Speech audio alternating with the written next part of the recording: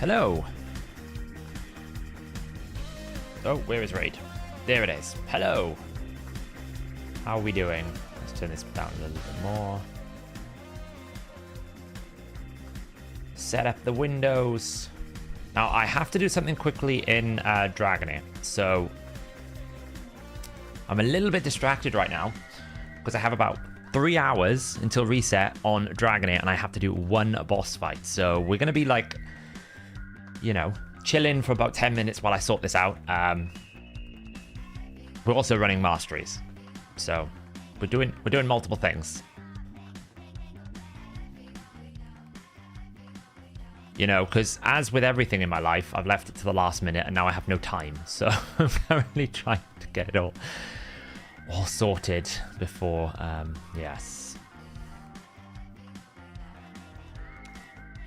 before reset. So, but how are we all doing? You smashed your record with Archer. Yeah, it feels so good that I'm able to book everything. I've been able to book everything during CVC. My champions are ready to go. Don't worry, stud feet. It won't be long. I just need to run something auto, like 10 minutes tops. If I don't run it, we'll get stuck on raids, and then reset will happen, and I will upset the clan over there. So one must focus and not disappoint, basically. But I shouldn't be long at all. We're going to run it now. We'll see what we get. You got wasted in CVC. We did kind of dominate in CVC this week. I have to say, we did really well. We did really well. You pulled a Whisper. Did an ancient temple to have chickens for... Got Theodore. Lovely. Nice. It's always a nice thing, right? Thanks, Drayden. Yeah, he's been on the back burner for a couple of weeks because I've been trying to do lots of different things. So he's, I think, not booked still though. I think I still need to book him, unfortunately.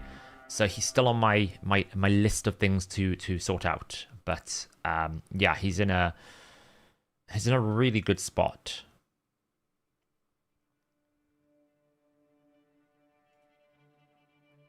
This. Let's just take that. Let's just take that.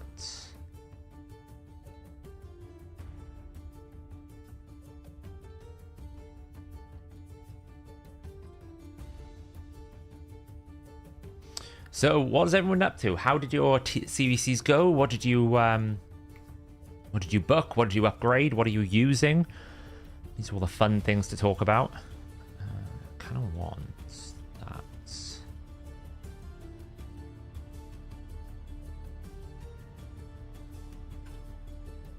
Hey, Seth, I've got a 5-star Blessed Whisper already and pulled a 6-star.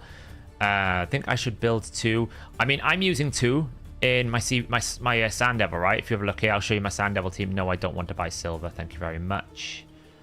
Let's just buy this. Got to keep an eye out for those ancients on a reset. I did do a bit of an oopsie overnight, though. I had about 2,000 energy left over, put it on RSL help on the masteries, and forgot to untick auto refill. So, unfortunately, I burnt about 1,500 gems last night by accident. But there you go. The clan appreciated it. Got a bit of bonuses for it. So, I'm sure they're pretty happy.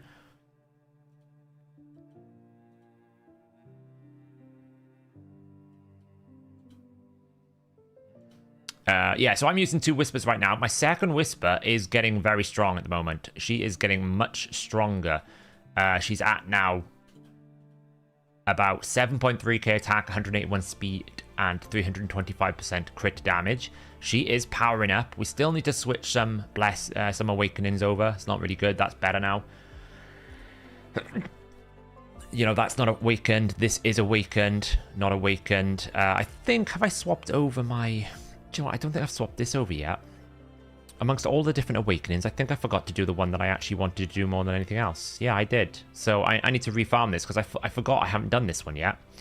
because this is coming onto my other Whisper, so that's like on my list to do. But I'm using 2 Whispers here to basically crazy kill this. I'm pretty sure once I get the Whisper 2 up to like 5-star, it will probably do it within 30 seconds. Like if I put some masteries on Renegade and Scott Horses as well, it will do it. You can see they kind of get it close,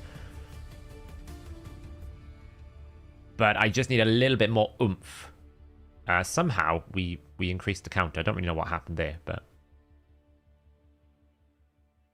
you see they almost kill it in there. If I can just find a little bit more damage. Obviously a higher Brimstone will help. If we had like Brimstone landing on the first hit, will absolutely help here. But you can see now it mostly doesn't fail. There's still a chance that it can fail if I get unlucky, but we win here. And this does it in between 30 to 40 seconds. It's all about the second Whisper, just scaling the second Whisper a little bit more. Like, if I can get a better Brimstone than a 2-star, if I can get some Masteries on these 2, just so I can, like, get an extra War Master hit, then it's just bringing it down. I'm pretty sure I can get it to about 30 seconds once it's all, like, properly put in. If I get a second 6-star Whisper, then, of course, like, you know, it's, like, 30 seconds comfortably. You know, it's boom. You got to 25. Nice. Congrats. Cleanse. Boom. You know, these Whispers just basically rip this apart. So you can really see, like, once the second Whisper is 6-star, this is really super easy. I don't need to depend on things like HP Burn or Brimstone then. 40 seconds. I think I've got it down to, like, the 24 seconds is the new run. I think the lowest this has been is, like, 38 seconds so far. But that is my team that I'm running there.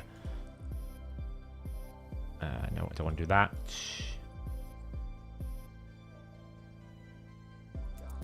That whilst I'm finishing this off.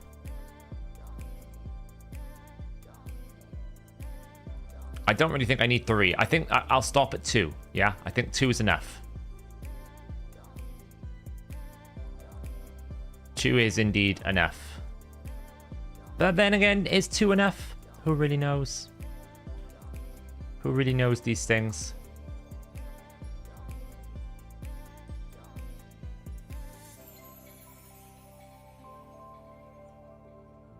Who really knows these things, you know?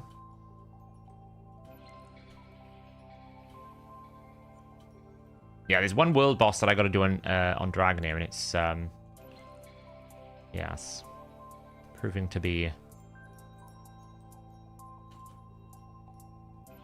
Review this.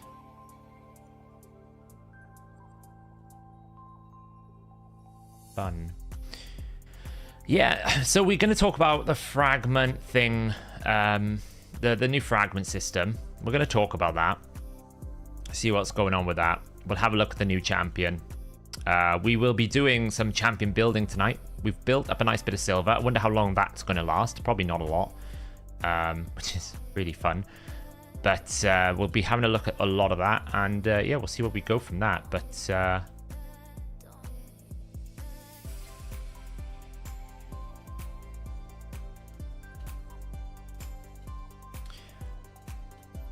how was CVC? CVC was really good for us this week. We demolished. Like, I can show you right now. CVC is, yeah, we demolished it. We absolutely dominated. So it was a brutal experience for our opponents. I feel sorry for them, but you know, these things have to happen. When we got close and we were like, oh, it's not too far away, we were like, okay, we did a vote. Did you want to go 4-0? And the clan was like, yeah, hell yeah, we'll go 4-0. But you can really see the difference here, right? Arena, where did they lose? Obviously, they weren't putting as many points. They lost by like 9 million points. But where did they lose those points? Well, Arena, 1.9 million. Gearing, 500,000. Yeah, the gems where they went really crazy. Forging, 300,000. Just doing faction wars 21 every single day. Look, 300,000 points, right?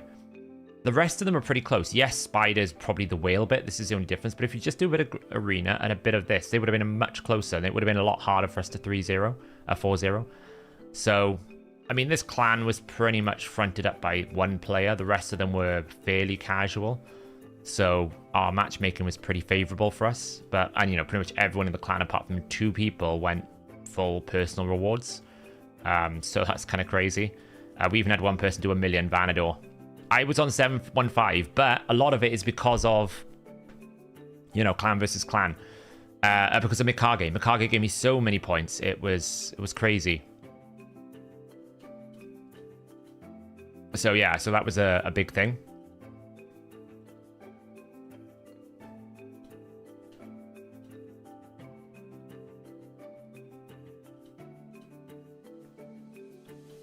Sons of Sion or ninjas on sharks, yeah.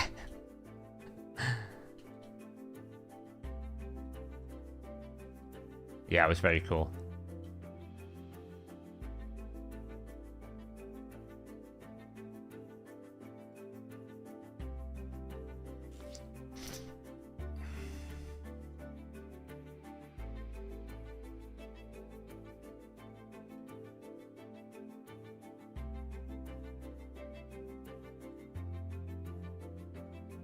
Right, I think all I have to do now is just run this. Oh, not quite. One more to do, and then I'm done on this. Yeah, she's not in the portal yet, is she? I did see some suspicious code changes, but I think it's just readying it for the new champion rather than it being about like I saw some suspicious things around Rathalos showing up in the faction in like the Fragment collectors. But I think it's just because they are getting ready for the new champion coming in next week. So it was a bit of a weird one.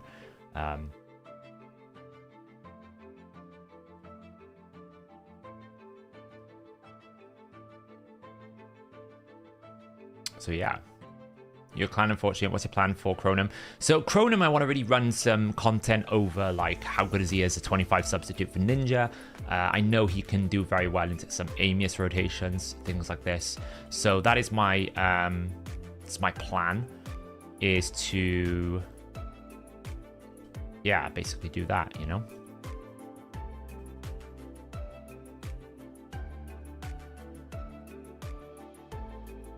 What level of brimstone do you need for it to not land? Level 6. It becomes guaranteed at level 5.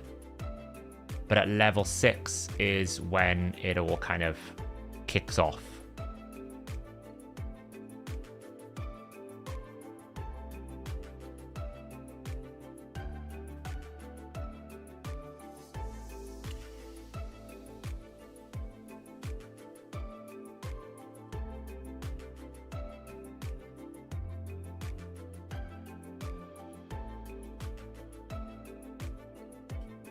Series 7 are actually fit to land at 5. Yeah, this is the problem that I've got right now with Riho, right? In Shogun specifically, I'm having to push her accuracy to such an extreme. Like, look at this, 294 speed, 593 accuracy. Like, I'm having to, she's in an accuracy triple speed. We've got like accuracy triple speed. She's in like double boot speed on speed, triple speed there. Triple accuracy, you know, like basically quadra accuracy. So it's very, like, endgame Shogun is like 25 Shogun's a very, very difficult. It's very difficult to build around.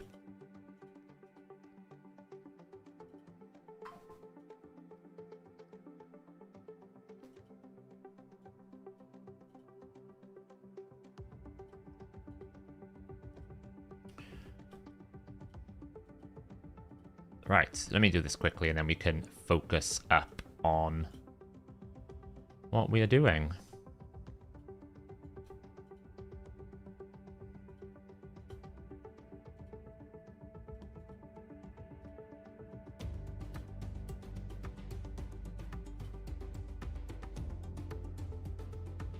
Yeah, re-rolling boots. I mean, I got super lucky with Newt.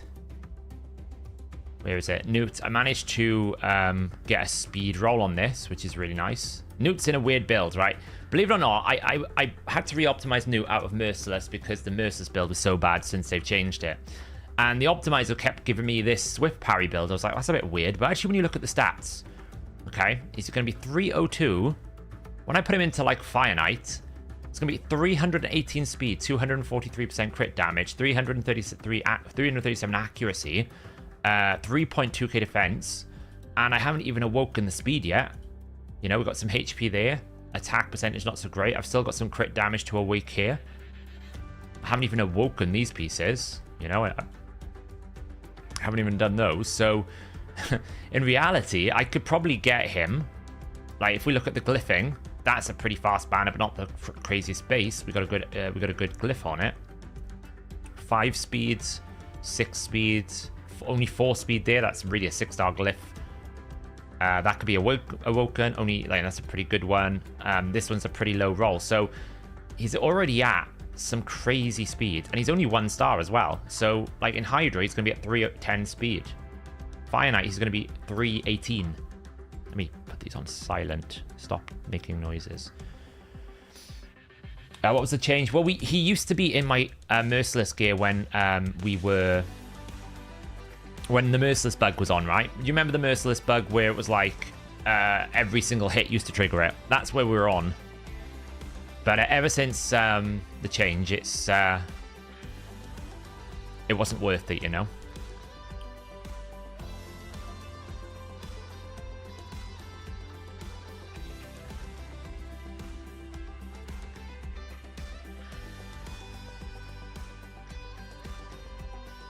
Right, I can just run this and then we are good to go. No idea how well this will do.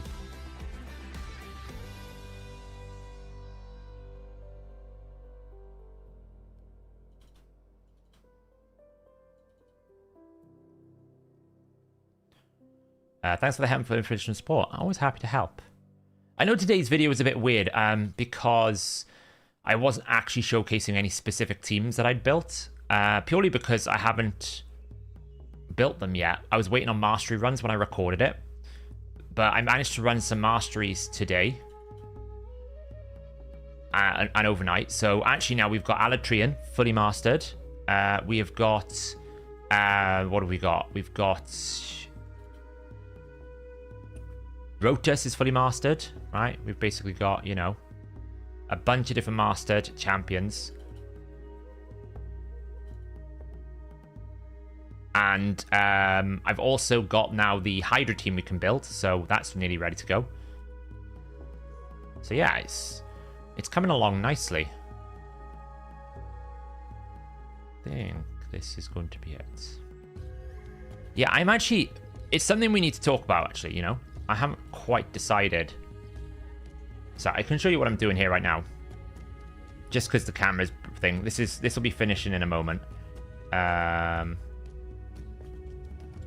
finishing this off, which I need to finish for my world bosses. So this is the last step here. I'm just going to take what I've got here. So Dragon in, world bosses. It literally resets in about 2 hours. So if I didn't do it right now, I'd never get it in. And I'd forget about it. Avert Your Eyes, another game. Dread to think there are other games out there. But we'll take it, that'll do. Wasn't the best, wasn't the worst. Puts me in position 306. So that's not too bad. I'm in a good spot. That'll do. That'll do.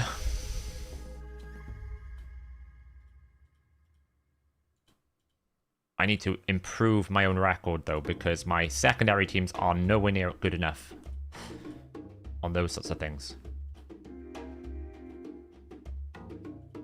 I was trying to do it before stream, but I was just so tired today from various different things. But we'll be able to finish that later. So let me close this down. And now we are back in Raid fully. Right, okay, so... we have got a fully mastered, by accident, Alatreon ready to use. As I said, I accidentally forgot to turn off auto refill. So it auto refilled all of his masteries. It auto refilled all of her masteries. And it also auto refilled all of our dear Rotos' masteries down here as well. So yeah, and we've now managed to book up Nergigante Archer.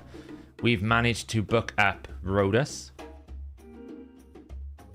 Yeah, it is difficult, Bob. Yeah, I agree. It's there's a lot of chore to it, but it's still fun for me because I didn't play as much season 1, so I'm a bit behind, you know. So we got a fully booked up Alatreon, which is cool. I did actually in the end after the video. I booked up her second form a bit. I booked up this because actually I think in Finite Hard this is going to be very important. But when I get to the boss, I'll just transform right back and just use the A1 and never transform again. So I did book it. I figured it was worth it. It did cost me a few more bucks, but hey, it's more CVC points, right? We're not going to complain. We also booked the passive up here, so it's just nice. How valuable you say masteries are? Massive. The amount of damage you gain from masteries is probably as equal to booking a champion, Drayden.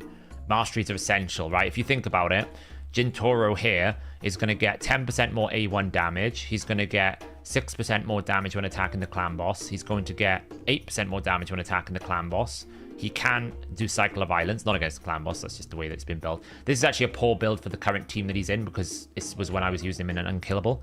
But he should be able to get 5%. So you got 5, 8, 6, 10%. That's before you even count about War Master damage. 10% extra crit damage, 10% more damage. So masteries are basically as essential as everything else in the game. So our plan for this evening is we'll talk about the new champion first and then the new system and see what that's about.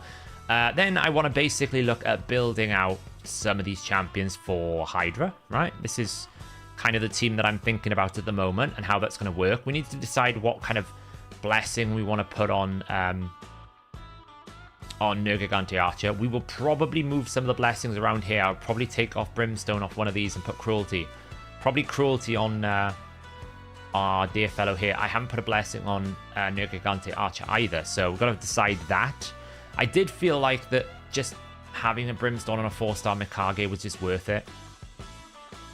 Some people might, like, if I was to use it more arena focus, I might change it. But I know we're going to get a free blessing rework, so if I want to, I can change it, and I've got a free one, so it's not the end of the world, right? So I just stuck with that one for now.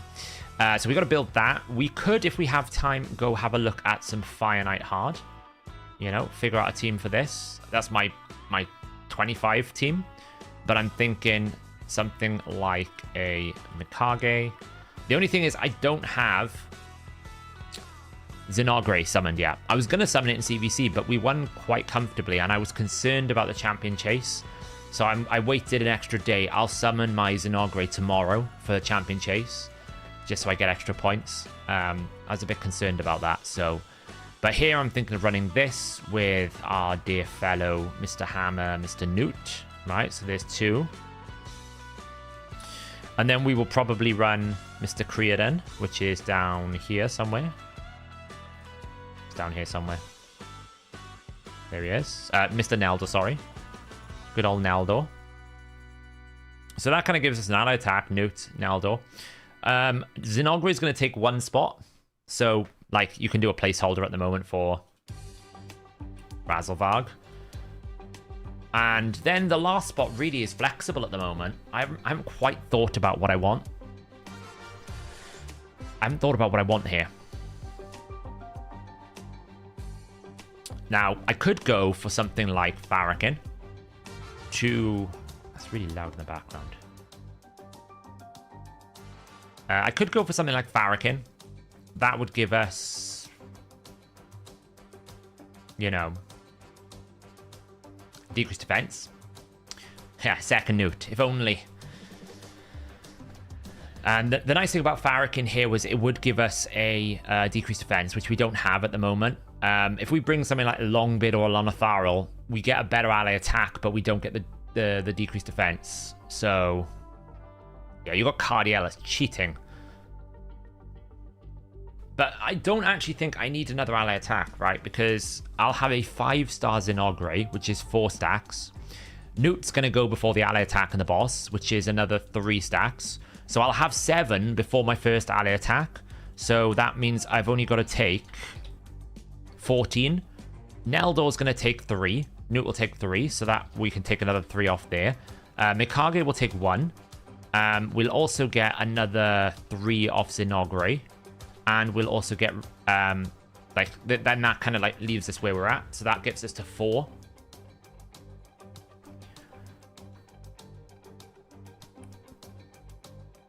Pretty much. So the combination of having Zenogre open with Array 2, including Newt's A1, that'll get us to like 7 hits, because pretty much the Phantom Touch is always going to happen at a 5-star with a 4-hitter. That's almost guaranteed. So actually it's like 5 plus 3, so it's actually 8. Then we're going to take the ally attack, which is Mikage 1, 3 from Zenogre, 3 from Neldor. That leaves us on 6 hits before the last 2 people that attack.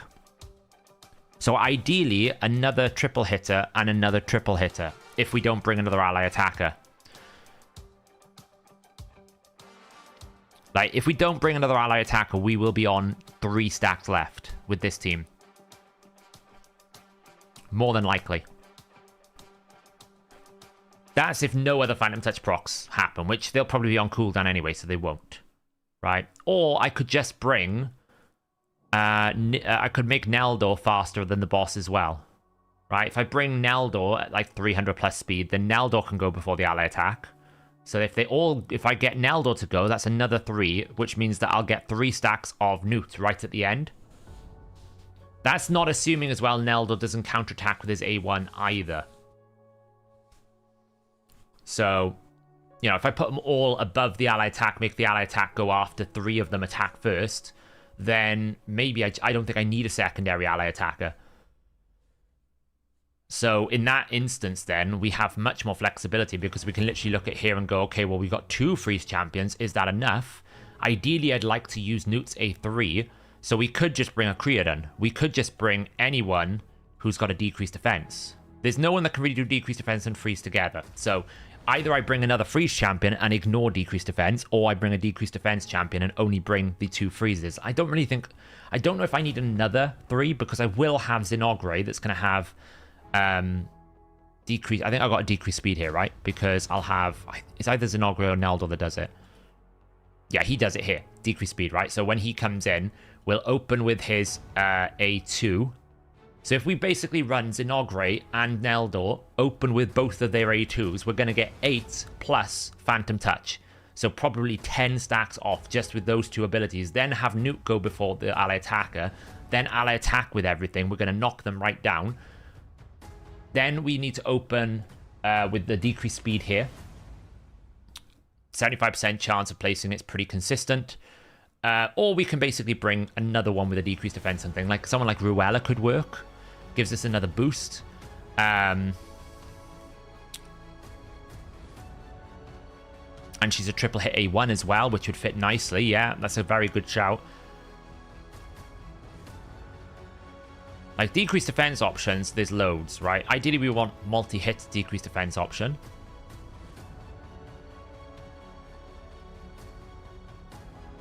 Because we'll have weaken from Zenogre, so that's not a problem. And we'll have increased attack from Mikage, not a problem.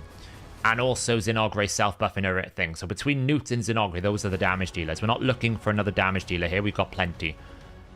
We're looking for a multi-hit decreased defense. Could do dear old Frostbringer. I mean, that's not a bad shout, actually. You know, Frostbringer is not a bad shout. Because we would get a double hit A1, a triple hit A2, and we have a replacement increased speed and increased attack if Zenogre's increased speed falls off. But we will extend it, so I don't really think we need it. Honestly, I think it might be Ruella, right? Triple hit A1. It'd be nice if we could bring someone that can help with the wave.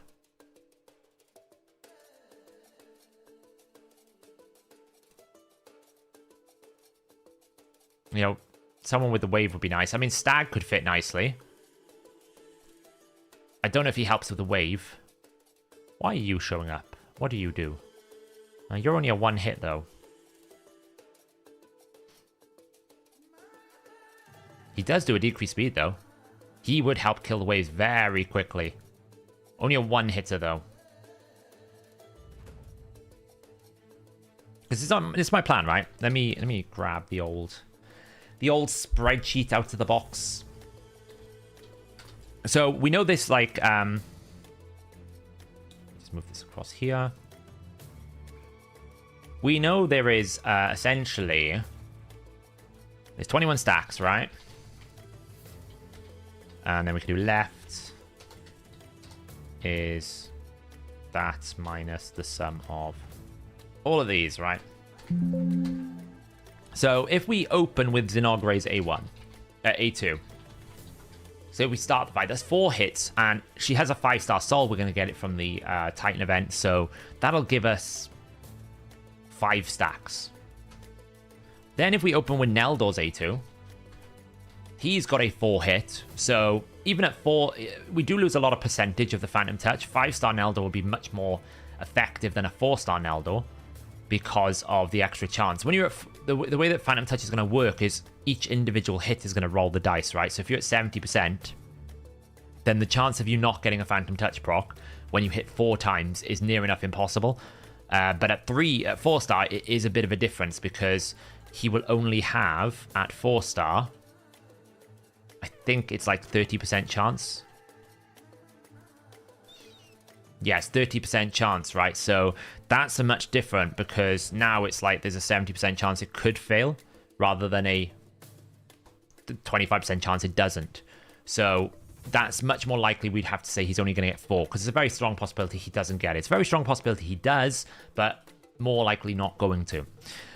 So that already puts us at 12. We haven't even attacked yet. Then Newt, because he's so fast, is going to knock 3 off. Potentially more if Neldor counterattacks. Because Neldor can counterattack whilst the shield is up. Because you can still freeze while the shield is up. It just gets blocked.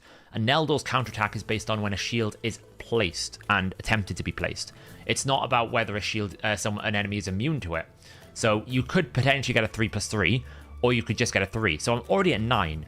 So that's where we're at already. Then we'll have the Mikage counterattack. The Mikage AA, right? So that means that's going to be 1 from her. And then we're going to have, say, Zinogre AA. That's going to be 3, right? Because I'm pretty sure, correct me if I'm wrong, Zinogre is...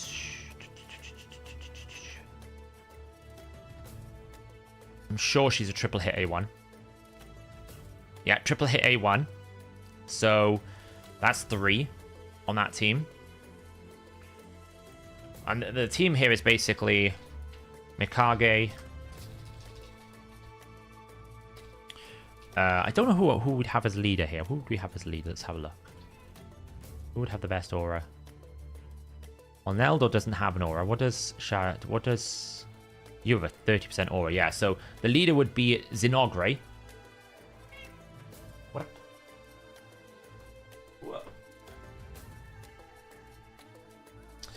So the leader would be Zinogre,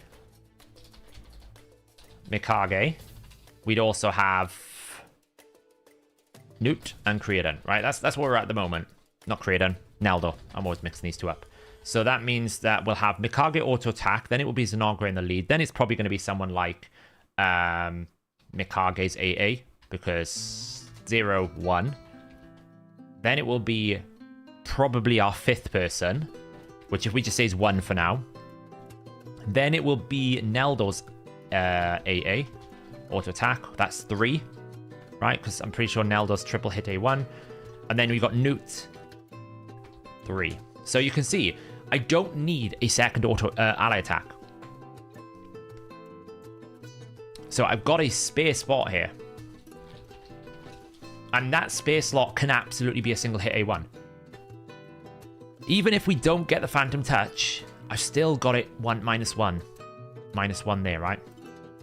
Now, obviously when the boss goes, he's got a lot of turn meter because we're only losing a little bit. So that's the thing you got to consider is I can break the shield, but can I actually keep the turn meter down? That's where that second ally attack might be required. I don't know. So it's like that's what we have to consider here as the spare option. What do we actually bring as a spare option?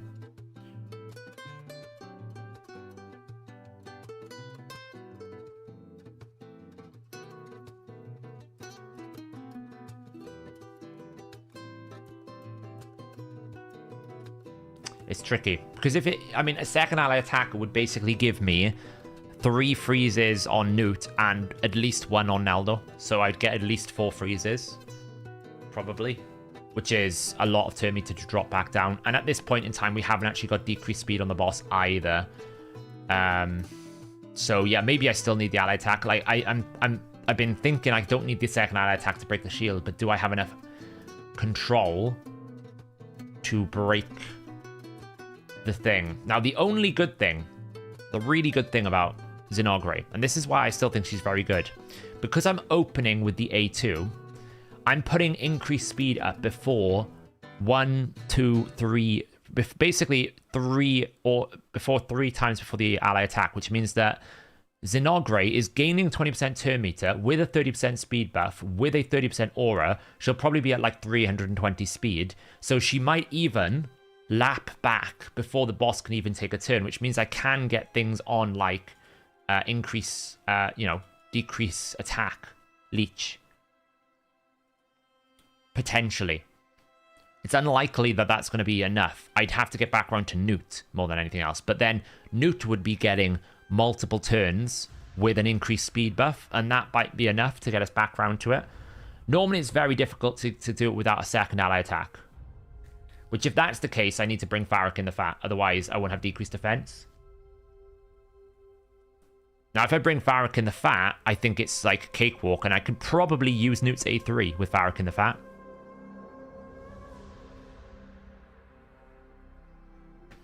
Blizzard, I find Blizzard really inconsistent. I don't know why.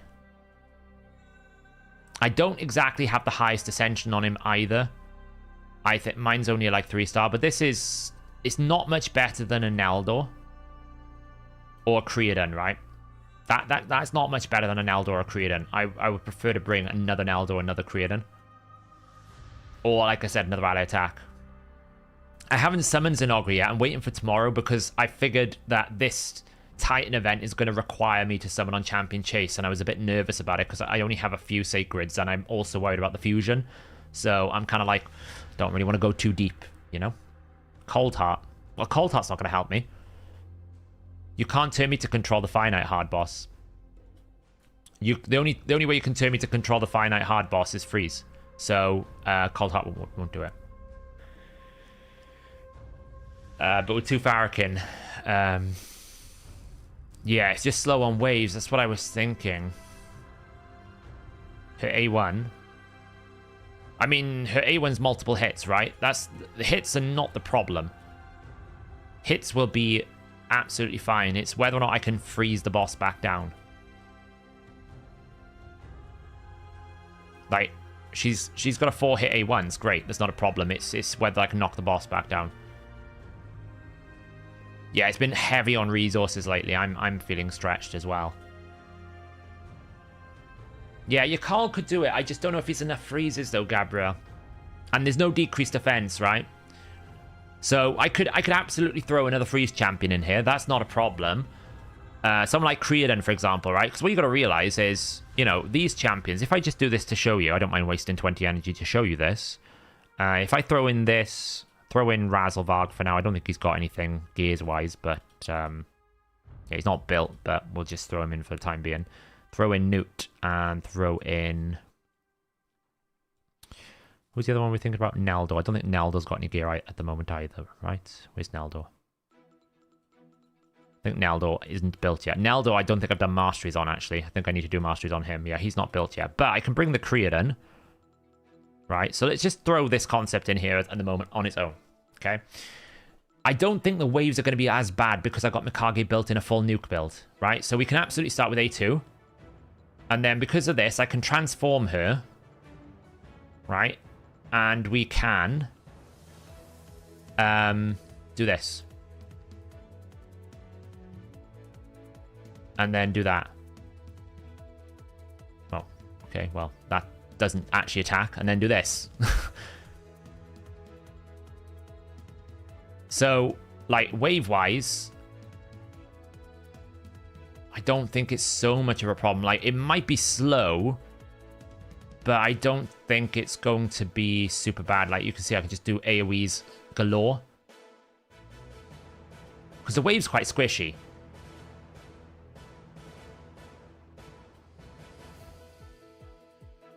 They'll never get a turn with like Mikage on alternate form. It's why I booked her in the end, because actually on alternate form she's really strong. Like, I made a mistake there because I shouldn't freeze, because if I freeze them, they're going to take less damage.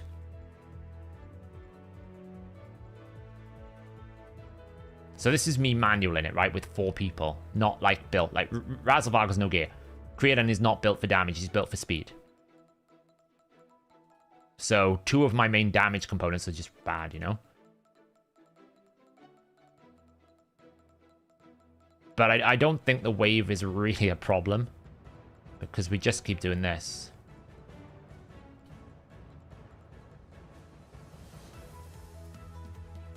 But if I didn't have an AoE, what I'll do is I'll run this through, wait for it to fail on the boss, and we'll see how much damage Rathalos actually did. Like, if you imagine, every time Mikage is A1ing, I would be getting a Zenogre A1 counterattack. Full damage. That's what I'd be getting. Like, here now, Zenogre counterattack. And we can keep using his A2 because we don't care about the A2. Right? The A2 is never going to happen. But she will never allow them to take a turn, ever. Because in this form, she... Oh yeah, not in that form. Oh, damn, you're right. I forget these things. This is the thing. Like, someone mentioned to me on Reddit, it was like, oh, the ratings for Mikage and Hydra are so bad. I'm like, yeah, because mythical champions are some of the hardest champions to rate, because there's so much going on. It's very difficult to keep track of everything that's going on. So it's like, with the greatest gift in the world, until I've actually got the champion, sometimes it's very difficult for us to rate it. And I think like Hell Hades has only just got Mikage like a week or 2 ago. I've only just got Mikage, so we haven't really had a chance to fully play test them all. But they're updated now to reflect it better. So once we get here, then what we would do is we would obviously have this different. She would then transform back. And then we just ally attack. So you can see, even with 4, I've already got it knocked down to 8. I haven't even got it built properly. Somehow he's managed to take a turn with 140 speed. Oh, because of his passive and everything else. So, you know, that's where I think it can work. And we died. I mean, even potentially, we might be able to let him take a turn and live. The only downside is trying to get rid of these debuffs is very difficult now. If we had someone with like a cleanse... Oh, well, she will remove debuffs. I forget this. She will remove it as well. Potentially could be interesting. So, like, Rathalos didn't do any damage, so potentially we don't, you know, it's not so bad. I think on her second form, she will control the waves so much that it's not so much of a problem. Like, that's, you know, mastery's not done there at all, so... So it's just, like, really, who do we take in that second form? Ideally, I'd like a decreased defense. That would be nice, because it'll help kill the boss. Essentially. I give Mikage Brimstone for now, but if I use her in Arena, I'd probably go something towards, like, Temporal Chains. Potentially something else, like, the Blessing rework's going to change it again. I'm still confident that Polymorph is dead. Or at least not the first choice anymore once it comes out. I mean, maybe dead's a bit aggressive, but I definitely think Polymorph change will make people think twice about picking it. So, Temporal Change does work in Hydra, yeah.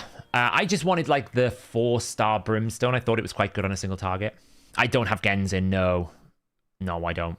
So yeah, Farrakhan seems like the most obvious choice. The other option is you bring someone that can, like, cleanse at the same time.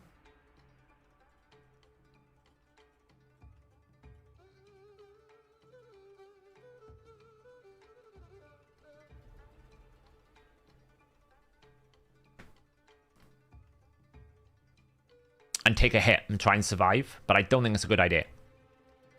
So, yeah. So, I need, I think, another day before I can properly build that out. The plan, yeah, I'll have a look at Rotos today. Yeah, that's the plan.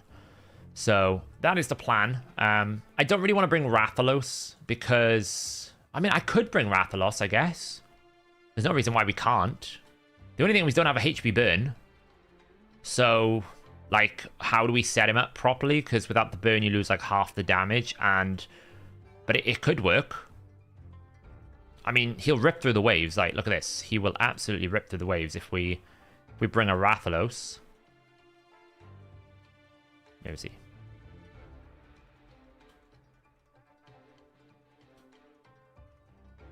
Hey, Tilted Fury. Like, he'll rip through the waves easily. Because we can ally attack, get some increased attack.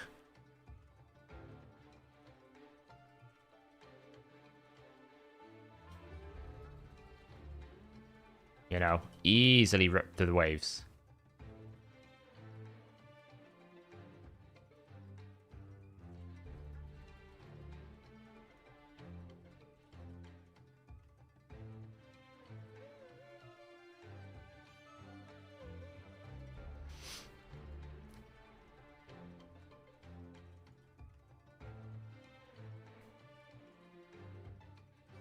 Swap to spider form, stun them out. Throw a weaken.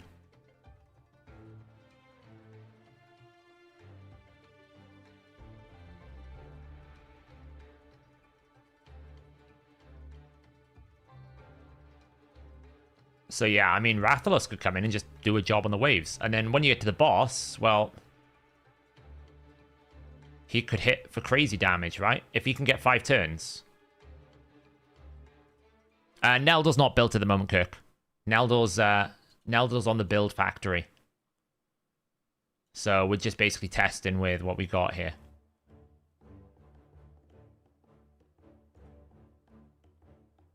Dandabear, member for 15 months. God, you're powering towards 24 months, you lot. Can't believe it's been 24 months. How about ninja? Trigger word. I don't know. Right, so we do this. Mikage transforms back.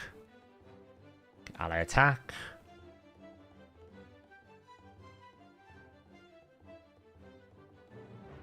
Triple attack.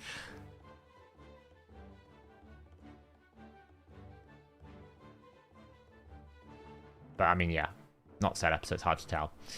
But yeah, I mean, Rathalos could work. Rathalos could work. If we can, the only downside is, if we bring a Rathalos, I'm not confident that I'll be able to keep the shield down. I don't know if I'll keep the shield down. No, so Zinogre is Razelvarg, and Creodon is Neldor. That's the swap, the subs. So Neldor goes in the place of Creodon, and Razelvarg comes out and Zinogre comes in. So, yeah, Fernax. The only problem with Fernax is his A3 is not consistent, so you might not actually get more than one shot at it. Whereas Blade Master's an A1, so it's different. So yeah, so we'll see. But basically I need to run, I think, Masteries on Neldor. I mean, Razelvarg wasn't even geared there. Where's Neldor down here? I think he's still in the build factory. Welcome to the build factory. All the champions that have had to upgrade recently. He needs Masteries. He probably will absolutely take Phantom Touch for his build. So he needs Masteries. We need to finish the Festival Path, because I need the 5-star Soul. And then we can pull Zinogre. We'll probably pull Zinogre out tomorrow, build out Zinogre, and then that becomes the 5-star. Once those two components are together, then we can build that team. At the moment, I can't really build a finite hard team, but we're getting closer to it, right? The other thing I need to do is, on Newt, I need to fully awaken his boots. So we get 12 more speed, get him rolling, probably finish out glyphing him so he's got enough accuracy, right? Glyphs need, really, this needs to have a nice juicy glyph like that. Beautiful. So he needs glyphs there, and all the places where there's accuracy, we just need to make sure he's like fully up to pace. 7, that's pretty good. 8, pretty good. You know, and just check if there's anything else we can fix here. Like, is there a better... So, like, I don't think there's a better banner than this right now. I mean, it would have to be, like, a triple refresh. And there's not another refresh ring. So, and Supersonic's not really good for him. So, he's pretty much, like, nearly there. Giant Slayer's on there. Again, I don't know if I'll keep with Giant Slayer. I might swap it out. We'll see. Any update on the Cronum video? Cronum has started. He's now next in the factory. So we got rid of the Hydra team. He's next in the factory. Look, he's not far away. The only thing is I ran out of books, so I haven't managed to book him yet. But he's next in the factory Reaper kills. So, as you can see, the backlog was quite extensive. So we've got to work through that.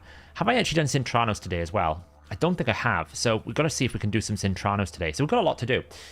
What's the reason for Swift Parry? The optimizer told me that Swift Parry was the best option. So I went with the tool that I code and trust. I mean, don't forget, you get a lot of stats from Swift Parry. You get 18% speed, 30% crit damage. So I'm not using it for the fatal hit. It's just that I happen to have... This is probably like triple speed. Double speed there. The attack... I don't know why it's asked for an attack, like a HP percentage there. It's probably done that. I also told it to do the 10% max HP in Hydra Nightmare. So it's probably gone, look, you don't need any more crit damage than you've already got. So... just build these stats out because they're tankier for you. And it just happened to have picked Swift Parry. So, I guess that's why, you know?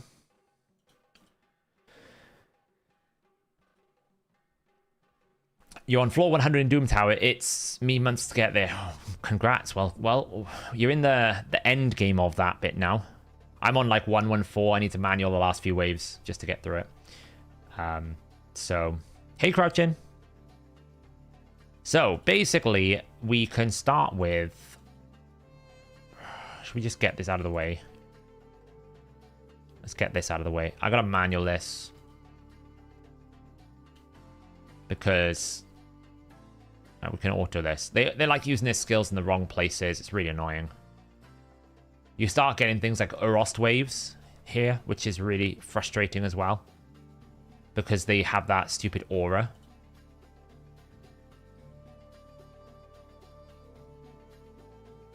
So it makes like everything require another 80 accuracy. It's really annoying.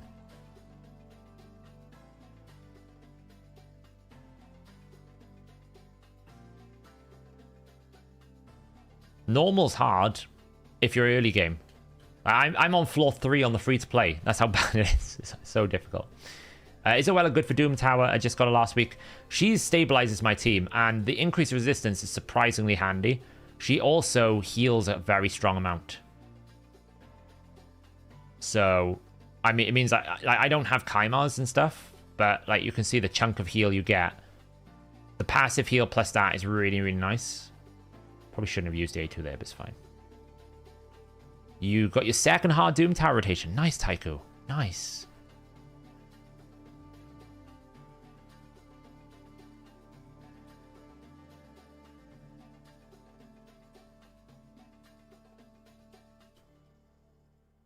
But you get a lot of turn meter control, you get a lot of healing. So even though he takes a bit of a whack, like he never survives, he's just a bit too slow, really. He's kind of there to make Vlad the main carry. He makes Vlad just a lot stronger to stay alive. So we kind of accept that he dies sometimes. He's normally alive enough to like get a pop off every now and then. But yeah, he's annoying. Like these Harvest Jacks can be quite annoying as well, because it's the only downside is if you have low accuracy, low resistance, and then you put the increased resistance buff on it, well, that's going to put increased resistance on a champion like Harvest Jack, which is just annoying then, because now I actually have to deal with a high resistance Jack.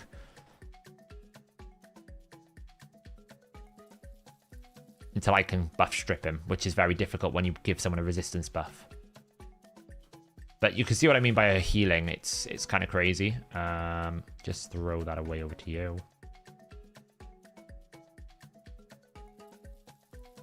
Stupid Jacks, honestly.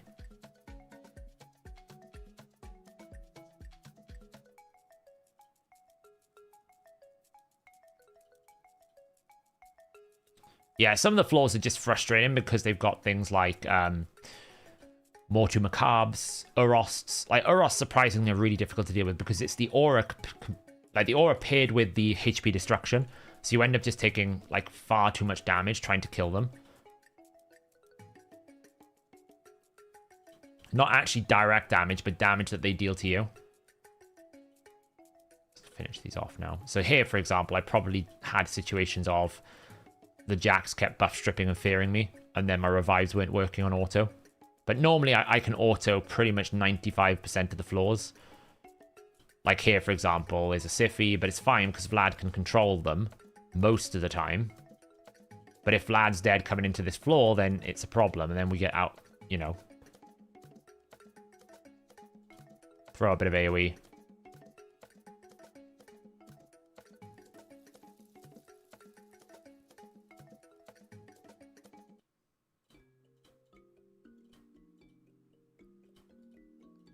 Yeah, and E3s are another one you gotta be careful of.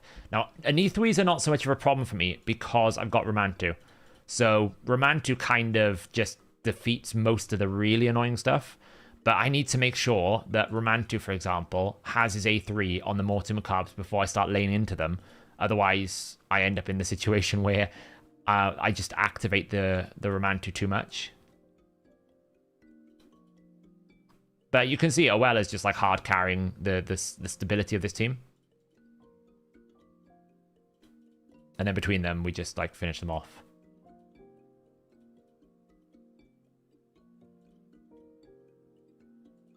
Yeah, I don't think she's that special either. Should we talk about high? Let's talk about her. Let me get the picture up. Because I said we talk about her.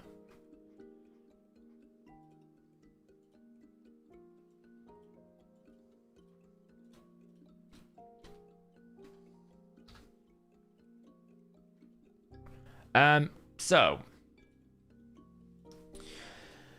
Hi Mother Maud. Am I in the way here? I'm a little bit in the way. Let me just move me over here. Get me out of the way. Hi Mother Maud.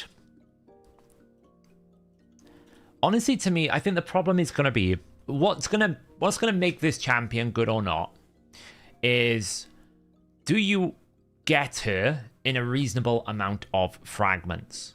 Right? Are you going to end up getting her inside 100 fragments, 200 fragments, 300, 400? Like, how many are we going to have to exchange to get this champion? Because right now, the way that it's going to work is you get 1 fragment for every 5 epic fragments, and then I think it's what, one fragment for every 1 legendary, and then 5 of those fragments become 1 chest, and you can open 10 chests a week. So, you know, you could easily open 10 chests and just get XP brew. So if that's the case, like, it's not like we're swimming in fragments. Like, someone said, oh, this will be not so good for free to play. And I'm like, I don't even think it matters because you can't buy the fragments, right? You can't whale to get this champion. The only way you can whale to get this champion is to complete every single fusion event. But like, you can't just like whale to get the champion because you can't buy the fragments unless they sell universal fragments, which I guess they could do. You just can't buy the champion. So it's not really a pay to win issue. It's going to be an accessibility issue, like Plarium Play a little bit, like the Searsha, where it's like, look, the champion might be good, but if you can't get it for 20 odd years, then what does it really matter? And that's my concern at the moment, is we don't know, like, 1, how many fragments do you get per chest?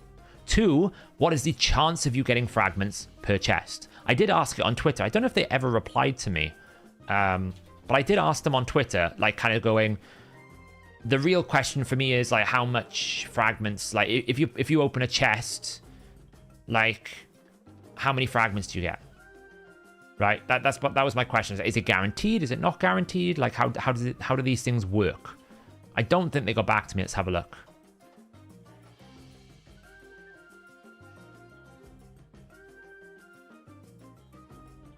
No, they didn't reply to me. They replied to the creators, they didn't reply to me. Social media guys. So, you know, like, when we look at the thing, they're basically saying each fragment exchange chest contains 1 of the following rewards: High Mother Maud fragments, and then it's got a little asterisk. It doesn't tell you how many you get, it just says you can't get her anywhere else. XP brews, barrel, XP brew, XP barrel, chicken, feast, greater potion, or skilled homes. So it's like, you know, if I look at my game right now, if I look in the game right now, what up, cat?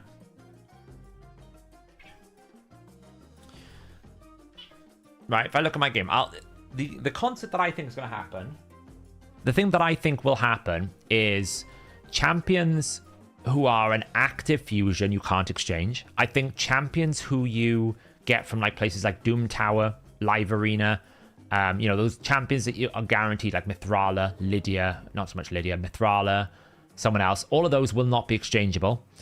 But fusions after the event, and I'm not sure, but they might even make it so that only the excess amount, because they might not want to take away the opportunity to sell you fragments in a year's time. So, for example, I'll be able to exchange for 5 tokens on Zinogre. Let's have a look down here. I'll be able to exchange 60 of these to get, like, what is it? 60 divided by 5. Like, this will give me 12 tokens. Bergoth will give me 10 tokens.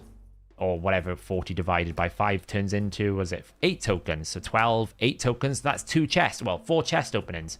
I've got 25 here. 20, 20, 20. So I can exchange all of these. Great. But how many are these actually here, right? So that's basically 1, 2. Then we have 5, so 7. So what's that? 12, 17, 22, 27, 29, 39, 49,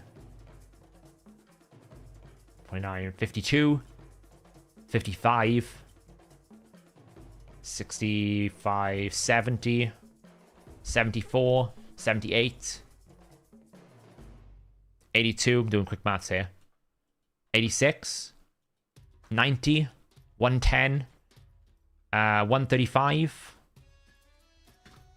8 plus 135, 143, 155. So I've got 155 plus, so 160. So I'll have 160 here, right? 160, I'll be able to exchange 5 of them. So I have 32 chests.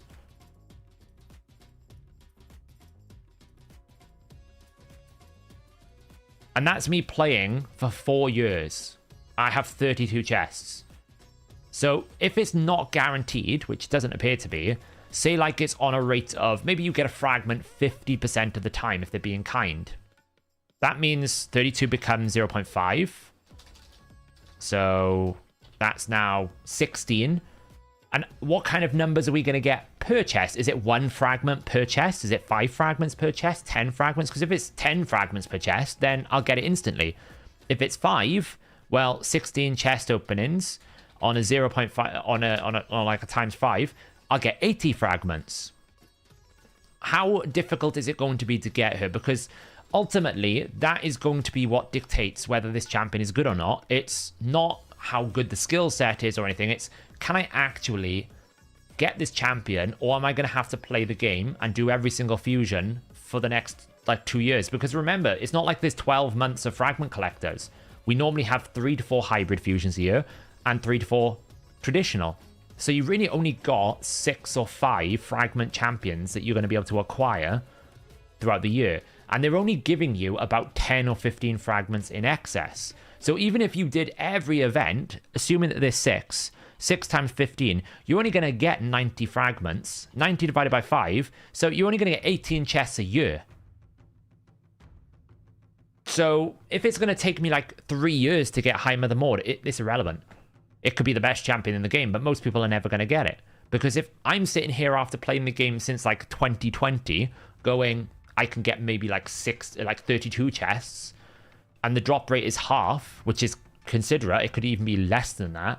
I can't see how you're going to get it in time. So, you know, now you could say, yeah, QWERTY, you're right. You could say, well, I'm just not going to do the champion, but I'll be honest, I'd rather the fusion champion than this champion. Because this one I'll eventually get. The fusion champion I might not get. And how do we know, for example, and here's the important thing. Champions whose fragments can be transferred are marked by a broken fragment icon. So my first guess was, for a champion to be qualified, it has to be more than the first 100 with the fusion event over, and it can't be a limited or exclusive legendary from fragments, right? It can't be a champion you can't summon. So that basically means that you can't just do like 70% of a fusion and go get this champion. That would be my guess. I would imagine that's how they've done it, because I would go, if I was creating it, I don't want you to sacrifice fusions to speed farm your way to a high mother mode. That's not what I want you to do. I want you to do the fusion. This system is designed for you to use excess fragments, so I'm going to stop you from doing that. If I was putting my brain in the brain of Plarium, that's how I would have started it. So there's a very strong possibility, like, for example, say like I didn't do Nagorio fusion. I can't remember if I did. I don't think I did. If I didn't already summon Nagorio, then maybe they'll go, you can't use those ones because we want to sell you those fragments next year. That's what I would do. No, I think they definitely think like that. Because what they're thinking is, we don't want to give you a free champion for nothing. We want to make you grind it. Otherwise, they would just give you the Titan Soul, right? If that was the case, they would just give you the Titan Soul. They wouldn't want to make you grind for it. They would just give you the Alatreon. They don't want to just give you a legendary champion for free. So what makes you think that they would go, do you know what? That fusion you didn't want to do, you can do like 90% of it and transfer all those fragments to get this high mother mode. They're not going to do that. That would be silly.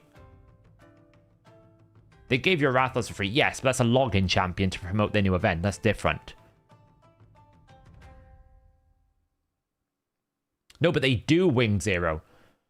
If you don't finish the fusion, say like I got 90s in Ogre, after the fusion, you get a pack, like 3 days later, to buy the rest of the fragments, and then sometimes 12 months later, they'll do a special timed event to give you the opportunity to buy or acquire fragments for the champions you didn't complete. So there's a very strong possibility they will do that. Now, they might not do it for all of them, like the epics they might, but if I was on 90 out of 100 on Ruel, I could absolutely see them going, nah, we're going to sell you the last 10 fragments for that. I just can't see how they're going to give you this High Mother Mode for free, based on the way that they've structured it. It's either that, or the odds of you getting fragments in the chest are so low, you're going to need like 600 fragments to do it. So you're going to have to burn like 6 epics, 6 fusions to do it. It'll be one way or the other. Either the amount of fragments you can get is low, or you need so much of them that it's going to take you forever to get it. I can't imagine this is going to be like a simple, you know, dash and grab and look, they release it tomorrow and I've got it. I don't even think it matters if you're paying or free to play. Like, if you've paid money, because these fragments you can't buy. Need a poll for seeing. Yeah, that's a good idea. Let's create a poll. How many fragments do you have to exchange? Less than 50. 51 to 100.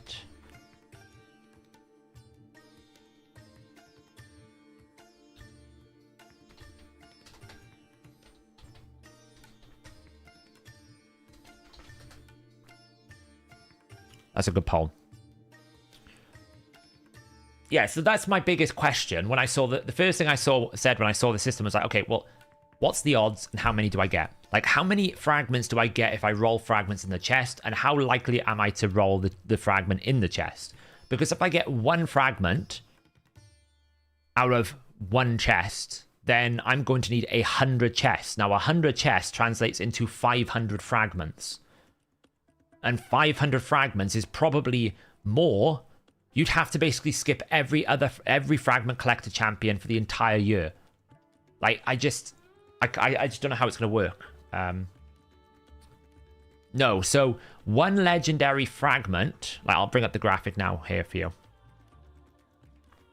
Okay, so 1 legendary fragment is worth 1 exchange point.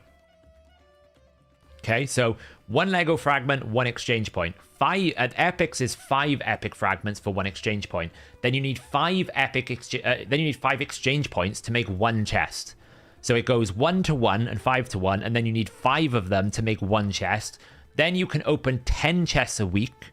So you need essentially 50 exchange points, which is 50 legendary fragments a week. And then you go get your stuff. But like, imagine you open 10 of them and you get 10 brews. I don't understand how we can put a feast next to a greater potion. It's not even a superior potion, guys. It's a greater potion. Like, I'm struggling to understand why they're there.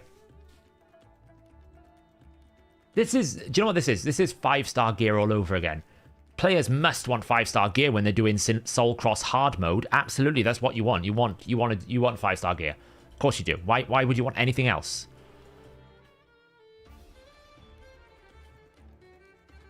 So if you've been playing for like 3+ years, you've probably got a lot of excess fragments. Right? You probably have.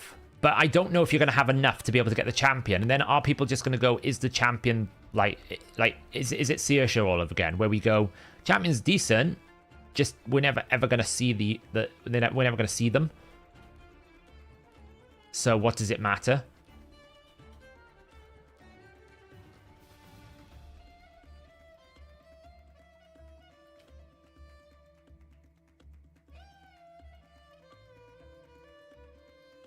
Will Draxar fragments work? That's the big question, isn't it? Will your Carl fragments work? Will Draxar fragments work? That's the big question.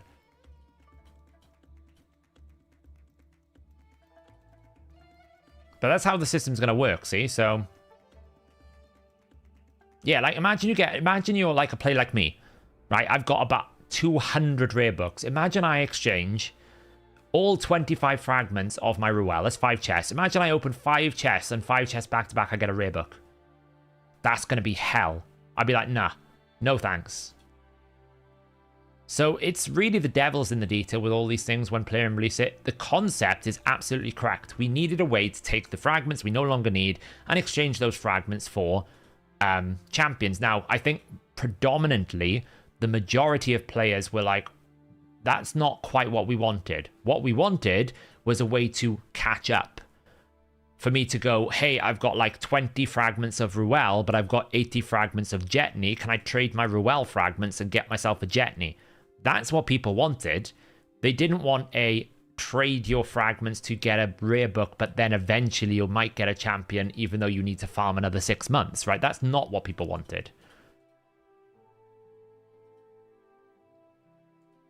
And that's somewhat what Plarium do so much, is they will take the idea, the feedback, the concept, and go, yeah, and everyone's like, this is great, they've listened to us. And then the version we get out of it is nothing to, it's not aligned with what we actually wanted.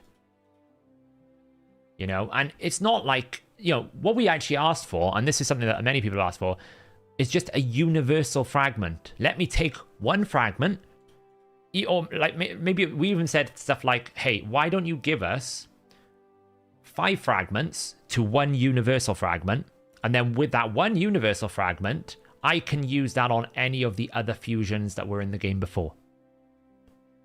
So that I can go and chase a fusion that I didn't do. It might take me, you know, maybe I do like this current fusion, next fusion now, and I didn't finish the Xenogre fusion. Well, I can trade some of those at a premium to finish the Xenogre fusion. So to go back and get all the fusions, it might take me like 5 years or whatnot. But I can at least pick and choose what I want with that universal fragment. And that's not really harming their marketing, you know, because people are still going to do the fusion events. They'll just use those tokens for something else, right? So this fusion, you'll be able to get half of a previous fusion. That's not that hard. That's the thing, Dutchy. That's what I was trying to say. It's like Saoirse all over again, right? Saoirse's great. The only problem is, unless you spend large amounts of money, you're not going to ever see her in the light of day. So she could be the most powerful champion in the game. It doesn't really matter because the majority of players are never going to get their hands on it. So yeah, I mean, is the champion good? Well, I think of this like Doom Priest, High Mother Maud, to Hanorach. Right? To Hanorach's better than this champion because you get increased defense, you get increased speed, block buffs. It's just a better champion overall. But this is an upgraded version of a Doom Priest, and it's a champion you might want to take if you need the revive. It feels like it's more of a progression champion, but you will never get her as a progression, like a player progressing. Like by the time you get her, you've already progressed, which is typical with a lot of fusions. Now, the big thing is the passive. You get a random debuff from all allies, which is great. That's Doom Priest. We don't know how the revive is going to work, but it reads like, to me, I revive them, then I buff them. It could be the revive is secondary, but the buff happens all the time. If that is the case, then she's more powerful, in my opinion. Right? If you can use this ability without requiring a revive, then it's better, but I think it's not like that. The A2 is good. The heal's decent. It's a bit of a Godseeker in Eerie A2. And then the A1 is quite good, but here's the problem I have with her. I think she's going to be very difficult to maximize. So, for example, I don't think she can go into a clan boss team where you can maximize the value of the increase attack, the buff extension, and the cleanse. Because the cleanse will always need to go first, which means your extension is going too early, potentially. You might be able to speed tune it. Maybe Deadwood can do something with it, but that's what I'm worried about, is these types of champions where they do 2 roles in a clan boss team. Often or not, it's very difficult to put them in the turn order where you get the buff, right? Because normally this extension needs to go the last turn after the first set. On AoE A1, the first round in a 2-1, she's the last person. So you basically do your first set of buffs, you extend the buff across so that it's on AoE A1, then you take the next turn. Well, if that's the case, she can't go first in the team. Now, you might be able to still make it work by having her extend the second time, but she might outrun her buffs before she can extend them. So that's a problem. Also, decrease attack and increase attack. Like, I'm not bringing attack-based damage dealers really in a traditional team. If that was increased defense, would be a little bit better, but then you want AoE defense. And you don't really want or need decrease attack in an unkillable team. So it's kind of like, well, the 2 buffs and debuffs don't go well together. If that was weaken, it would be much nicer for a block damage. But it is still a 75% A1 decrease attack. So if you're progressing, very, very good. Now, a lot of people said she'll be very good in Hydra. And I think Playroom have alluded to that for A2. I don't think she's that good in Hydra. And here's why. It's only a single target decrease attack. That's not great. She's going to put a continuous heal on people with low HP. That's a problem. And she's going to put an increased attack on the highest attack. So the reason why that's a problem is you're going to be putting buffs all over the place. So that's going to make mischief targeting much more complicated. You're not really going to need to worry about this A2 because you're probably bringing block buffs anyway. So you're not dealing with the enemy buffs. And if you're not bringing block buffs, then you're basically building a team around the idea that you don't need block buffs. So therefore, this isn't that valuable. The extension of the ally buffs is good, as is the heal, but Godseeker Neri can do that. And she has a passive that gives you more healing anyway, so Godseeker Neri would be better.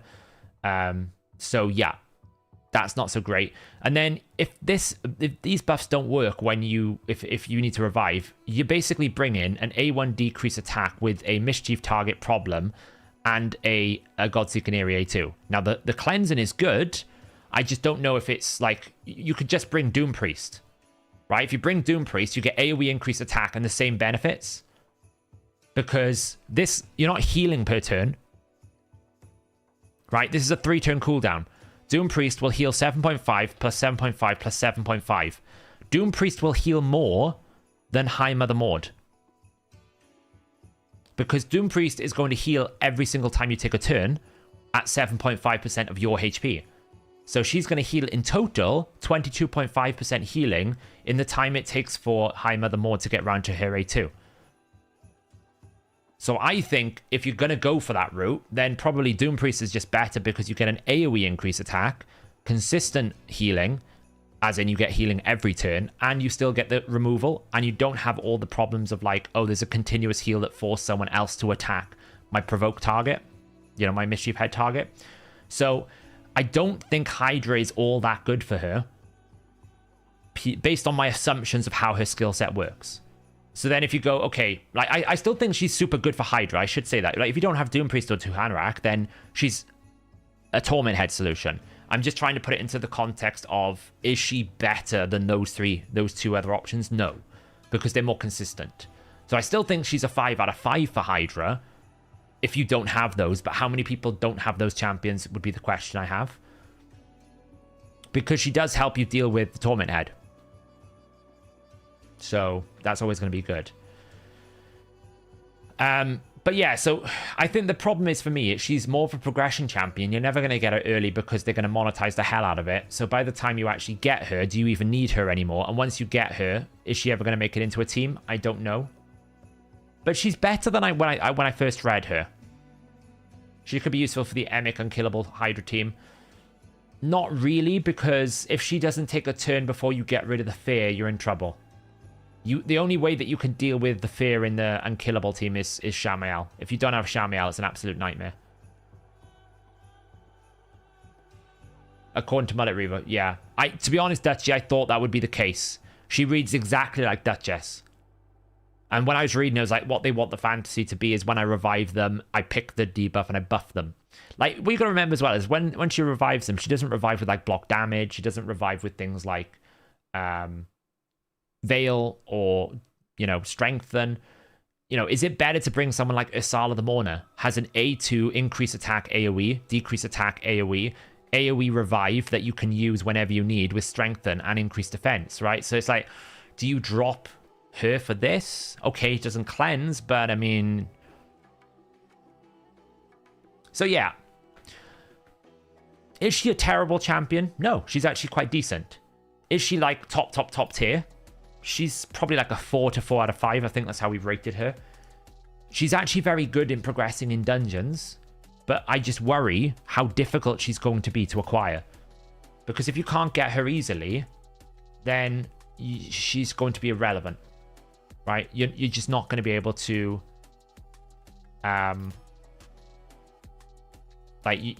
she's going to be irrelevant because you're not going to be able to actually use her. Because by the time you've got her, it's too late. So yeah, that's my concern at the moment. I guess we'll find out next week because it's going to go live in the game next week. That's when we're going to know probably, like, you know, what the situation is. But right now, we just have not enough information to make a decision. Like, I can't, like, make a final judgment because I just don't know how much, how easy it's going to be to acquire the champion. Vlad's really good. Vlad is an example of how rework should work, right? They didn't change much with him. They just moved a bit on his passive and they gave his A3 an AoE effect. But now that his A3 is AoE, he's just he's so good. I use him everywhere. Like, he's basically my go-to when I can't use Baron in Sitius and Tranos. God, it's taking a while to punch through these.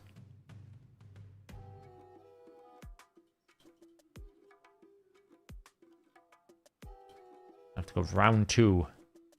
It's always annoying when they have some useless passive because I don't get the block active skills that I remand to. Like, Saito's got a useless passive, but that passive is enough to mean that I don't get the block active skills. Sorry, those here though, so it's fine. We should be cutting through them now. So I can do this. Yeah, that's what people asked for, right? People wanted... The main request that I saw people asking for is, give me a way to trade my useless fragments for the fragments that I didn't get, or for the fusion that I couldn't chase, or for that one moment that I skipped. You know, like Hell Hades, for example, didn't do Walking Tombdrang. I'm pretty sure if you gave him the option to trade 200 of his fragments for a Walking Tombdrang, he'd bite your hand off. That's what people wanted. But what I think they've given us is basically sort of what we wanted, but not really what we wanted. I should use the A2 there, really, but never mind. Let's just do that to fear them away. 1 fear failed. 2 fear failed. 3 fears failed. 4. This is what gets me about people who are saying polymorph will still be fine. Okay? Fear is a 50% chance to activate. And 4 of them just failed in a row. Yet people are like, oh, no. That 20% polymorph is still going to be so dominant in arena. I'm like, no, it's not. It's not. It's not going to be. Because that was just like, every single one of them failed. Oh, don't kill my healer now. That's not good.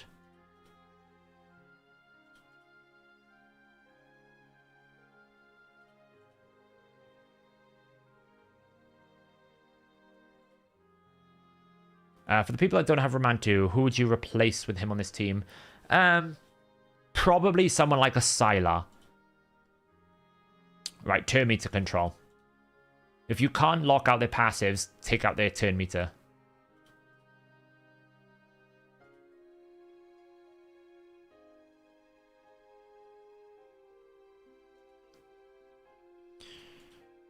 Oh, I'm gonna have to deal with stupid Coronars here. My skills are never back in time as well, which really sucks. To that, hopefully with fear. Oh, look, all of them failed this time. So there you go, it's a bit better.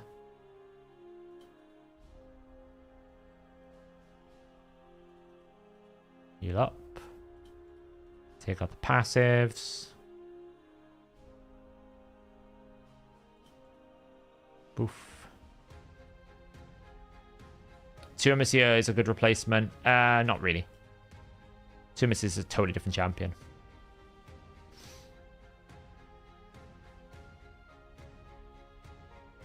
Yeah, I just don't see how they would limit it to excess fragments. That would just blow up in their face. I think they'll do that. So my opinion is they'll either do that or they'll make it so that the drop rate of the fragments is so rare that you need like 500 fragments. Both of them solve what I think will happen, where it's going to be too difficult to acquire her.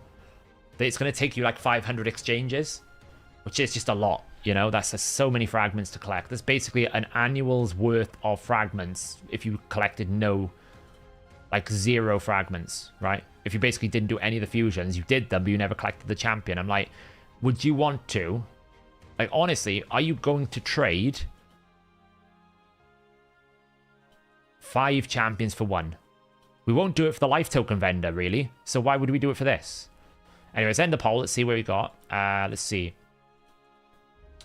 So, 34% of you have over 250 fragments. That's a lot, actually. It's more than I've got. 26. It's actually quite a lot of people on a higher one than I thought. Interesting. Interesting. Oh, the cynicism. I mean, the only reason why I say it, Sea Kayak, is look at the Titan event. I'm just thinking based on how they've done the Titan event. I'm like, it's so crazy. The entire Titan event has been nuts. Like, everything is on like 10% more than usual.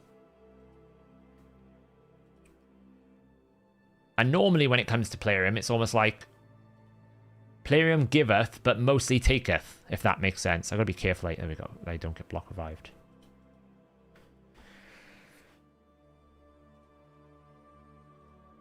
Looking forward to the new fragment thing, by the way. I also am afraid of them using it. What if I use them and then later they make an anniversary fragment? I mean, this is it, right?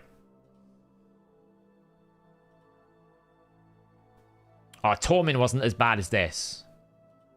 I can't recall like dungeon divers being like 5400 and artifact enhancements being 5400.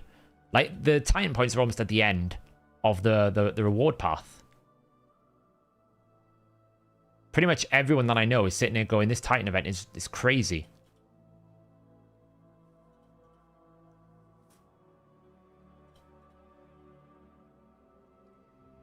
$500 chests. I mean, this is it, right? I'm not saying 500 chests, Fat Tuna. I'm saying 500 fragments. So, 100 chests. That's what I was saying.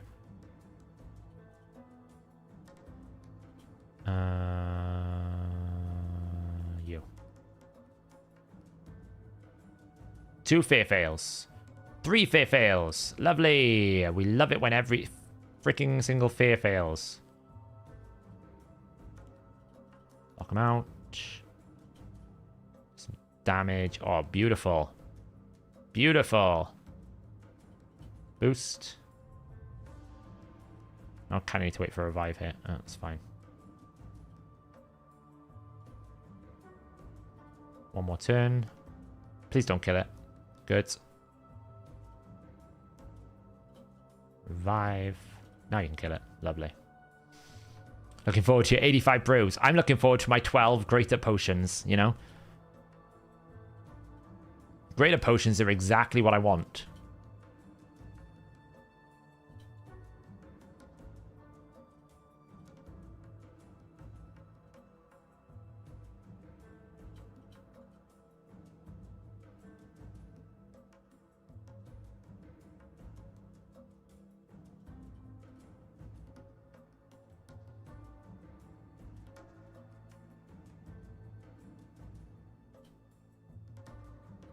Take out the passives. Is this the team you use on All Doom Tower? Yeah, normally this is full auto Reaper. It's just that I'm on the last few floors, so these stats on these bosses, the mobs are really high, so I have to just like manual it to make sure that more than anything that they have the skills available to them when I need them to use it. Because they like to like use the A3 when there's one enemy about to die and all that kind of stuff. It's really annoying, so I have to just like tell them to use their skills properly. I could probably AI it better, but it's always very difficult. Normally, I just stick it on auto, go make a cup of coffee, come back 10 minutes later, and it's done, you know? Every difficulty, every rotation, every floor. And the only ones I have to normally manual is like the Mortar Macabre waves. You know, sometimes the double Sify Rotos waves can be a bit annoying. It's much quicker if you have like the double Kaimar Seer reset, but I don't have any resets, so... And double Renegade. I know there's like an Emic team that can do it as well, but I haven't looked at that one. That one's too much effort. Oh, if it costs a silver to exchange those chests, I'm done. I swear to God. If it costs me silver to open one of those fragment chests, I can't. I'll retire. I won't really, but you know what I mean. I'll be like, no, I'm out of this nonsense.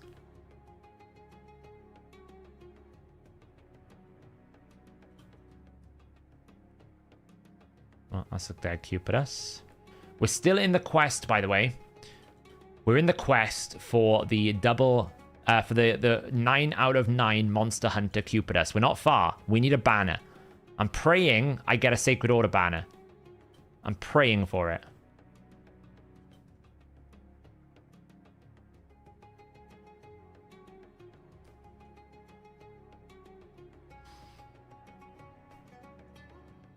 No, I haven't got Kaimar. That's the same. If I had Kaimar, I'd pull it. Or did someone get a Kaimar? You got a Kaimar yesterday, Jared. Congratulations. I want to say I don't hate you. I really don't, but at the same time, I'm a little bit envious.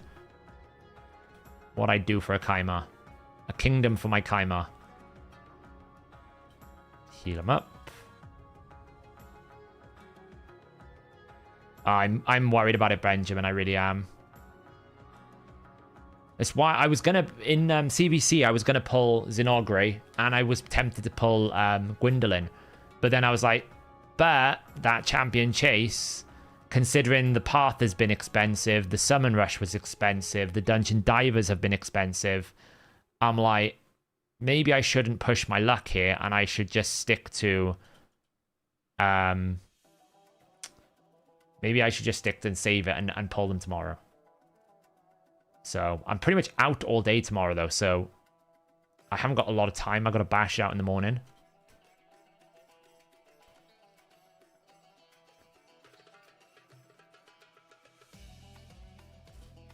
I was kind of annoyed we didn't get to the Rathalos craft materials as well in CVC. I was anxious. I'm anxiously waiting to build some Rathalos sets.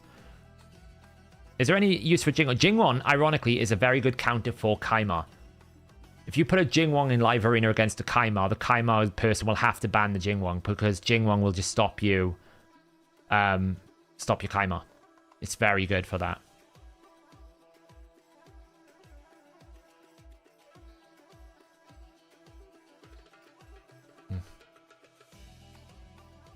Nice.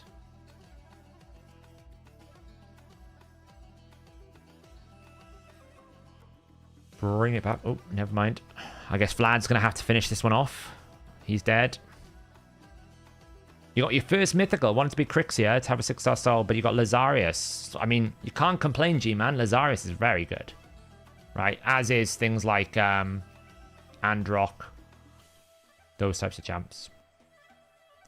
The Owl took you 3 key, Nightmare to 100% 2 key. Lovely. Yeah, I'm looking forward to getting the Owl at some point. I probably will have to pull the Owl tomorrow, if I'm being honest. I've got, like, the ability to get 5 Sacreds. But again, I'm thinking 2 weeks away. Like, next week we'll have a Summon Rush. That Summon Rush is probably going to be the Fusion. Because I'd imagine we'll get a Fusion announcement over the weekend or tomorrow. Right, and that Fusion's going to start on Thursday. So the Summon Rush next week is probably going to be the Fusion. So I'm like, if I use all my Sacreds this weekend, I'm not going to have anything for the Fusion. So it's all in tandem like that.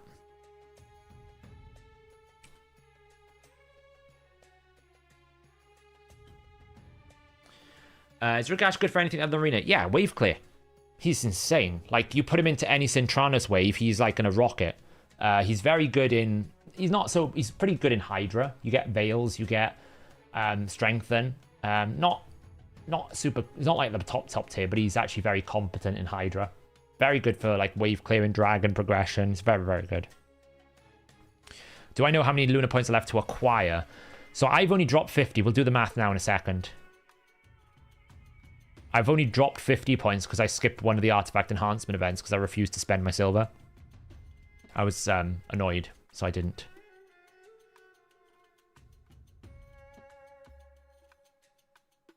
You have all the yeah, 1140. Could you skip Champion Chase tomorrow? Well, you can skip 250, Andrew. So if tomorrow there's 300 fragments there, no. This is what I think is going to be the stressful bit. Oh, doesn't Newt make a bit of a mockery out of everything?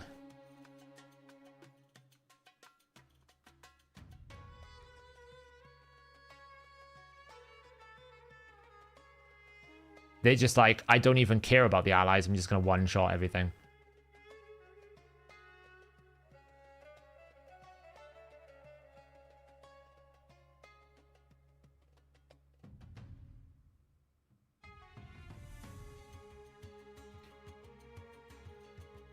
Oh, it's dead.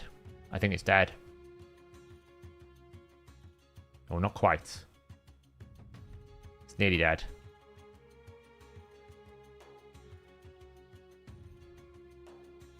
Oh. Wait, why does Soul Reap not execute it? This stuff is so weird. It really is. I'm like, sitting there going like, why did Soul Reap not execute it? It does have data for the city rotation yet. Just, you need to filter it based on the last 7 to 14 days. I've already got the avatar. Why are you saying I haven't got the avatar? I've already got the avatar. I've done this rotation so many times. Wow, 37 turns. Pinnacle endgame content, that. Newt just like kind of rips it into a new one. Yeah. Well, that was that. Took me longer to kill 119 than it did to kill the boss. I remember when that was difficult. Like, I'm sure, like, I don't know why it's telling me I was got the avatar because I've already got it. Look, all of them. Yeah, so I've done everything, and I've also done like the arena one now, so that one's done. I've done all of this. So I'm at 190, but there was 50 points that I skipped from a enhancement. So there's what's basically left now is 1750 minus 1140. There is 610 points left. Right? There's 610 points left. Now they did on Twitter, I'm pretty sure, put a graphic out of what was coming this week. Let me see if I can find it. Yes. So we've got the Dragon tournament starting tomorrow and the Champion Chase. Now, based on the Dragon tournaments and the tournaments have been going, we can make an assessment here because we can say, well, how much was the Spider tournament? 30. Okay, well, how much was the Fire Knight? 30. Okay, so how much was Champion Training? Was 100. It's a big chunk. So we're probably going to get 30 of that 610 tomorrow. That leaves 580. And the event ends in 1 week. So we can have a look at the event schedule, see if they've got any events. Let's have a look. There's a champion training event starting on the 4th. That's going to contain lunar points.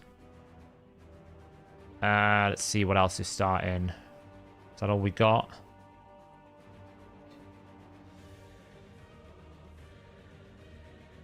And there is 3 times something. So probably going to be an Ice Golem tournament starting.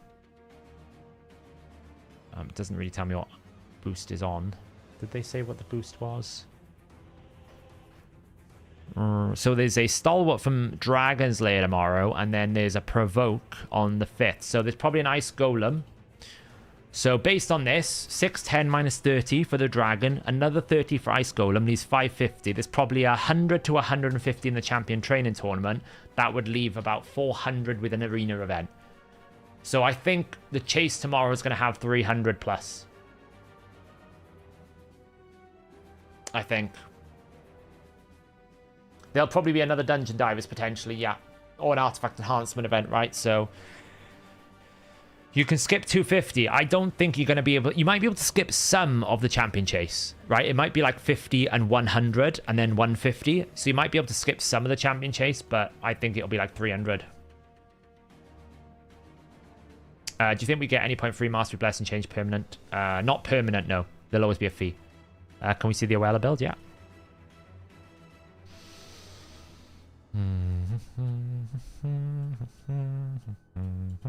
So 3-star, I've put her in the blessing for the banner because I use this resistance aura a lot. 75 resistance in all dungeons is huge. Fully booked. And then I've got her in Defiant and Stalwart. She is used a lot in Ice Golem. So 244 speed, 4.6k defense, 233 resistance. That's enough resistance so that she is resist, you know, when you add in like 233 plus the 75 aura, she gets like a little bit extra from the banner. 308 times 1.5.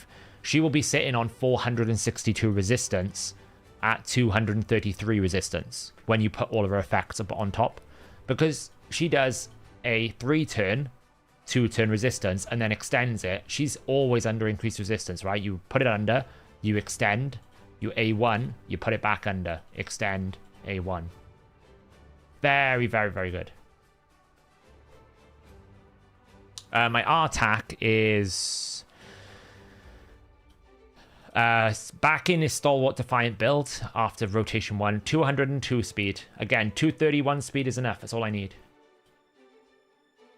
Still want a Supersonic set breakdown. Yeah, I've been trying to think about what type of champion to put it on. I do have a couple of factions that I can do Supersonic with. Right? I've got Orcs. I've got only the Ring. I think it is the Sacred Order. Dwarves. No. I think it's the Sacred Order that I can do Supersonic in. There's one. No.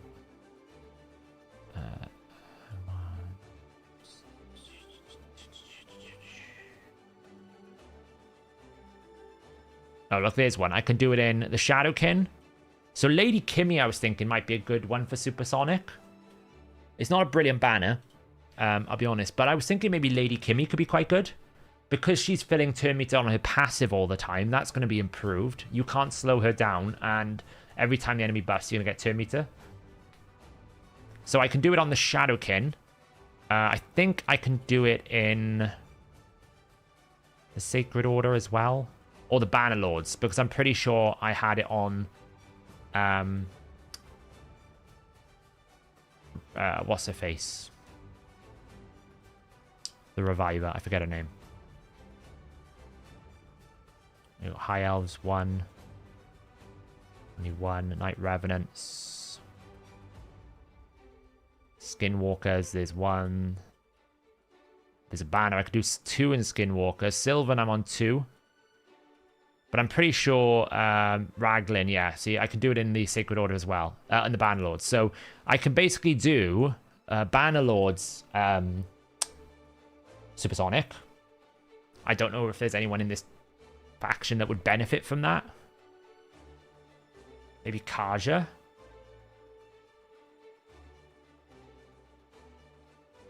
But then she's already got that effect anyway.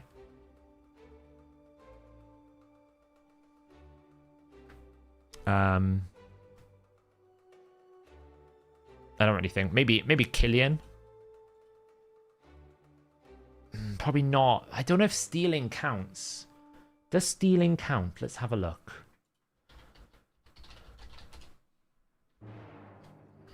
I wonder if stealing turn meter counts as as turn meter filling.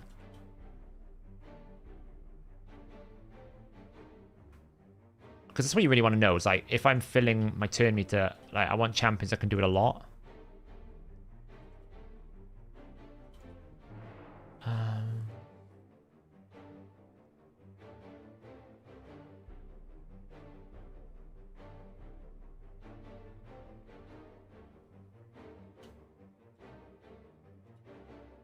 Effects kinds 4001. Yeah, so it's not going to work if you steal a turn meter. Because turn meter is a different code, right? So it's not going to be very good for Killian because his turn meter fill is stealing. It's not filling. So he doesn't actually benefit from it at all. So it's kind of like I'm looking at him going, you know, well, he would be quite good. Maybe. I'm just sitting there going, oh, well, who do I put it on? Raglan's not bad because you get the turn meter fill of 3 random allies. But it's not amazing. Like, maybe Timid. Fills himself by 10%. Timid could be quite good. So yeah, so I got a supersonic set there, and I've also got a supersonic set in Shadowkin, which I think is more like for someone like Lady Kimmy, because of her passive, she's gonna get 5%. So you'll get, instead of 5%, you'll get 5 times 1.3, so you'll get like 6.5%. Which would be, it's good. Shuzhen, probably very, very good supersonic if I ever get a Shuzhen.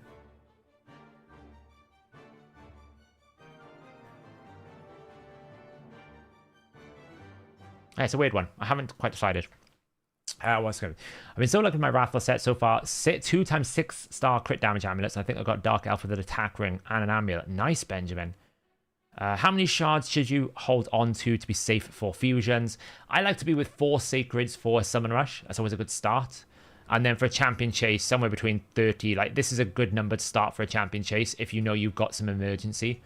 It just depends how much epic champions you get for champion chase. That's where you get a lot of your points.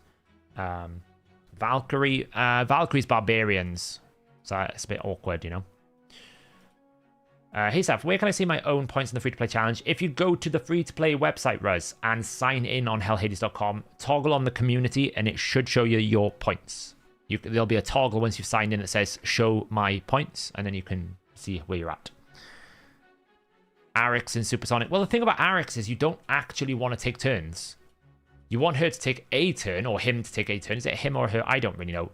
The champion, whatever gender it is, you only want it to take 1 turn to put the counterattack up. Once the counterattack's up, you just want him to, like you just want it to not take a turn. You want to keep the counterattack up as long as you can. Is there a way to log in without claiming daily login rewards? There is a trick. I don't know how. It doesn't.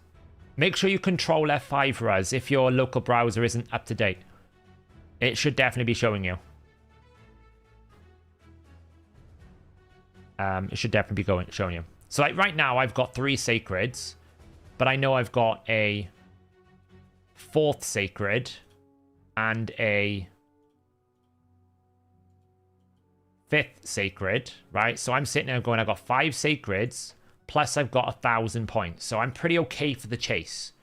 But hopefully I don't have to use too many of those sacreds. How's the cat doing on the free play? I haven't looked in a while.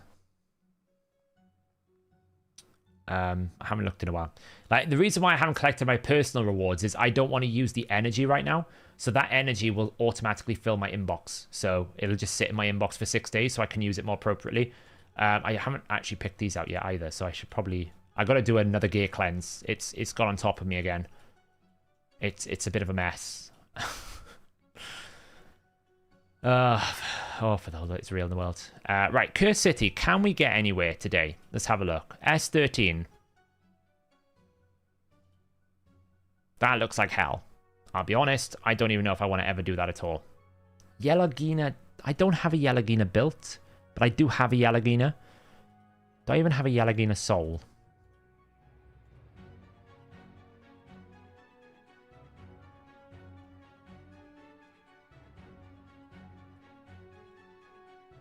Doesn't look like it. I think Yelagina's the answer for that one there. You can see like 6-star Yelagina rocks. Yelagina. 6-star Cage Breaker. Or Nuke Grush. So I got one Gnarlhorn. I could probably take a Vrask and a Sandlash, Nuke Grush, and like a Yelagina, because you get a revive with Yelagina as well. That one's not interesting. S14. I'm pretty sure I can do this. I just can't remember how. Let's have a look. Oh, I remember. This wave. This stupid wave. Stun. Oh, that was a bit unfortunate. I remember why I hated this, because it was, can I get the stars to align? Stun. Damn.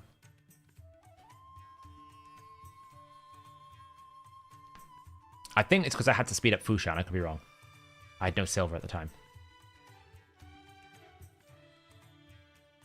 It doesn't help we're all weak affinity, I have to say. It's really awkward that everyone is weak affinity.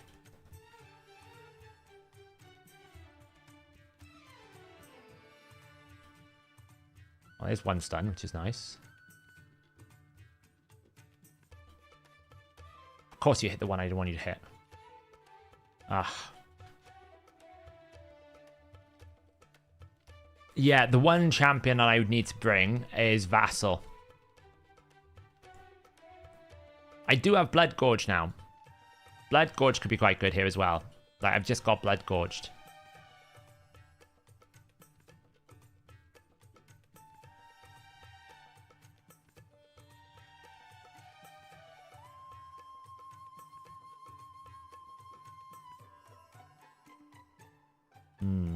Yeah, Vassal. The problem is, I don't want to pull my Doom Tower legendaries just for one floor. But I might have to.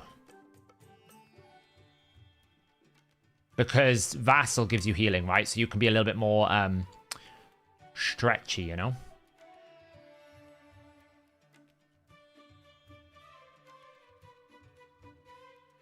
But, you know, it's weak affinity as well. So you got to get past wave 1.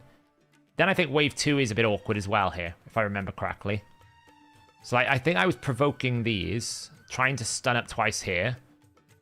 And then stun again, like that. There we go. And then I would use an AoE here. But it's like, you need full CC. Yeah, I could. I could instead of Gwendolyn, maybe. But then it's still like, can I build it within a week? That's ideal. That's really ideal. Can I kill this? Nope. It's like, then do I buff here instead so I get increased attack? Or do I just AoE? Because the increased attack is kind of needed. So maybe I just do that. And then I'm like... It's just in the wrong order. Like, I need to rebuild the speeds out a bit. Because now I'm going to take huge damage, see?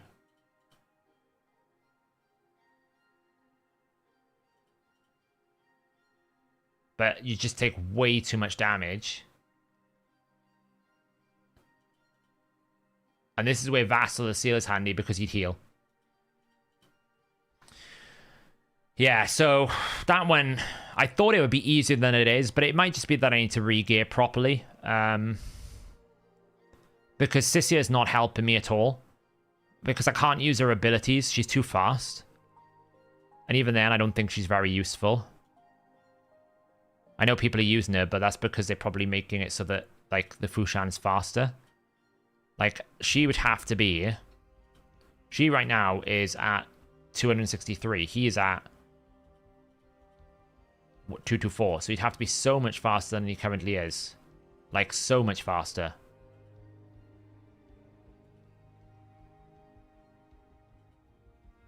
Which would require a full rebuild, basically.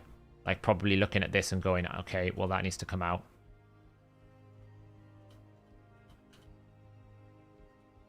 Like, I probably need to get a speed gear on him with accuracy still, so something like perception.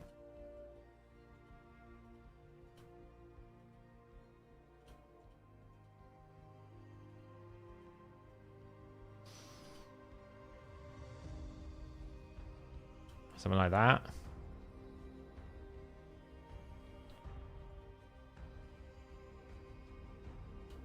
Prioritize by speed, if it's going to let me.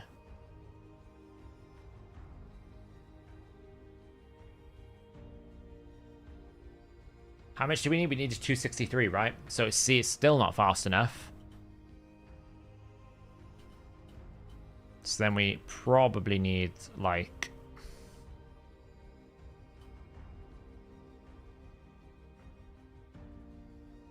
That's 274. That'll do it. But now we haven't got any crit rate, so might as well go over here. See if we can find something with crit rate accuracy. In a speed set. Skaramis. Not great.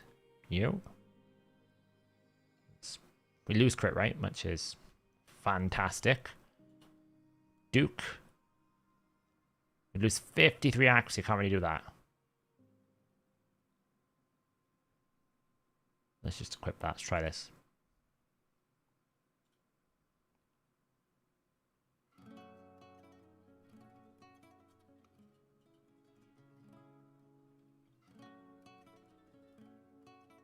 So now this is fast. Now I can do that. Then I can do this. Drop that. And now we can rock some damage. Like, he can try and kill her. And this probably does a lot of damage. And then I think we...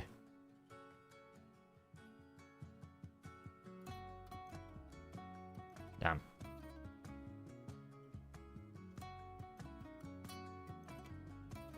So this is the problem. I got to kill those two. But if I don't put increased attack on him, where do I get my CC from? So I absolutely could stun here, but if it doesn't land, now I'm going to take damage again. And if I don't land it this time, it's great I landed it, but now I don't have any CC for wave 2. Because I doubt Fushan's back yet. So I can drop some defense, which is something. Maybe I can provoke. No, provoke, no. And it's over.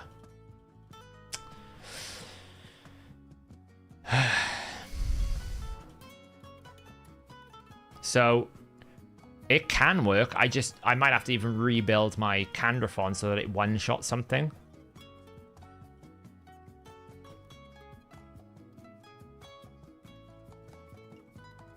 That's ideal. Burn. See, she didn't land burn, so now I can't do it. It's like, it's going to be another one of those where you need stars to align. I need basically no weak hits to double stun on the A2 there. I need to then get all the burns on all the targets, so I can't weak hit on Sisia. And then once that goes, I need to be able to kill those Cupiduses. Really quite straightforward, which I don't have increased attack for. So it's just like you need everything to roll just on wave 1, and then you've got to hope that wave 2 you've got your stuns available that you're going to be able to CC people. Because otherwise you're going to fail. I mean, Affinity Breaker could work, but like I haven't got any Affinity Breaker gear. And it's not like it's going to make it much better. It just lifts the problem up by like 20%. It's just RNG, basically. I can see me doing this for about 5 minutes and then going straight back to...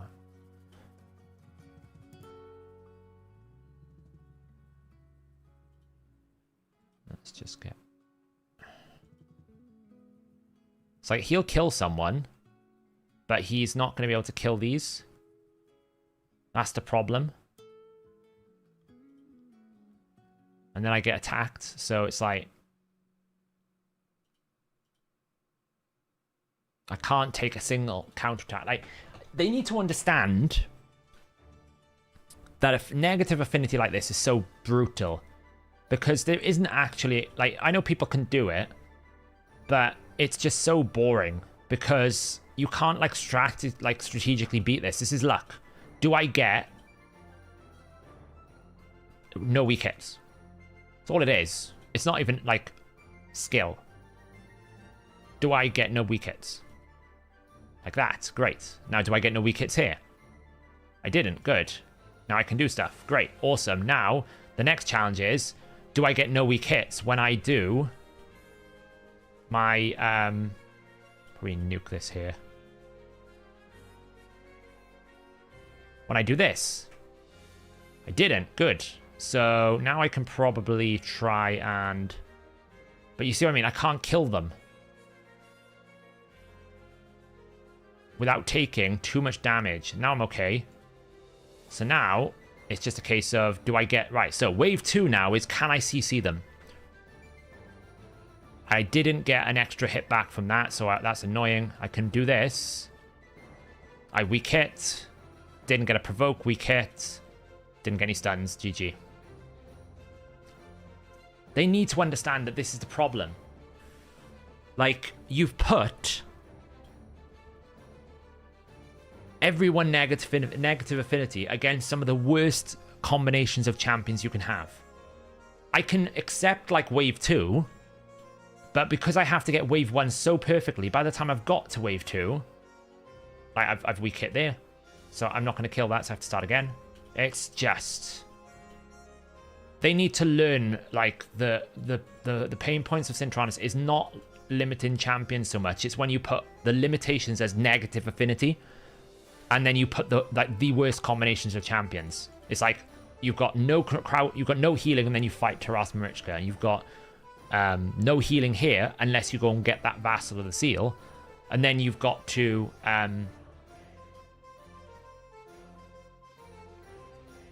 Two Hanomach will cleanse the stun away.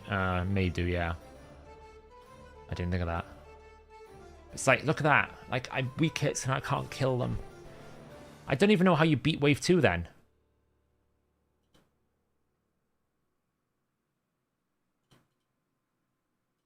Like, if she's just going to cleanse the stun, how the hell do you beat wave 2? Because if you take any form of damage, you're dead. There's no revives. I don't understand how you beat this wave then. Last rotation, it was, you could do it if you had Shiramani, because you could keep freezing them. Oh, man. Come on.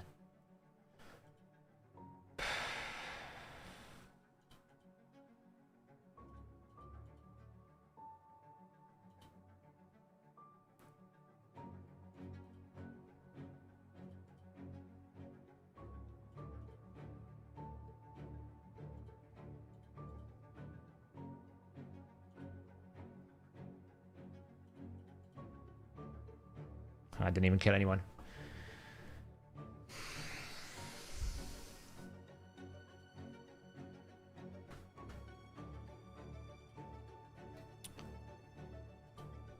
Yeah, man, it just ruins your fun.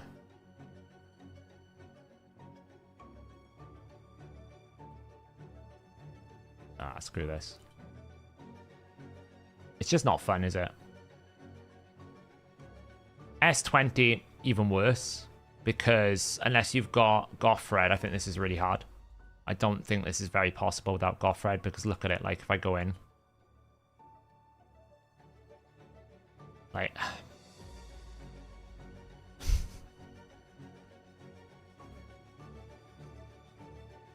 I'm gonna kill myself, let alone everything else.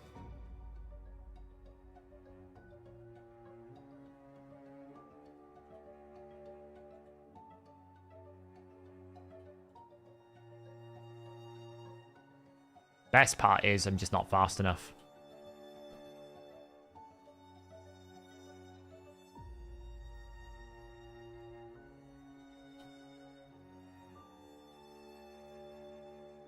See, he's just too fast.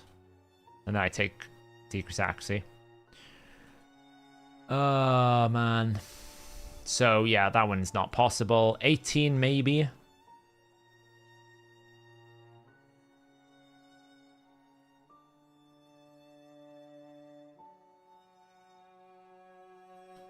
If I CC them. No, we didn't CC Alva. Yeah, there's no healing, right? Gottfred, make sure you don't die. The other option is, like, one of them is Gronjar. But...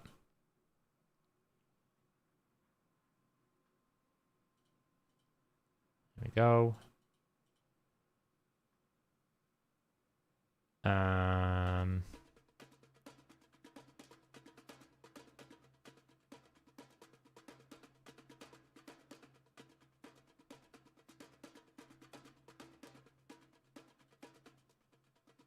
Weak hit. This one I think is just because I'm not fast enough on Cupidus. Wait, why did... Fade Monarch passive. Why are useless champions? Now, the problem I've got is Alva.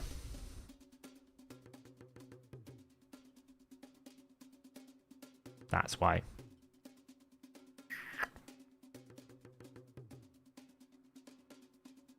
Oh, yeah, this has got wave 2 hegemons. That's why this was difficult, because I could get through wave 1 here by basically trying to kill her.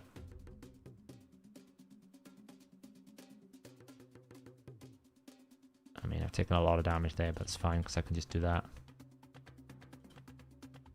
Oh, man, I can't even target her right now. Oh, man, I didn't even land everything.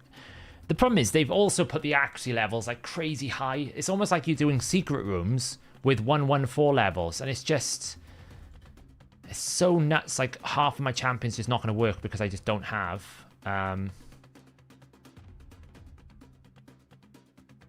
Speed, I don't have accuracy, I don't have this, I don't have that. It's so frustrating.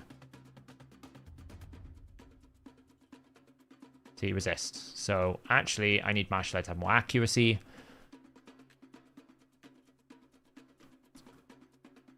I don't have an accuracy aura to put in here. Nethral's probably a very important factor here, like an immunity Nethril in stun set.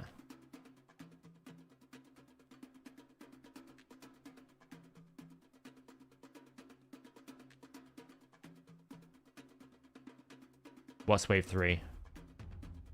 Wave 3's not too bad. Martial Edge just needs accuracy. I mean, he's got 259, but I can just swap him into an Axie banner. See if that works. Need speed, though. I make space for that. Yeah, I know, I do.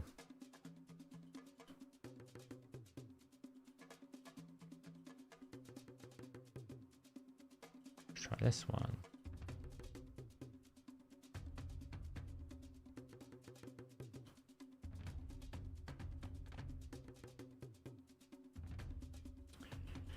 And the one champion we need to kill on wave 1 is weak affinity to all of my champions, which is Elva. Elva has to die here. If Elva doesn't die, that's where the problem comes in, right? Elva needs to die. That's why I'm doing that. Focus on her first. If she doesn't die, we're in trouble because the cleanse comes in and it's just impossible to actually control.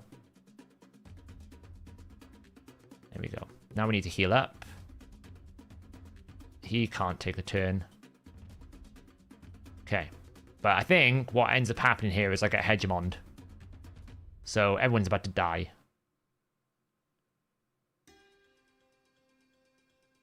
Because they are squishy. And there we go. Oh, I need a bolster set. Oh.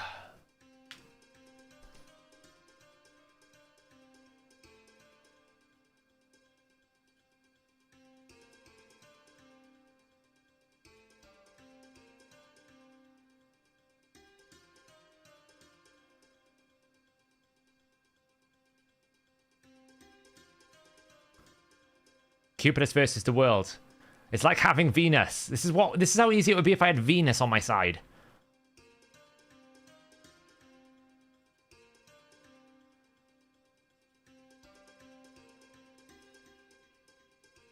Oh my god.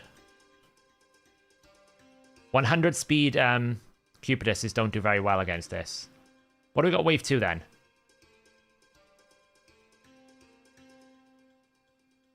I mean, the Stone Skin's going to keep him alive for a while. You got to turn. You can't do anything, but he got to turn. Like... Oh.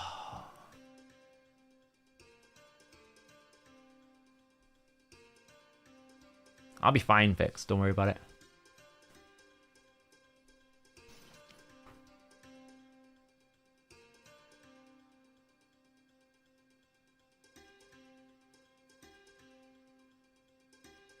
The problem is, who do I sacrifice? I mean, I could sacrifice Cupidus. He didn't really do anything right for Vergis. Put Vergis in a bolster set.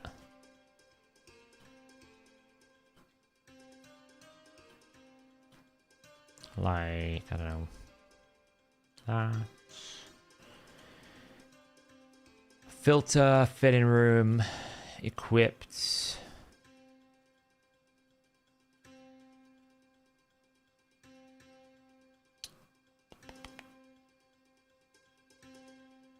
Bolster. I would just require speed and HP. Right, you take you. Take you.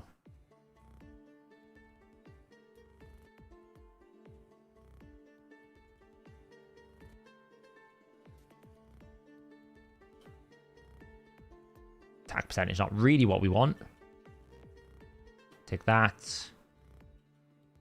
And then I'm pretty sure Lethalin. If I just take Lethalin's gear, because I know that's the stuff I put on him for something, I don't use him for anything at the moment.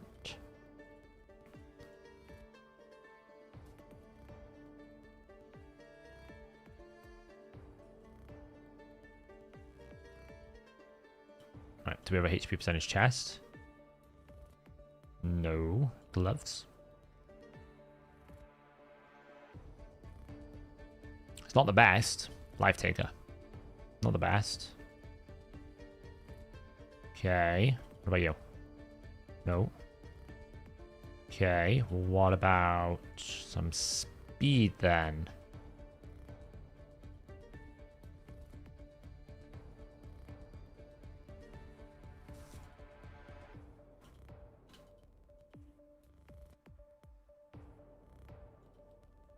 That'll do. That'll do.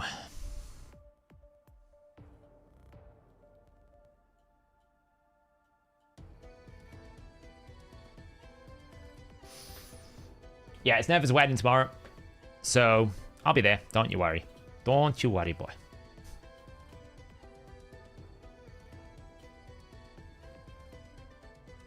Can you give me like a general build for Chris? There's no recent videos on him.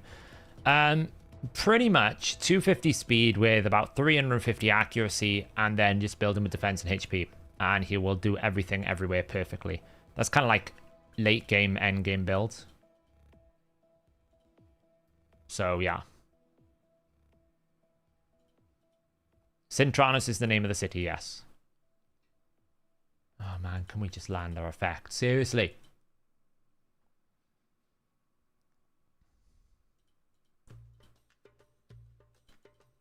Let's go.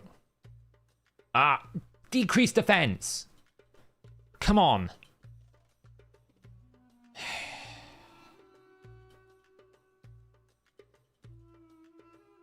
There we go. We might as well just like whack you. Double weak hit.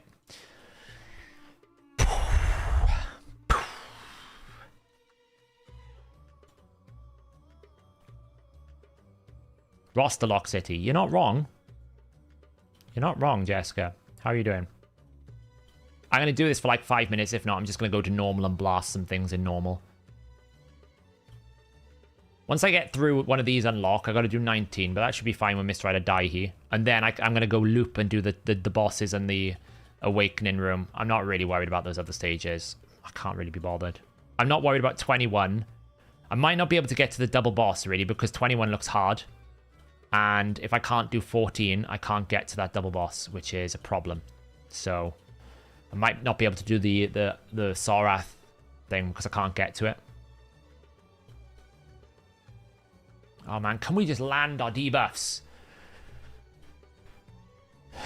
Well, I've got Gronjar Nobo. I could potentially do it with Gronjar.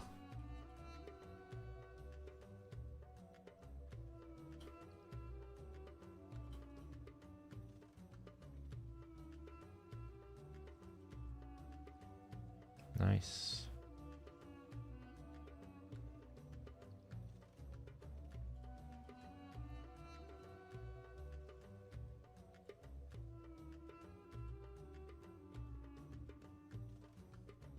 All right. First wave. We survived that. Second wave. It's a bit nasty.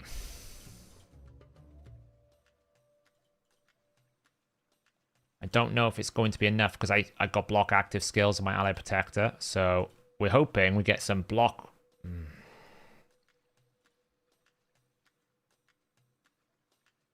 Oh, that survived.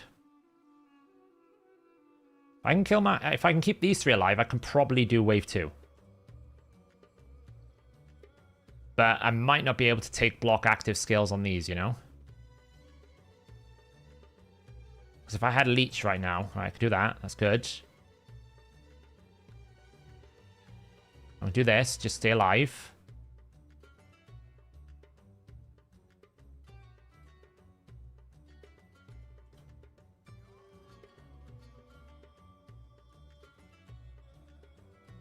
Right.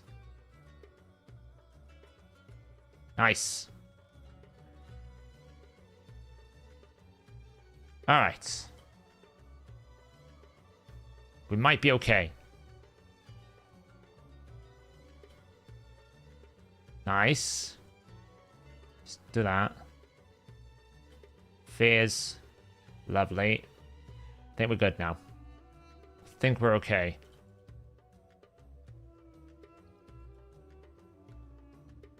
Yeah, apparently I owe people an apology.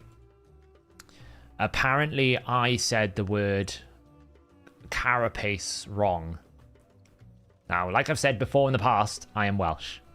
When I see a word, I read it as how I see it.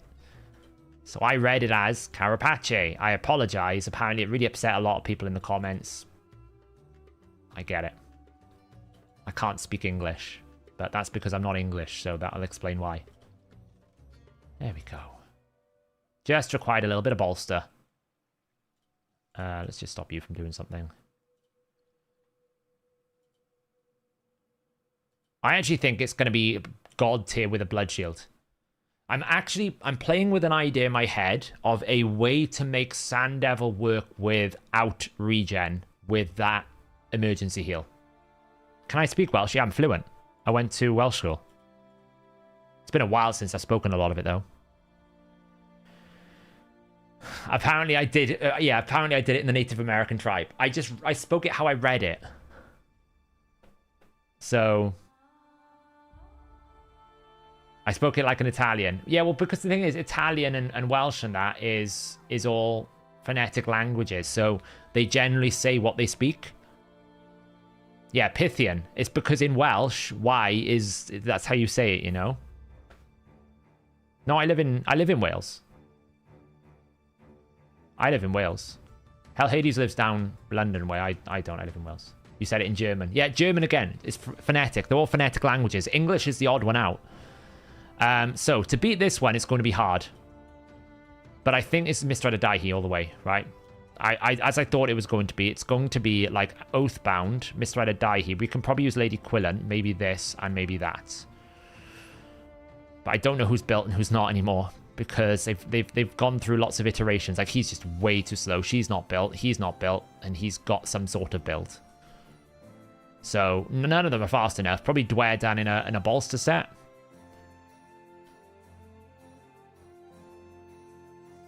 But, like, I'm not, see, I'm not fast enough. It went well.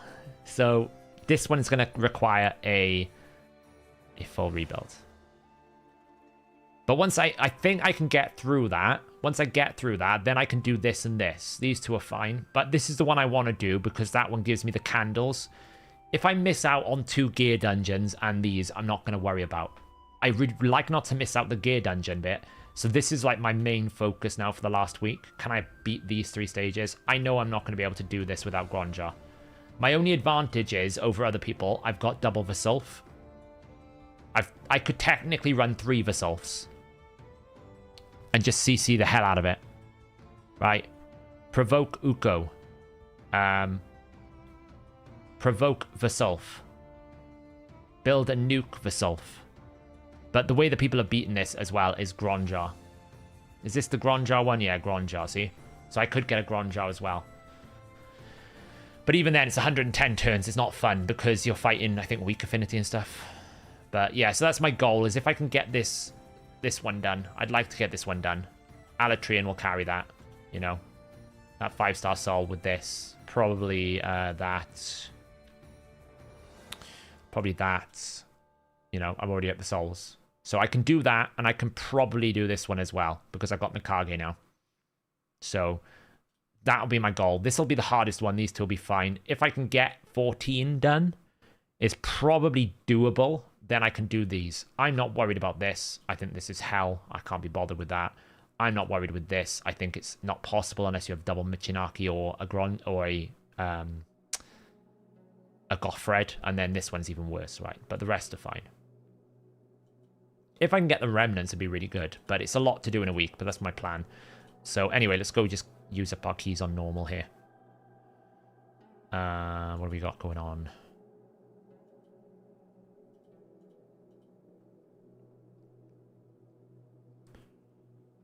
Alright.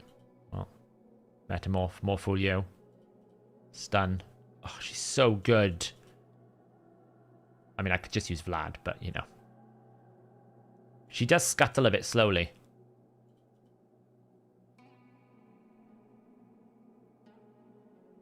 It's hard, yeah, but what I meant is you need them. Right, that's what I meant. You need them. I don't have them, so I'm already, like, way behind. This one's going to be annoying. I remember that was just annoying. Let's just do that another time.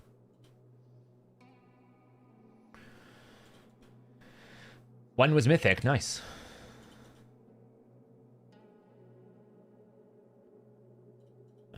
Boof. So Vlad for me is the Baron. If it's not Baron, it's Vlad.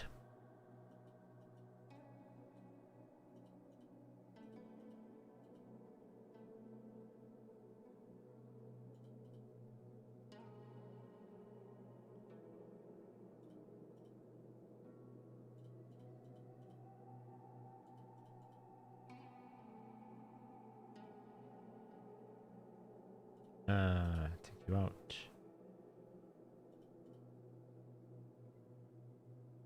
Is this going to do it? I shouldn't die.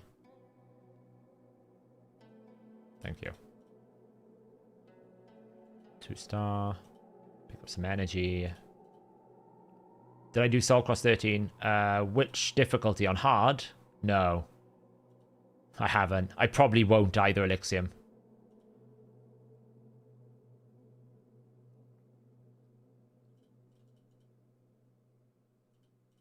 Okay. If once wasn't enough, I'll do it again. Right, so that's pretty much all that. I'll do that boss another time. It's so annoying. Oh,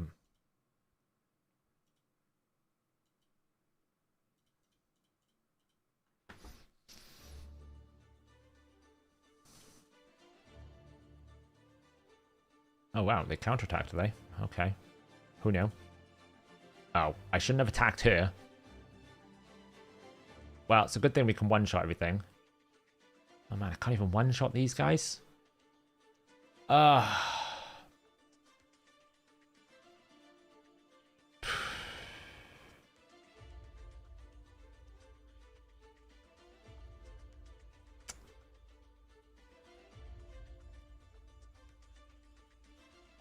fine.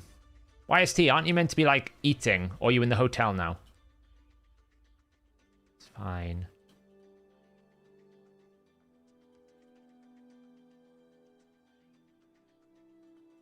Eat this. Okay, well that didn't work, did it?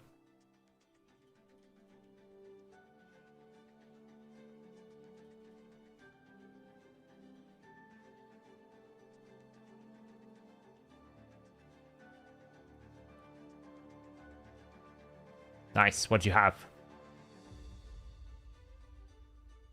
Okay, well.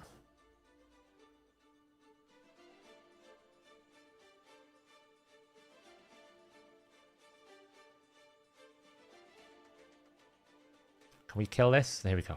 So how hard it is to be a baby, basically a baby to us. That's so difficult it is to take out his passive. It's the aim is rotation 2, not on the optimizer. I'm trying to finish before I don't have more again. Yeah, they are. Teams are on there. If you're not seeing any teams, it just means that nobody's recorded them without her.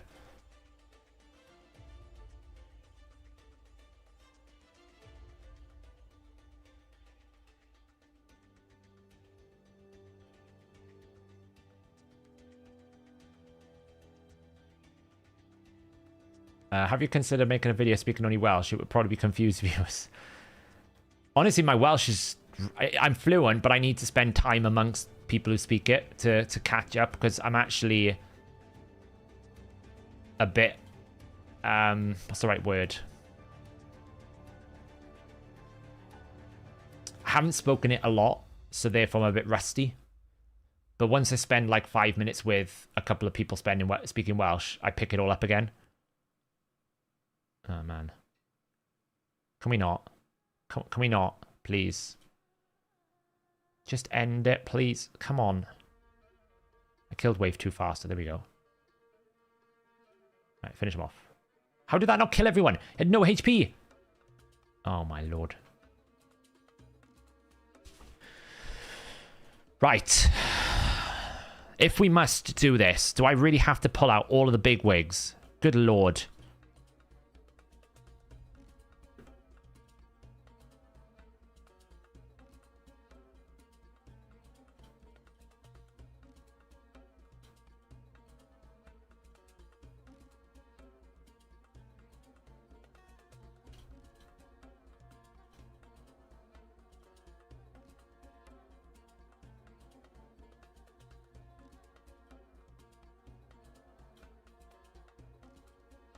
Jeez, like... Night, what I see. How do you think Rotos will interact with the new emergency heal blessing? Well, I wouldn't drop Ward of the Fallen for it. I mean, it'll be... the blessing will be good for the right situations, but, I mean, you're not going to drop your legendary blessings for a rare one just because it gives you a 15% heal. What I think it's going to be very, very powerful for is a substitute for regen sets. But only in the right situation. Right, you're still going to need the right situation for it to be worthwhile. Why are Basathas so small? Very strange. They feel like they should be bigger than this. Ward of the Fallen on Taras. Right. Freeze him up. Kill him down. Just plonk you out. No more you.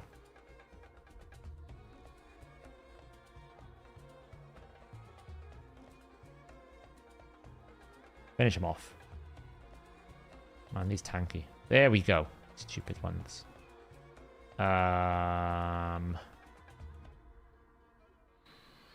we going to use as nukers here? Fenax.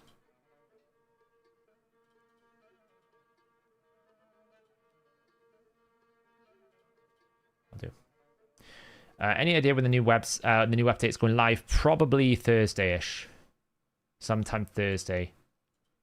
Why am I doing this? Why am I doing these abilities? There we go. Oh, well.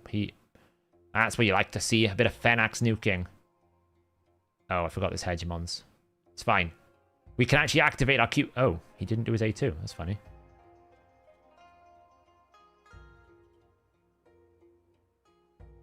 Well, we can kill one of them off.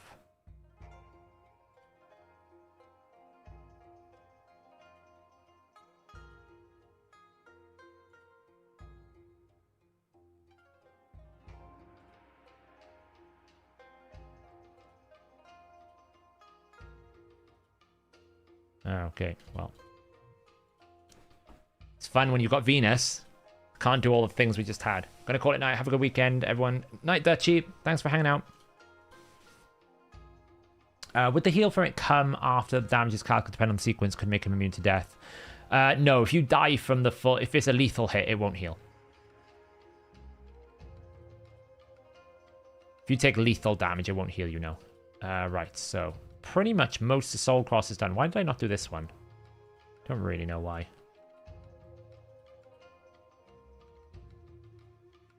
Not really a reason why I didn't do it. Just bring, I guess.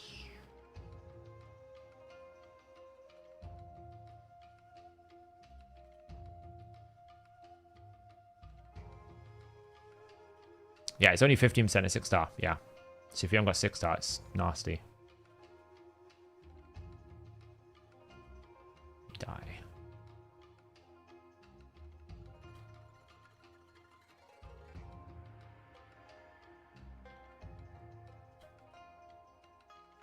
Wipe them out. Lovely. Ugh, torments. Not fun.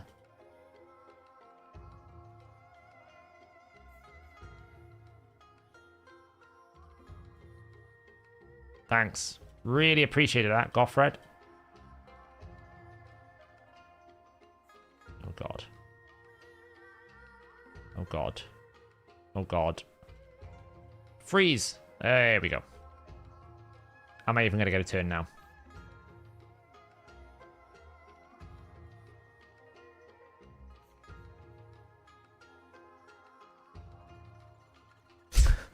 Didn't even... They just, like, machine gunned me. You were useless. Can I just bring some immunity somewhere? Do we have someone with immunity? No, that would be too easy.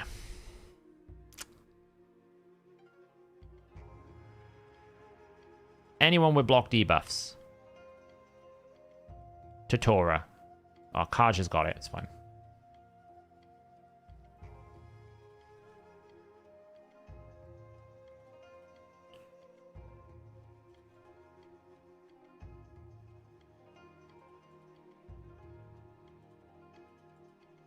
Kill them all.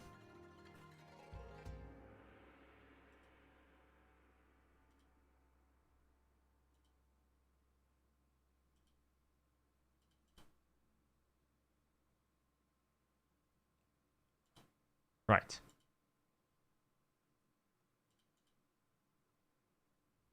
Now I can use my abilities like this.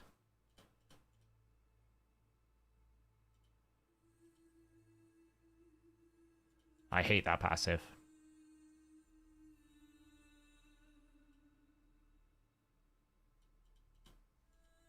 I don't think this is actually going to solve the problem, because it's only a 1 turn. I think I'm going to have the same problem. Freeze, provoke, stun, provoke, freeze. Like, come on. I can revive. Back with a bang. It's not over yet. Nice. I just need Baron to get a turn.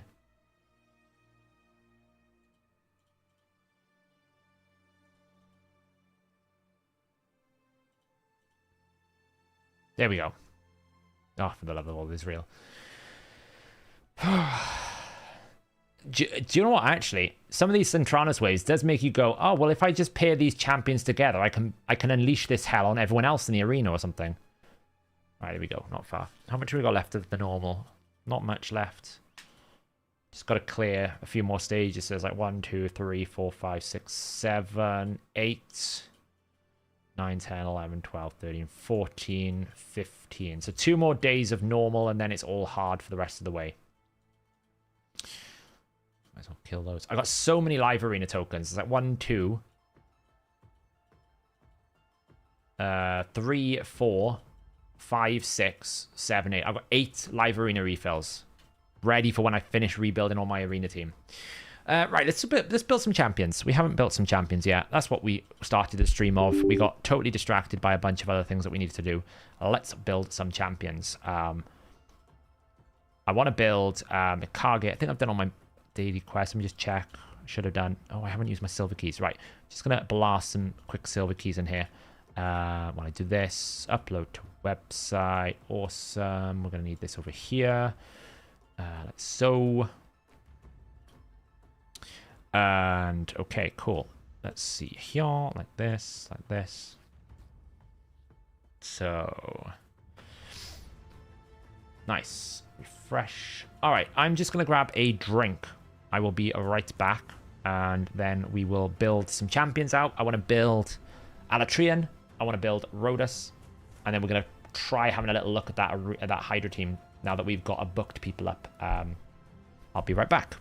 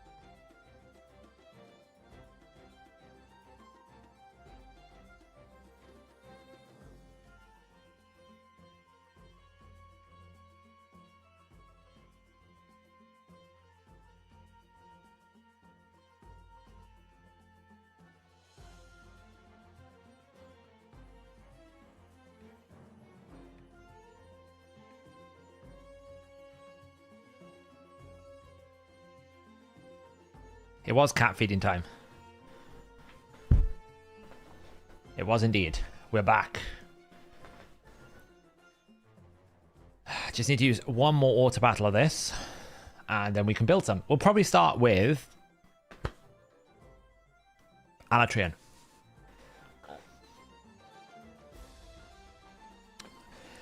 The drop rates from these new chests, I have no idea what they're going to be. And even if they add it to the game code, I'm pretty sure they won't add the opportunities, because lately the chests that they've been adding, like the Great Hall chests, the Hydra Clash chests, they've been excluding the drop rates from the chests on the client side. So they're all kept server side. So yeah, I don't know. Rotos. Yeah, Rotos is a champion I don't know how to build properly. That's something I need to look at as well. So I know how to build him, but I don't know how to build him, if that makes sense. I know what I need to do, but I don't know what stat breakpoints I'm going to need to get to. He's going to need to be in Savage Lethal, probably. Because even with Helm Smasher, like the A3, you know...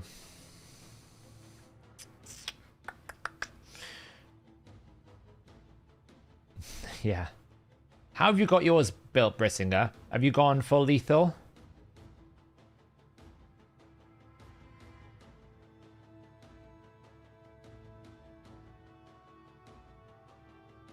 Like full build? I mean, obviously Merciless would be... I haven't looked at accessories yet. That's where we always start. But hopefully we can once this run finishes.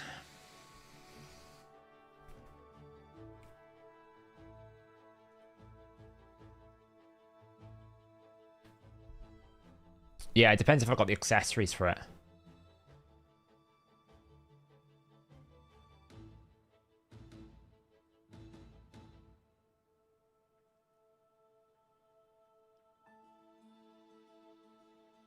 Mine is +2 Savage Cruel only. Okay.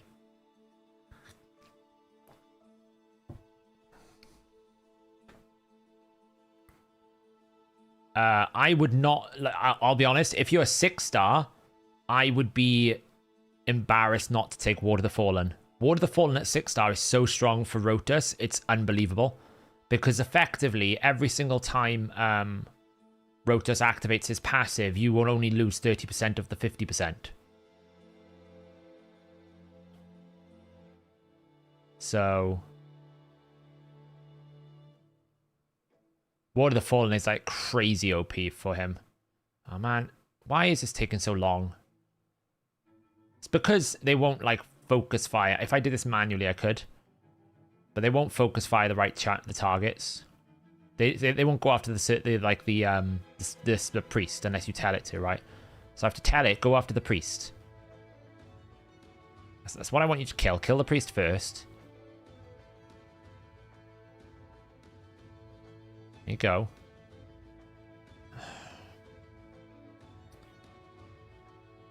They're just being annoying now, they are.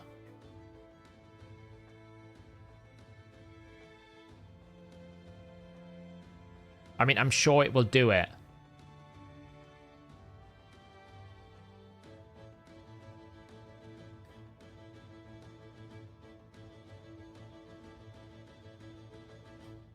I need to kill one of these.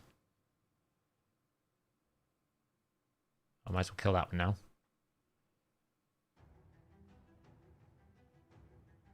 Can we just keep our champion alive for like 2 seconds?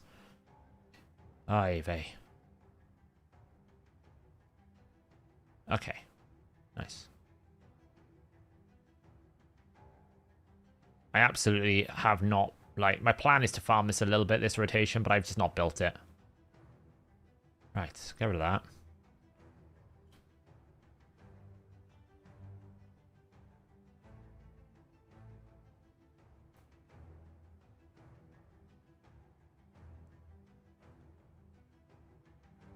It's not that that's the problem. The problem is they're on auto, they're not targeting the right target, right? So normally the way you beat it is you basically just kill, you A3 once, and then you kill the spirit, and then you A3 again, and the boss is almost always dead. But you can see like they're not like using the right targeting. So now I need a revive. Nice. Now I just need to keep them alive. Just one turn so I can get them rolling.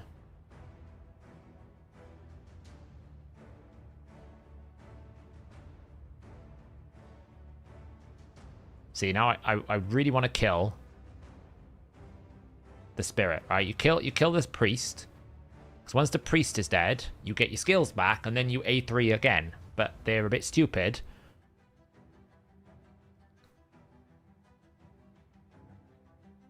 And they don't do it.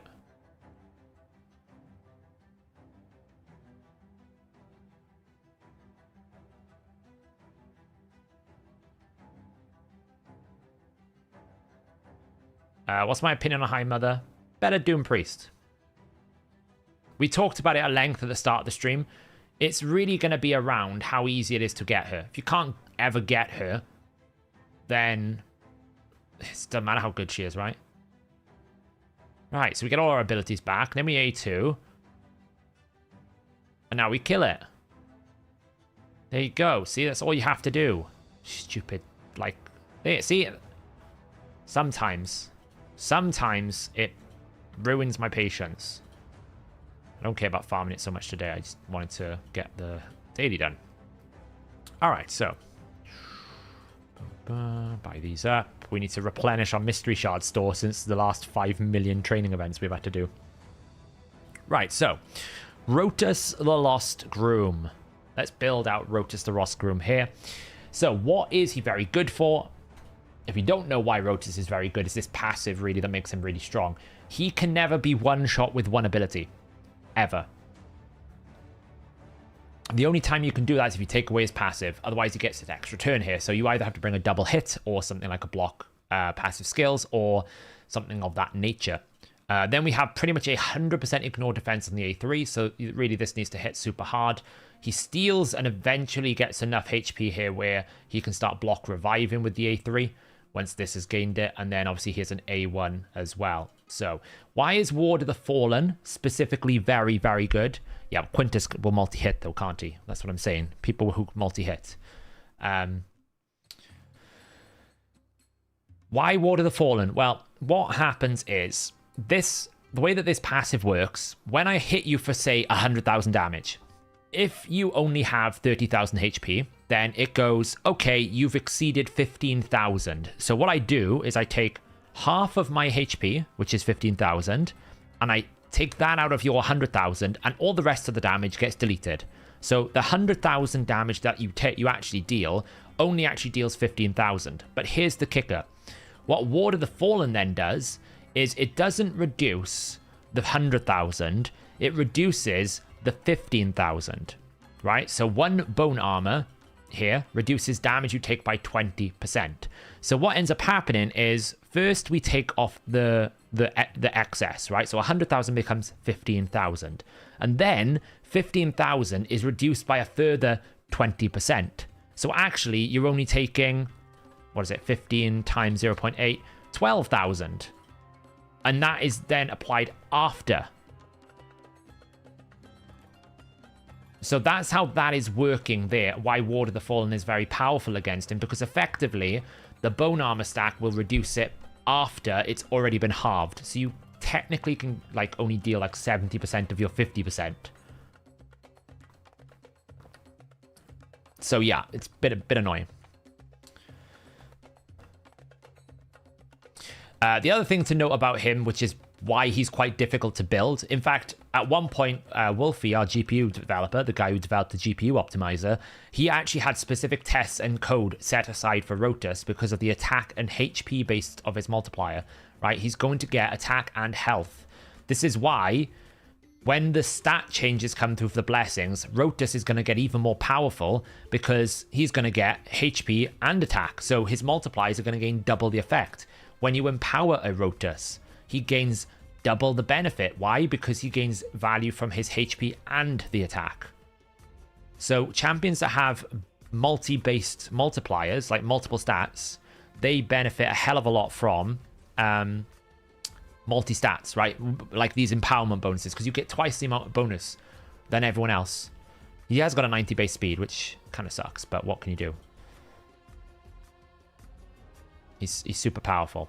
Mastery tree-wise, let's do masteries first. Read, bro, always like to do this. Let's do masteries first. They won't reduce the stats, Benjamin. They simply can't, because otherwise you're going to have people like me going, I didn't want like 75 resistance. Why did you take my 40% crit damage away, whatever it would be? You'll have people doing that. So the stats will basically be whatever you get now, but you get every single one. So I think something like this. Well, he's going to ignore shields. So is shield breaker even worth it? Well, he doesn't ignore shields, no. So shield breaker, definitely. That's probably that.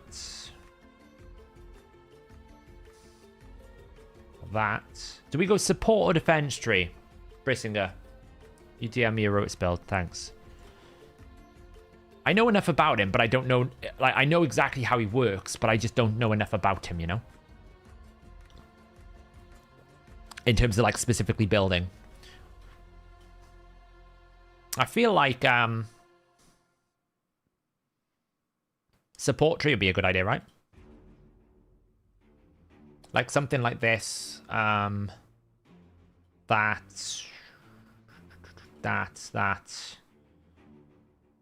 I don't know. I mean, we get more attack.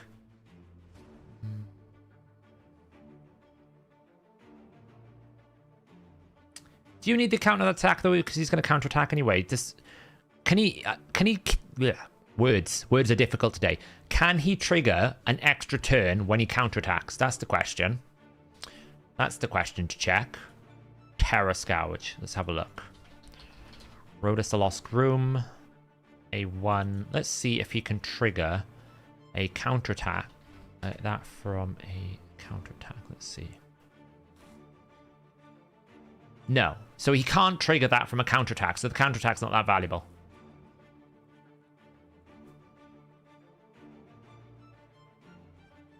Yeah, you went defense tree. I mean, the problem is if you don't go defense tree, he's very squishy. I was thinking about the HP stat, but it's a lot to invest into for just 810 health.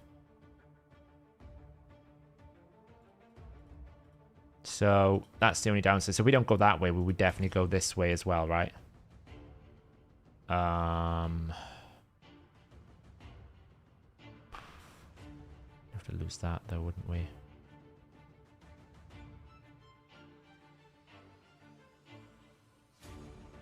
I really like Resurgent though. Yeah, so if I want Wisdom of Battle.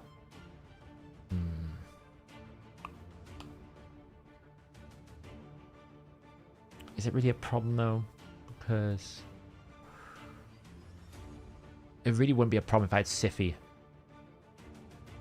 But without Siphi, it's a bit of a problem. So the reason why I like to go for Wisdom of Battle is it stops Siphi from sleep spamming you.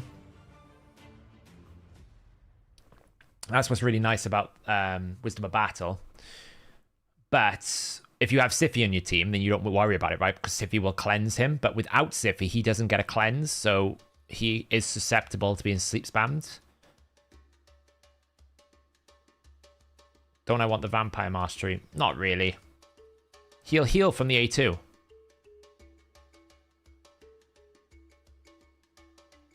He'll heal from the A2. So...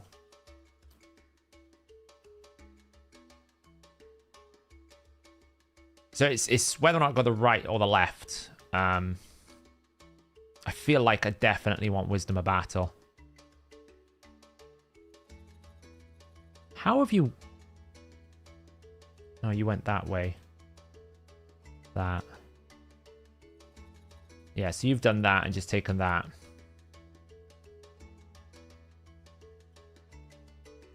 Yeah.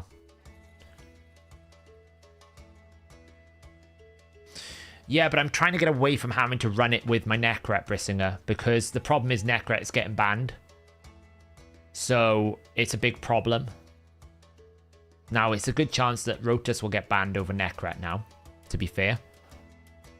Or they'll just pick Ultimate Death Knight, right? But that's the reason why I've been... That's like Necret just gets permabanned. No, the mastery should apply at the same time, Benjamin.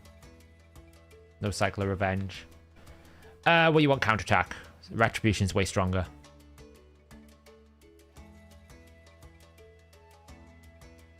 Because if you proc his passive, you will get an extra turn. But if you don't quite proc his passive, you can still get an extra turn.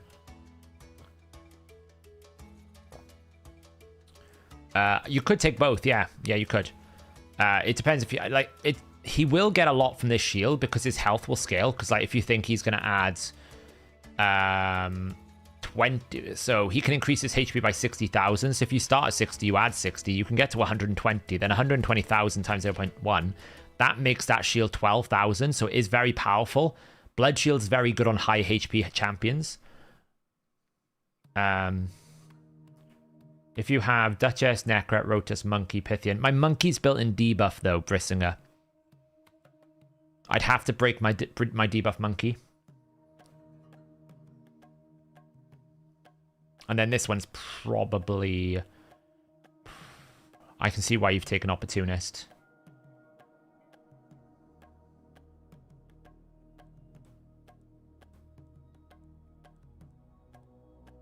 It's not much better option here. I mean, you could drop this one and go there. But if you wanted to try and deal with tanks, right? Because the first hit you're going to do, you are going to be lower HP, but eventually you're not. Because Opportunist is only really going to work if I have a stun, sleep, or freeze, which, how often am I going to have that? Whereas, there's a good chance that this will at least work for some things.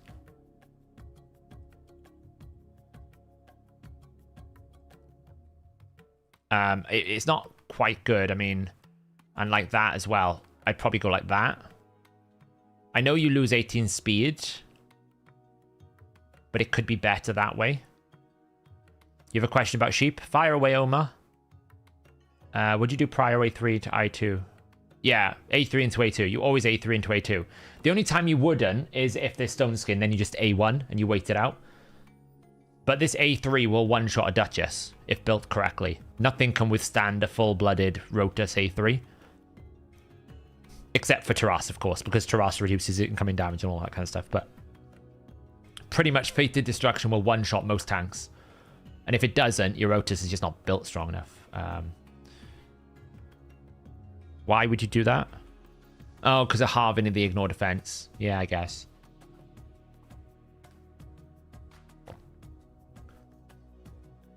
Why polymorph can't work like the Rathalos petrification? I mean, if my Lydia uses A2 and gets petrified, she gives all debuff prio.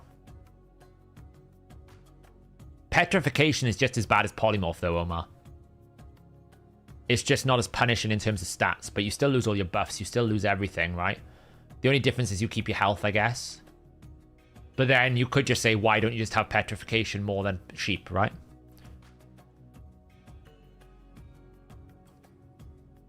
Isn't that increases his A1 more important? No, because you're never going to really A1 enough, and it's only 10%. You'd rather the Blood Shield. No, Raid Bro is a site that just still exists. It's just a very easy way to test some masteries. I've been meaning to make my own mastery builder like this. Because this site's not supported by the developer anymore. That's why these things don't say things like petrification and stun and sleep, right? They're just the old ones, so. Taras and Marichka's a better duo. Should I build my Rotos with defense, ignore gear, or relentless? Ignore defense. He needs savage lethal. I like this one. Any concerns, Brissinger, do you think? Because this is going to heal us. We're going to get shield. We basically get a bit more oomph here. We lose a bit of speed, but 18 speed is not the end of the world if this gives us a bit more oomph. I think that's good. You prefer yours. I mean, the difference is you've taken Opportunist. The only difference really is I could drop that, but then I can't take these. But I just don't value Opportunist because my teams rarely have CC. Because it's a no debuff meta. So they really have CC. So that's the main change really is instead of that, it's that. Yes, I lose speed. That's a bit of a downside, but I think I'm going to go with that one. We can always change it. What's 150 gems in today's ecosystem, right? Not much.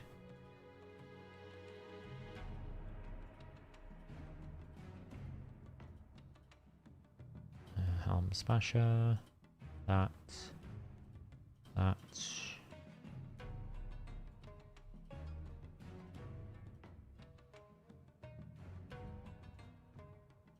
That. Lovely. Okay, so what do we got for accessories? Let's have a look. So we want attack, naturally.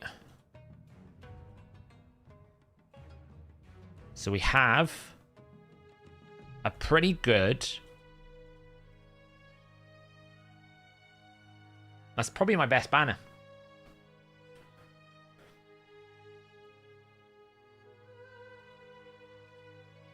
That ain't gonna be better. They need to be HP, do they? Well, even if that's available. Huh, that's useless. You want flat HP. I mean... That's a pretty good banner, though. The reaction banner.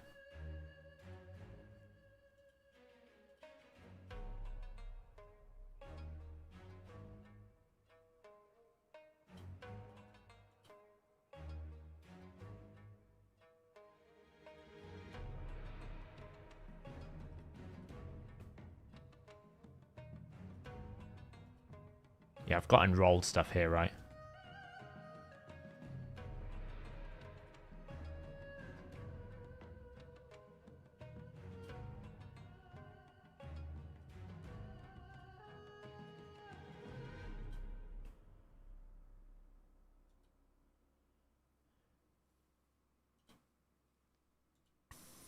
If I look at just HP...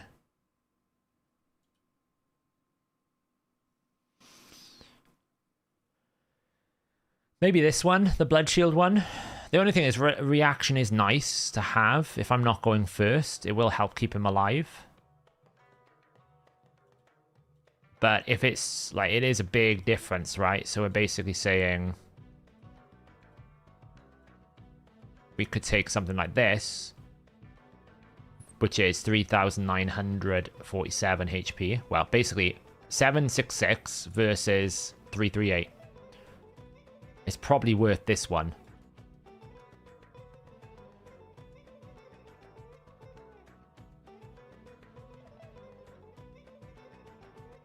Let's come back to the banner. There's only one thing we want here, crit damage. Flat HP.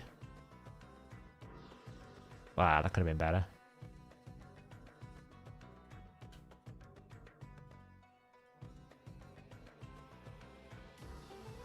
That one do?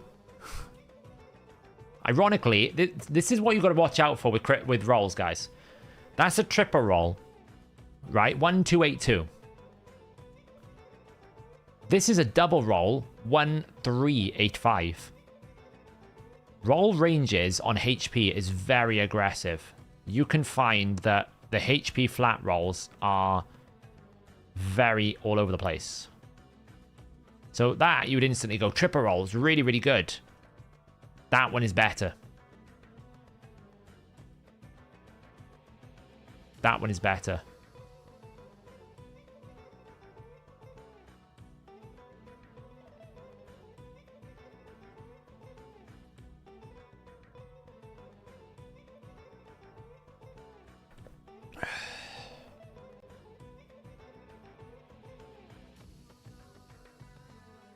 Shouldn't really be rolling outside of artifact enhancement event.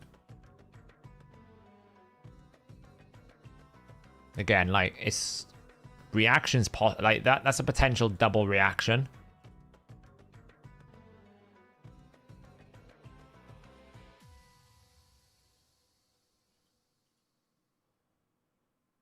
I mean, I could go...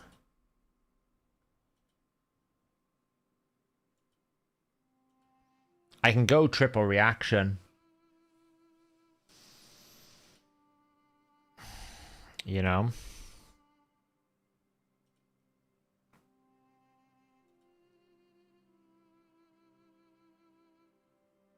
Yeah, you didn't get what I meant. I shouldn't do the artifact enhancement event when I've already done it.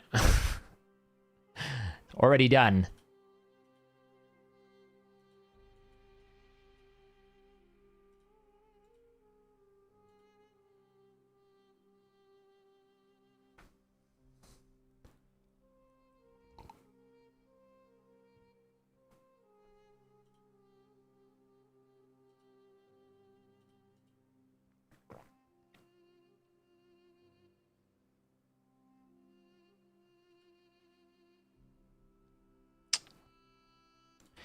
Let's try it.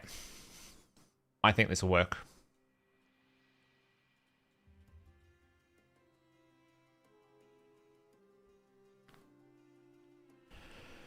I don't have any Merciless now.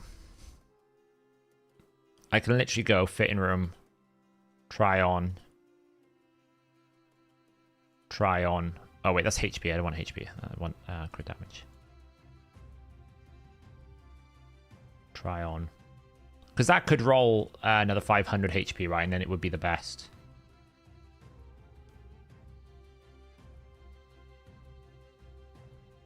And that. Double reaction.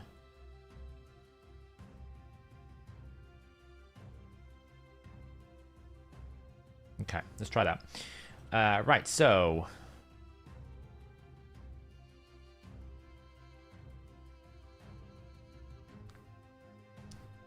Now, we want to optimize. This is going to be a bit more complicated because his multipliers are a little bit all over the place. Going to optimize around this.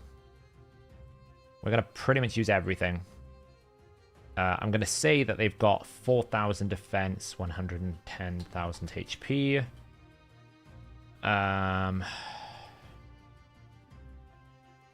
250 speeds.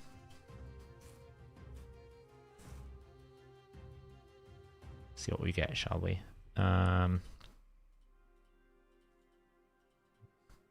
Health.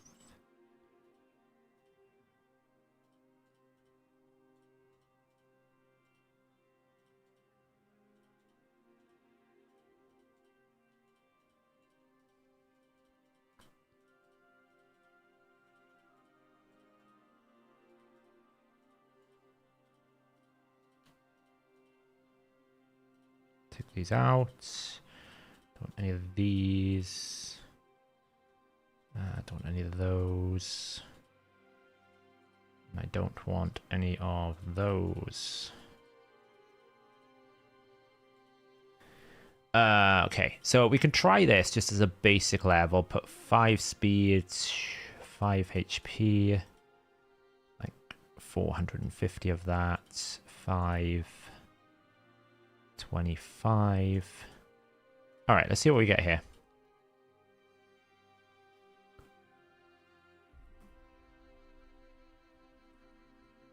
Yeah, I got the crit damage one on. Oh, yeah, right. You're right. Sorry. I know what you mean. Yeah, sorry. Good point. Slots, this should be...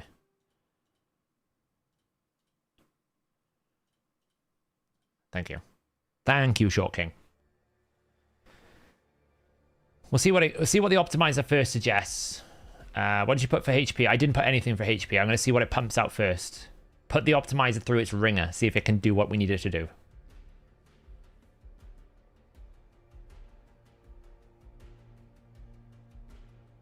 I do, Benjamin. Because, to be honest, you pretty much know what you're going to want, right? When we're doing this right now, we're going, well, we know we're going to need flat HP, so I can pick those. That's much easier to do. Like, for example, if you know you're going to need 350 accuracy, 9 times out of 10, it's going to pick the fastest accuracy banner you've got, right? Amulets are always going to be crit damage if you want damage, or you'll pick something like defense or HP with the best accuracy or resistance substats. The ring is always going to be the primary stat or the tanky stat. So you pretty much can pick what you want out of that bottom row. And if you do that, you just optimize the run. So I only have to look at 4,300 possible builds because I've taken all the rest out. Yeah, it's giving me that already, look. So this is the build.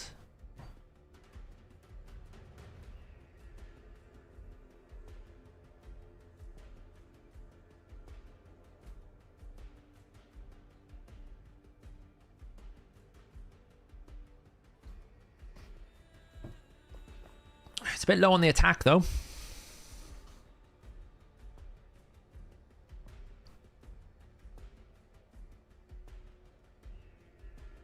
I suppose it's not that low.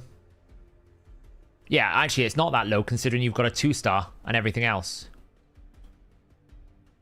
So you're getting 308. Yes, actually, it's kind of matching yours, Brissinger, really, if you think about it, because you're getting 304 from your empowerment that I'm not getting, which basically is the difference. And the defense is the difference. The HP is the blessing, and the empowerment, that's the difference. Yeah, so that's pretty. That build there is pretty much where your build is at, looking at this. This is my best gear, though. Like, it's touching Whisper, which I won't break.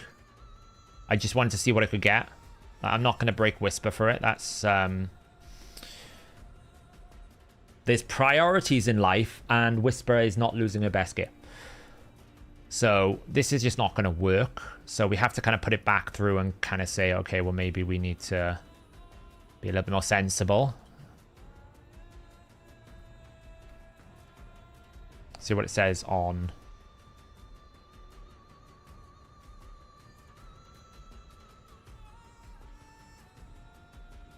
Yeah, obviously I'd have to fully awaken all my gear for that, which is going to take me a while. Why 250 speed? It's arena. Speed is king. In live arena, speed is everything. And the quicker you can rotate your Rotos, the better.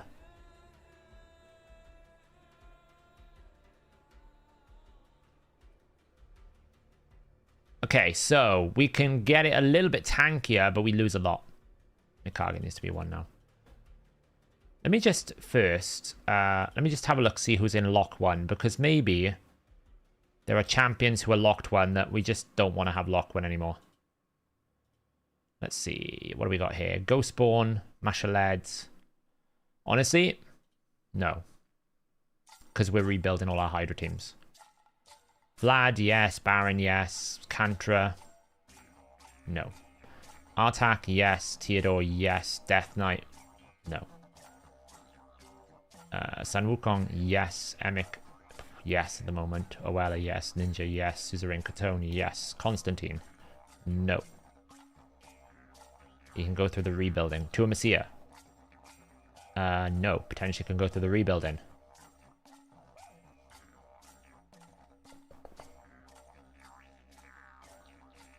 Potentially Lydia as well. But we'll see what it comes up with. Arbiter, no. Stultus, it's fine. Michinaki, it's fine. Newt, Duchess, Cupidus, Lysandra, Mithrala, Timit. The Fool, it's fine.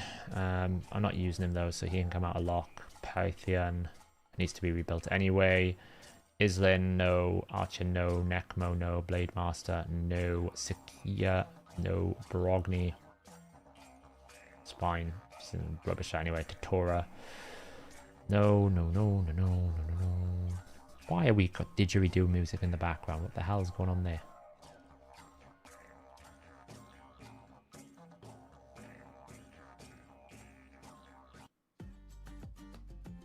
Weird. Has the free gear removal started already? No. That's probably when I'm going to do a big bunch of my rebuilding. What crit damage did your build give? At that time, the last one I did was 273, but I'm just taking out like champions that I know are sitting on some of my best gear that maybe I don't need to have them locked away. Like Fenax, let's bring him out. I'm kind of like in the process of like, let's rebuild the whole account. So, you know, like Shamael's need to be rebuilt anyway, some of them. So if they're in the list, they can come out. Like Kaja can come out. So what I want to keep is the teams that I built recently, like the Shogun team. So the Double Whisper, Scar Torsis, Renegade, that stays. I don't know why Cold Heart is in here, but it's fine. Probably for some sort of spider team. The spider teams I don't want to touch, but I'm going to be rebuilding Finite, so that team is fine. Dragon I don't want to touch. And things like Ice Golem I don't want to touch. And Clan Boss.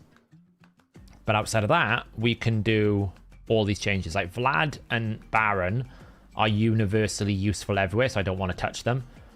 That's just a thing.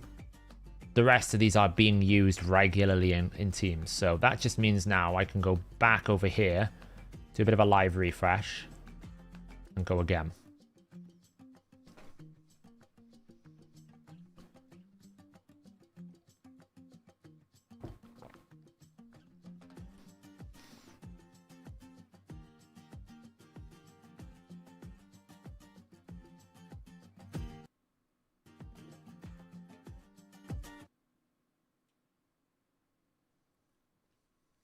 Okay. Let's see, what do we get in here? A little bit squishier.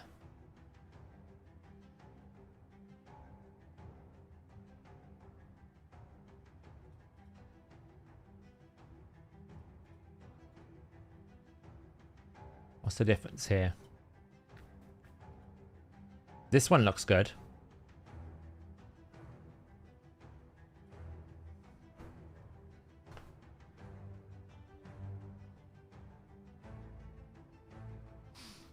Look at the top. This one I just felt was a bit squishy, right? It's a bit squishy. And it's on it using a 5-star chest. We don't want to do that. This one looks good.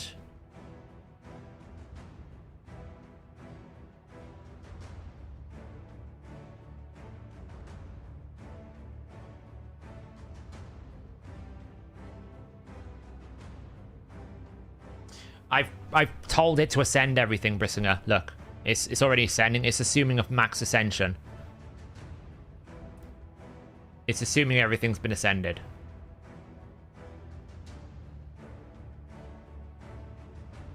Yeah. I've told it to assume that it's got a max ascension so that we get the final builds. So you can see it's already got 20% attack, 20% attack. They haven't actually got them on there. It's the new feature we've got in the optimizer where I can tell it what ascension I want, so I can see what the builds could be.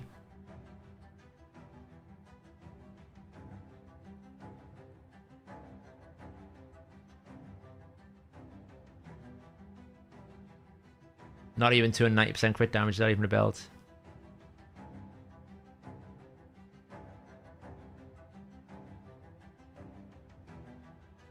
It's not far off though. Why doesn't assume max glyph potential too? Because I told it to do specific glyphs. I told it I only wanted +5 speed.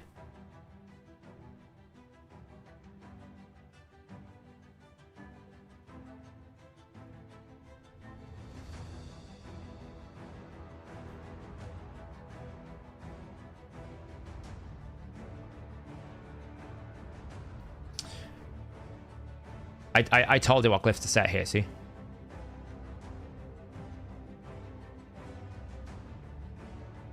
Now what we could try is... let's just try this. See how close we are to some power builds.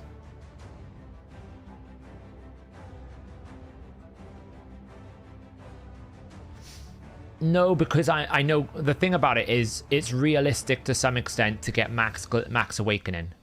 It might take me a while to get all those dusts, but effectively you can realize it with just energy, whereas with glyphs it could take me like 7 6-star glyphs to get a max roll. So it's very difficult to say, oh, you know, assume you're going to get +8 speed.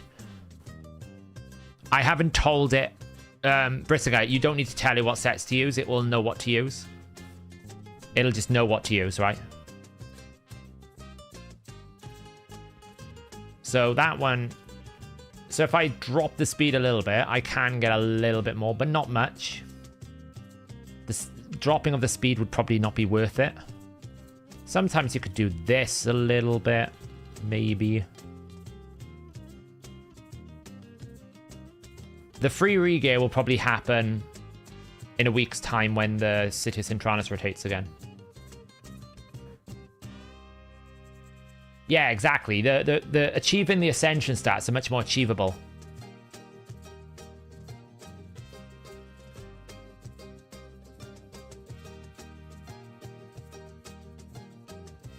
It's the middle row. It's the nasty one because that could be like 7 or 8 rerolls. This one looks good. Would require a lot of awakening. That is, look how it's, isn't it crazy that it wants to use a 5-star chest?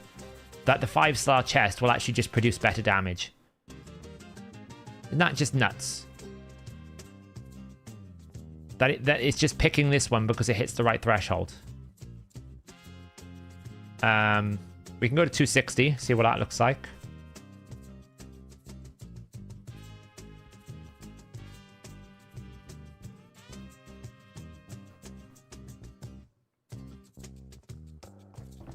I still think he's very good Spade. His A1 just means now you have to be careful about mischief tanking. But apart from that, his A2 and his A3 is what we all liked him for. It's just a bit more annoying. Have I not allowed for the speed? Let me have a look. No, I can put speed there. Oops. Didn't want to save that, it's fine. Yeah. Well, Cruel specifically is why it's requiring it last FFW.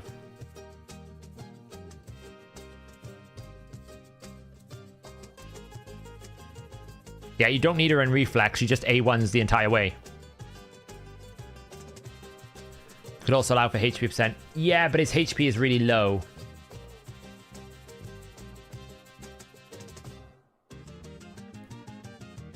I was mentioning Mischief Tank, Al Bundy, because Spade was talking about Alatreon. They've confirmed now, and they've changed it in-game. Alatreon's code has changed.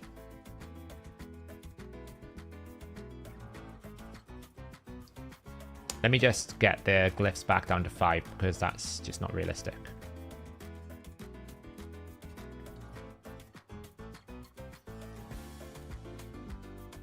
What's it changed to? I'll show you now.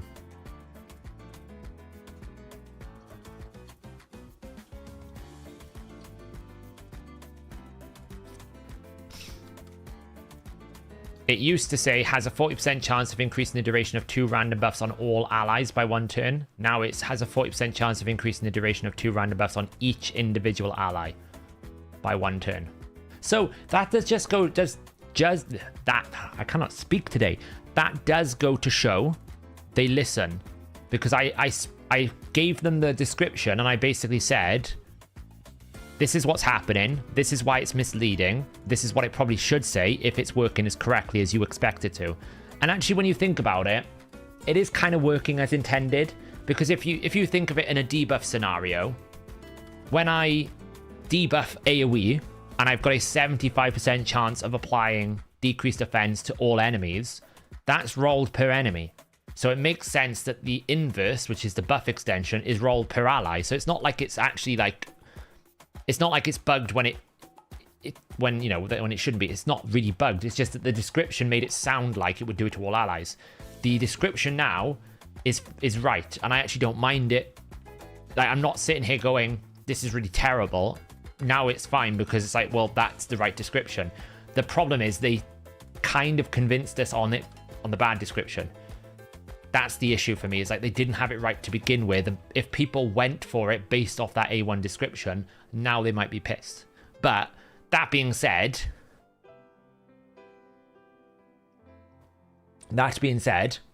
we went for him for the A2 and the A3. So I don't think you wouldn't go for him if you knew that. I'll be honest. I'd still go for him even if that. But it should be okay as long as you have another buff extension, right? If you had like that High Priest Maud, or if you had Mikage with him or something like that, I think it'll be fine. It should be okay. So yeah, I agree, Vexo. I did say to them, and this was the words, my response back to them when they confirmed that they were changing the description was, okay, I agree with why you've changed it, but I would suggest that having this type of effect on an A1 ability is very bad, because if it's on an A2 or an A3 ability, we can just disable it. In content where that's a problem, we can disable it, right? Imagine if it was a case of his A2 was on the A1, then it wouldn't be so bad. But because you've put it on an A1, we can't disable the A1, so therefore we have no control over it. We can't get rid of it if it's in an area where that buff extension is a problem, like Clan Boss or Hydra. So my feedback to them was, if you're going to do this in the future, keep this type of effect off an A1. Because I actually don't think it's bugged. The description now is accurate, but it should have been right from the get-go. That was my feedback back to them. Like, I'm happy to have that type of effect, but just not on an ability that I have no control over, because it can be the death of the champion. I'll be honest, if he didn't protect his buffs, then he becomes a very weak champion for Hydra. Then it becomes extremely problematic. Anyway, back to our Rotos, you know, because that's what we're doing here. Right, so we can go 260 at 284 at 51,000. Wait, isn't she locked?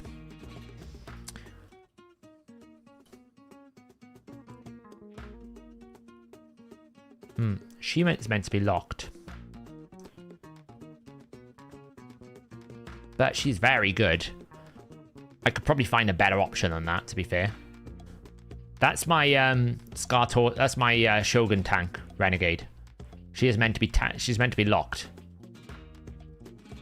But I wonder if I can find a equally as important pair of gloves that can do that.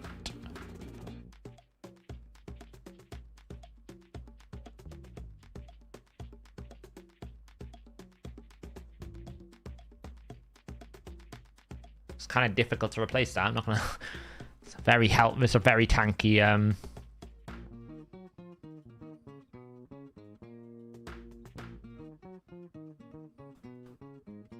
Who wants to give up their crit damage gloves for the sake of our Shogun team? Ideally, it needs to have flat HP as well.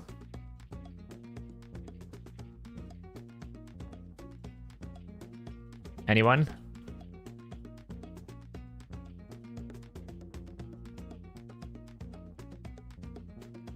I know it's a weird item to give to a renegade, but it needs to happen for very important reasons.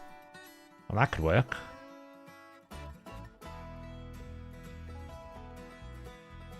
Night, Notorious. Well, yeah, exactly. Did I book all of Mikage? I booked all the cooldowns, Gherkin. The cooldowns are what I wanted more than anything else. So I booked until I got the cooldowns.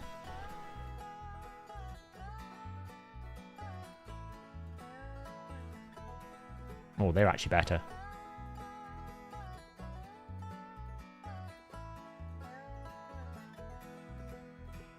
So I can't afford to lose much of them.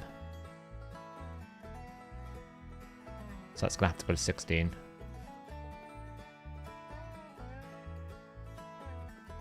So trade a 2k HP, it's fine. Let's just check that still works okay.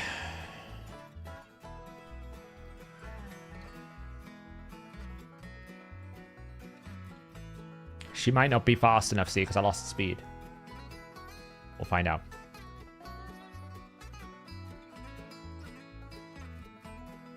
Nice. A2, A3. Boost. No, she's not fast enough now. Might be okay, though.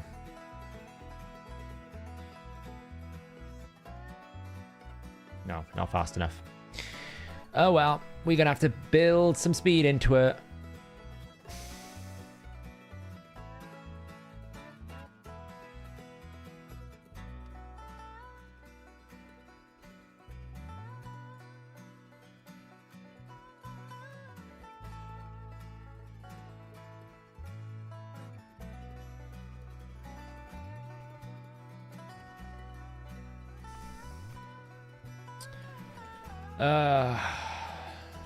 Damnations.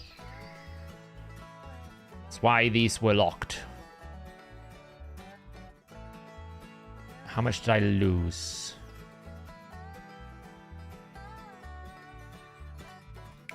Which one was it? It's that one, right? I lost 7 speed, so I need to find 7 speed. Do I have a stuff I can glyph?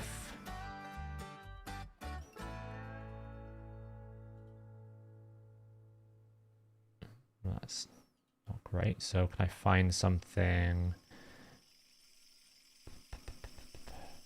Well, that's pretty terrible. So crit damage in the crit set with speeds, but we can't afford to lose crit damage either. It's a weird build. No speed, high defense, high crit damage. It's a peculiar one. Like, that would work. That would be 9 speed. It should be fine, though. That's a better piece to be not putting on my... You don't... Like, I don't want to be putting good pieces on her. I want, like, throwaway pieces.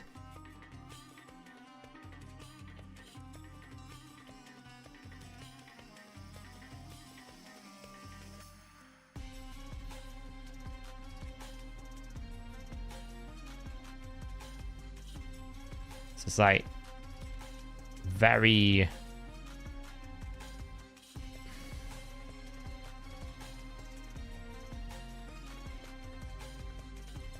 Like, that sort of piece is good, but I'd like some defensiveness on it as well. I really keep defensive-based crit damage sets. That's the other issue. Like, that's good, but there's no speed. It needs to have speed on it. And, like, I need, like, HP percent or defense percent.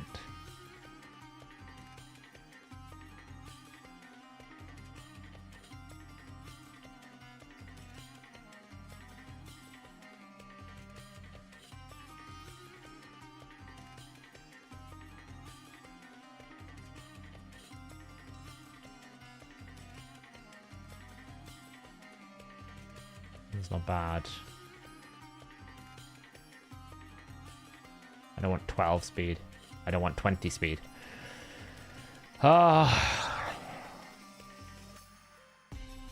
Yeah, I basically need 1 roll of speed somewhere.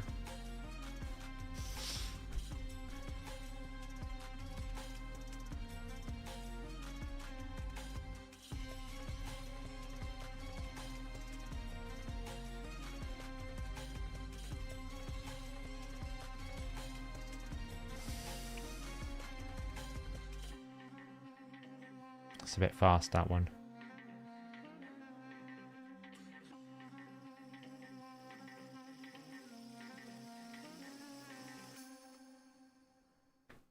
I lose a lot of HP if I do that. And I get 19 speed. I don't want loads of speed, I just want a little bit of speed.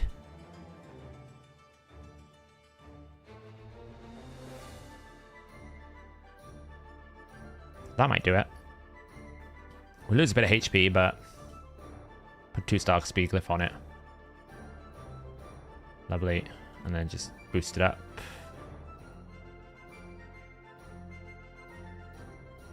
Bit by bit we'll get it. Like, seriously. Alright, let's make sure that works again.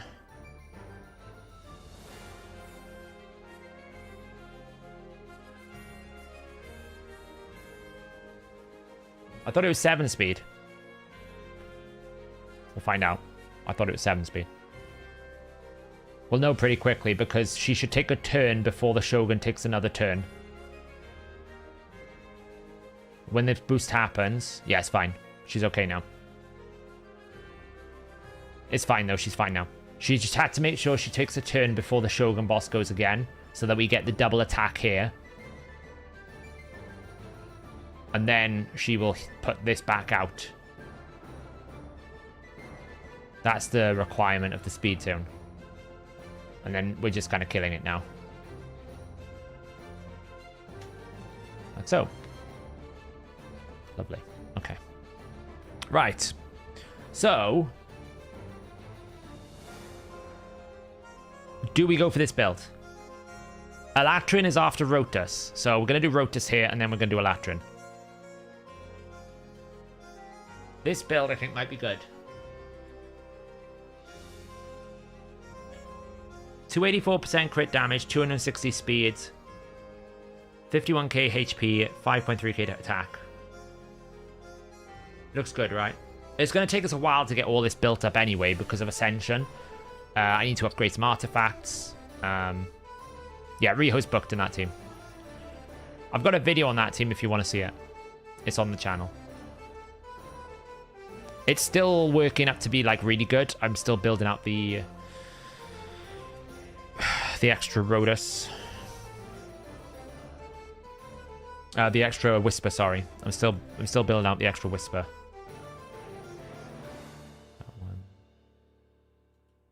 Fenax is going to need a rebuild after this now. The poor boy is about to lose all his beautiful accessories. Wow, it's a quad roll attack. I just noticed that. I just noticed that's a quad roll attack.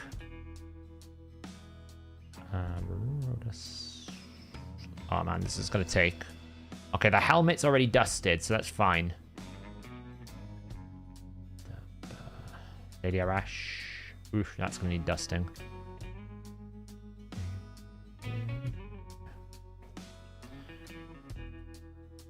Okay. So right now, we are at... This is how crazy, like, optimizations are. What optimizers tell me I can get to 260 speed, 5.3k attack, 284% crit damage. Right now I'm at 4.7k attack, 40,000 HP, and 238% crit damage because of all the different empowerments, awakening, ascending I have to do. Right, so I'm going to have to dust this to crit damage. We can see if this is going to roll crit damage out the bat. Crit damage. No, so we're going to have to dust that. This needs to roll HP. Right, so we don't have to dust that one, so that's good. So far we've got one dust candidate. This needs to roll HP. It's not so bad, but it's not what we want. I can't... I'm waiting for the next artifact enhancement of Brissinger. Because I'm going to have to do all the dusting of this anyway. Like, that needs to be dusted. That needs to be dusted. That probably needs to be dusted. That needs to be dusted. That's fine. That needs to be dusted. So I've got 1, 2, 3, 4, 5, 6 dustings.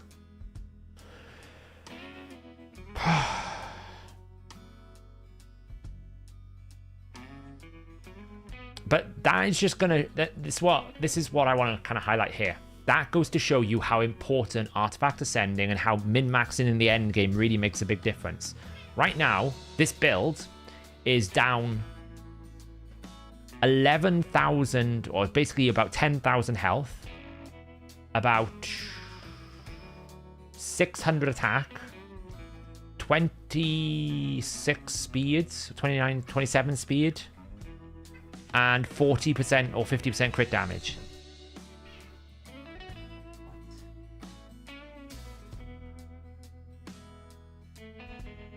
That's the difference between having like things built out or not. But it'll be fine, right? Because obviously I haven't maxed these out yet. That's a bit of crit damage. That's HP. Like, I can awaken the gear up at least until I can start dusting it. And obviously nothing's glyphed yet, right? So if I went through and started glyphing everything up to what I've given it, that will improve. Right? There's no speed glyph. There's no defense percentage glyph on there. There's no HP percentage. There's no attack, right? So I probably would go in here and I would go max that out. Excellent. I would probably then do this. That low rolled. We can improve that. Max that out.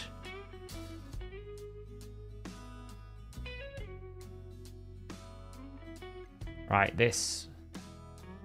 I want to get away from defense. Yeah, of course. Obviously I want to optimize them better, but like this probably takes a 6-star glyph. It's so good.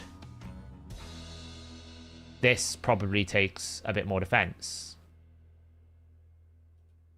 Yeah, I will dust. I mean, the good thing is this one's fine. This one needs to be dusted and this one needs to be dusted. You get 1,200 health. It's so big. Like this, I could get... Look at the difference in the glyph here. Oh, it failed. Another max one. Oof. One more. Oof. One more. 6%. I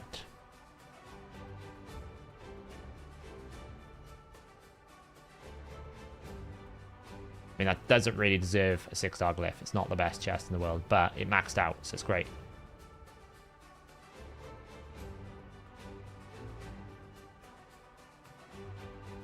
This one, for example. Again, probably throw... Wow, I keep... Maybe I should use my 6-star glyph at the rate that this is going. And we can just throw a normal resistance one on here. Maybe I should... I feel like I should... I feel like I should use the 6-star glyph at the way that this is going. Just do that.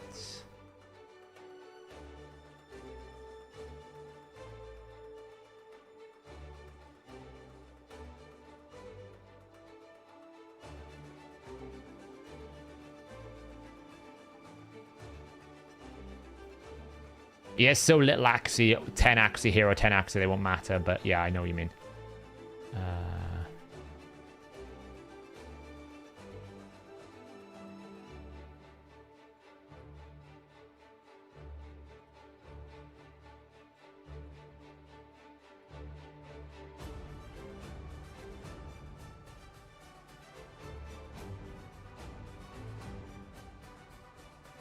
Yeah, you haven't got much though, have you? Oh wow, you haven't got much either. It's very small chance though. It can happen, but it's low. Like that really should be a 6-star speed glyph.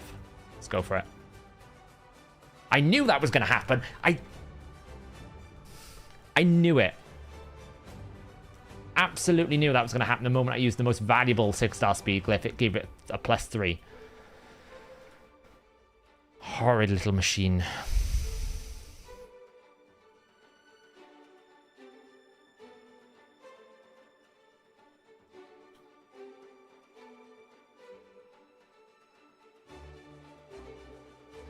No. God, no. Alright, so now that we've glyphed it, 44,000, 5.1k attack, 241 speed, 238% crit damage. Obviously, we are missing like 14% plus 12. So that's like 28%. 48%. That's where the crit damage is missing. Ascension, Ascension, and Max.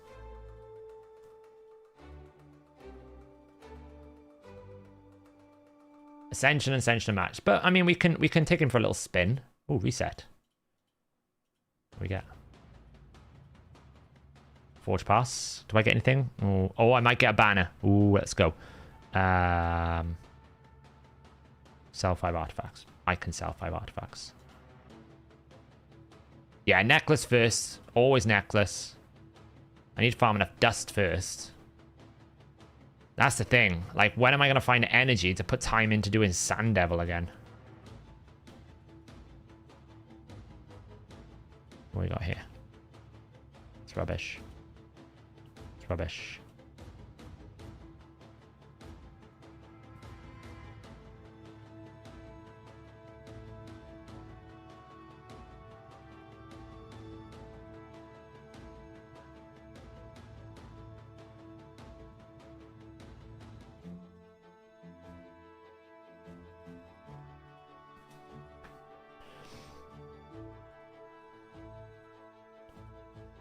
Okay. What's in the soul merchant? We're still waiting for a Rathalos soul. Ooh, a Rathalos, not bad. I've kind of eaten into my my silver essence lately. So we can take it for a little spin. Let's find a team that doesn't have Ultimate Death Knight. That would be great. Like, probably take it to this type of team. What are those? So, where's our little Rotos?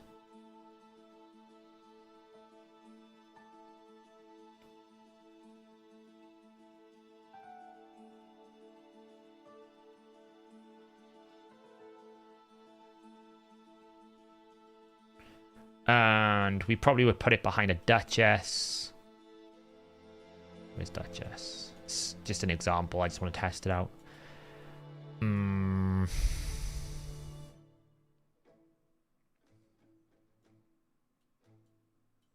Probably Pythian. Something like that. What time am I streaming till? Probably another half hour.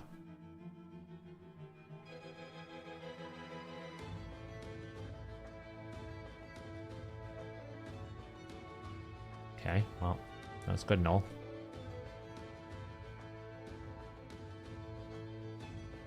So, like this, should be able to cut through anything. That's a bad build, see? Not enough crit damage.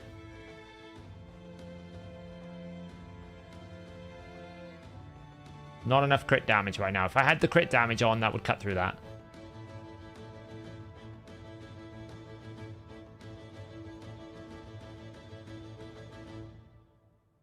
I haven't got increased attack now, so that's why it's going to take a bit longer.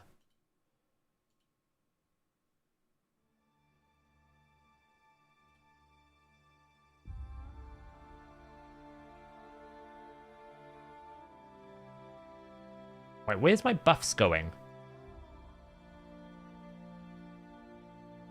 There we go. Here we go. Rotos time.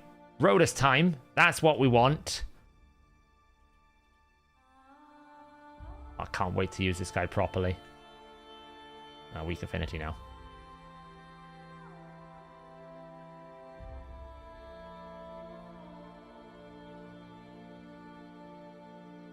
Obviously, until I get that crit damage all sorted, it's going to take a while because he won't have enough to cut through the really super tanks. But this is what he's very good at as well.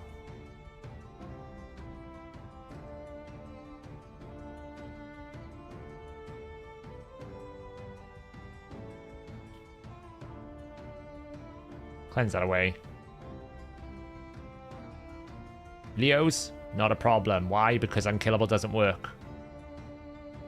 Oh, it's so good. So good. I can't tell you how good that feels to do that.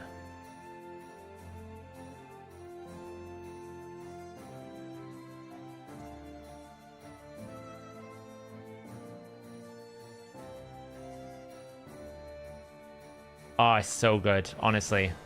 I feel like I can finally, like, do things to other people. Why am I getting, like, attacked by a freaking cruelty, Madame Cerise?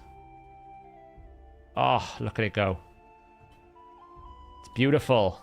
I know these aren't meta teams. I'm not trying to profess, like, I've got the best I haven't got the best. He's not in the best build, but it's good to, like, just test it out on some teams. Just to see how it feels. Obviously, this team is a bad idea to put him into because, you know, Ultimate Death Knight. But like these sorts of teams as well are a good test. Because can we cut through... The test is, can we cut through the Duchess? Now, I can't really do it at the moment. So, to be honest, I might as well just A1 the Fenax. Because I've got to wait for the stone skin. That is kind of annoying because I'll lose my increased attack. But this is the real test. Can he cut through a Duchess without increased attack? Probably not in his current build because he lacks, you know, much. But we'll see. Oh, it's close. Had he had that a little bit extra crit damage, you see what I mean? Like, pretty much he should be able to cut through everything. A fully built out Rotos should be able to, on that A3, take out anyone in his way. Yeah, there was strength in there as well, I guess. Just take him out. I probably should have just... I'm gonna get annihilated right now.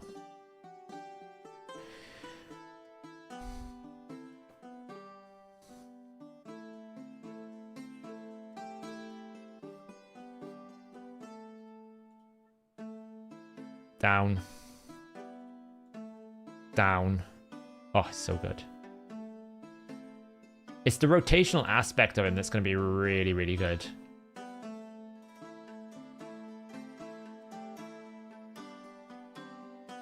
Oh, that's going to annoy me. Because what you don't, like, what you get, which is bigger than just the extra turn, is you outrun, like, things like nasty debuffs like Hex and block buffs, you know? And you just power your way towards, like, scaling his A2. Yeah, look how tanky he's already got here now.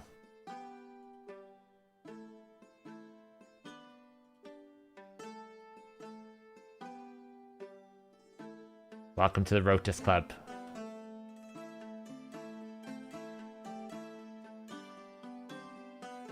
Like, he's probably tankier than Pythian at this point. Because he's stolen so much HP. Still not maxed it out, though.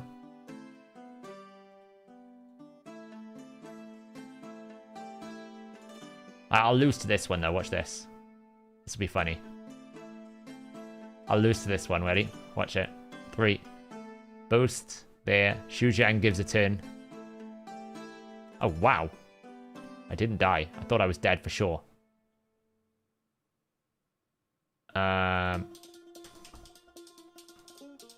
Well, I kind of have to kill the Siphi, and I kind of have to kill...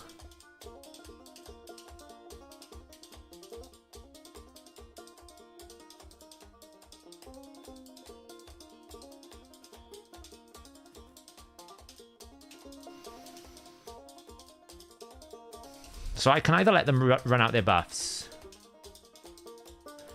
Yeah, or farmer HP, yeah.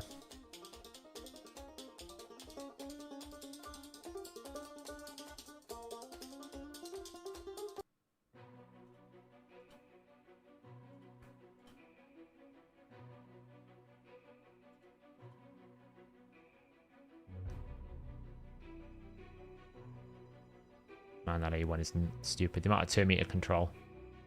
I can probably...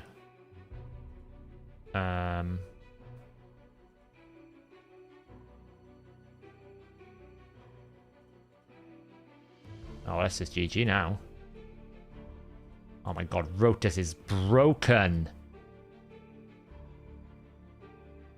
I've been sitting on Rotos for about 3 weeks, but Sintranos delayed me building him. Watch this. Ah, Rotos. Ah. Rotos is too strong. I can't complain about arena meta anymore.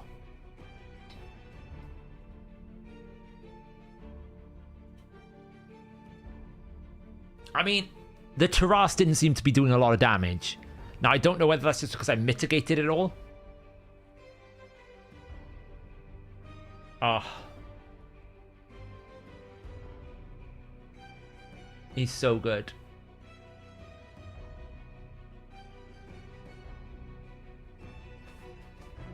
Yeah, Taras not strong enough. Needs a buff. It's probably not, like, this is the thing. People can get champions. You might go, oh, so Taras, I'm not taking that on. But if they haven't got the gear to back it up, you know, then they can't do anything. Like this, normally this would be a hell, right? You're thinking, oh, great, I can't do anything. Not really. Because...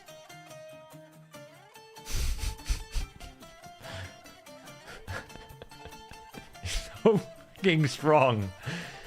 Oh, man. And then, this is why I think, by the way, Life Harvest will overtake Polymorph. Because if you have this situation and you have a 6-star Life Harvest, that's like 40% health destruction, 30% turn meter fill. It's so strong. Oh, well, who's dead now? Let's kill you. Extra turn. Let's now farm you for some health. Like, it's so insane. What the hell? He's so busted. And the thing is, I'm doing this in like a super unoptimized team. I mean, it is atrocious. What I meant is, normally this would be a nightmare because they've got Unkillable, they've got Taunt, and everything else, right? You can't do anything. But he's just like, Unkillable? Nah, Just ignore it. One-shot you. So he cuts through all the, like, the different stuff like that as well. Oh, all one-man defenses. Like, this team is going to be terrible if I fight it. It's probably less than that. It's like 60% potential right now, Brissinger. If you think nothing's ascended, I've got all the wrong ascensions in all the wrong places. I can't do anything here. I have to. This is why you don't fight into. This is why you don't really do it into Alter Death Knight, because I can't actually do anything for like 2 turns. Because I gotta wait for the stone skin. Once the stone skin drops, it's fine. Just can't do anything, right? Just gotta wait.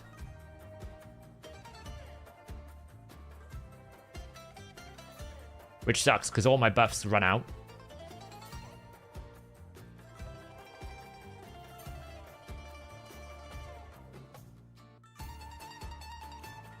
Still can't do anything. Now I can do something.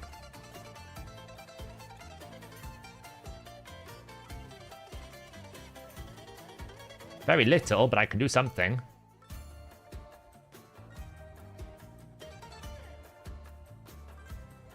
Now I farm his max HP. Weak hit.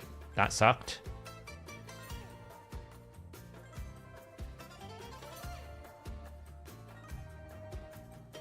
Harima into Ultimate Death Knight. Yeah, but I can deal with Ultimate Death Knight normally, because I would just bring the Wukong. And Harima is not so much of a problem. Like, so now we just basically have to hope we kill it, and we're just weak hitting. You know, it's just now an affinity issue.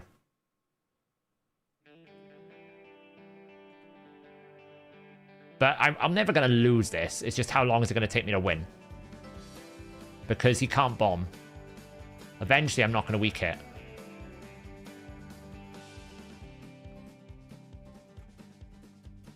But this is like the worst thing you could do.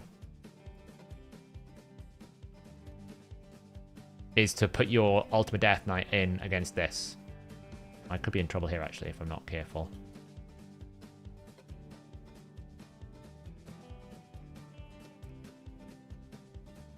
It's to put your Rotos against this. It's just nasty. Oh man, I should have blocked.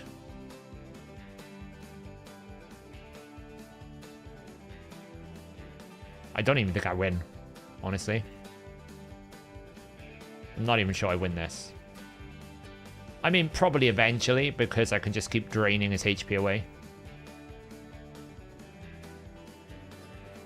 Right, I can just keep doing that. Eventually, I'll win because I'll just knock out his HP. My Necret's in bolster. Attack buffs up. Now is the opportunity to kill him because he's not got any buffs anymore. I should have A3'd him again. Of course we weak hit. Of course we do. Of course we do. That would be too easy. I could ally attack the Siphi, yeah, but it's not really going to solve the problem. I'm trying to weaken the... Like, I could do this. I've actually lost my ally protection on...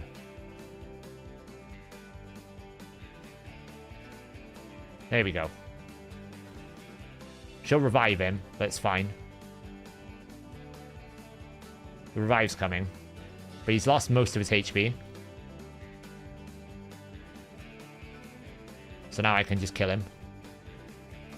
Now we can actually kill it. It's only taken us 3 minutes. This is why I think, actually, the biggest problem in Arena is Ultimate Death Knight. It's not actually the other stuff. It's just the Ultimate Death Knight there is just taking... It takes so long to do anything. Now I can just go... Who do I want to kill? This. Nearly killed it through ally protection. Without increased attack. If I had increased attack, she'd be dead there.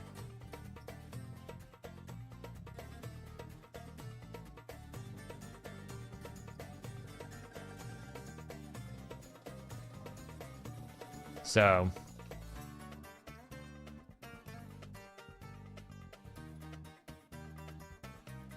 So it's literally just like waiting. He's good. He's good. Helm Smasher for... Helm Smasher wants for Hydra Nishak. Probably War Master, because he's not doing damage by direct damage hitting. So, Rotos is built, but like... let's just do this quickly. Nice.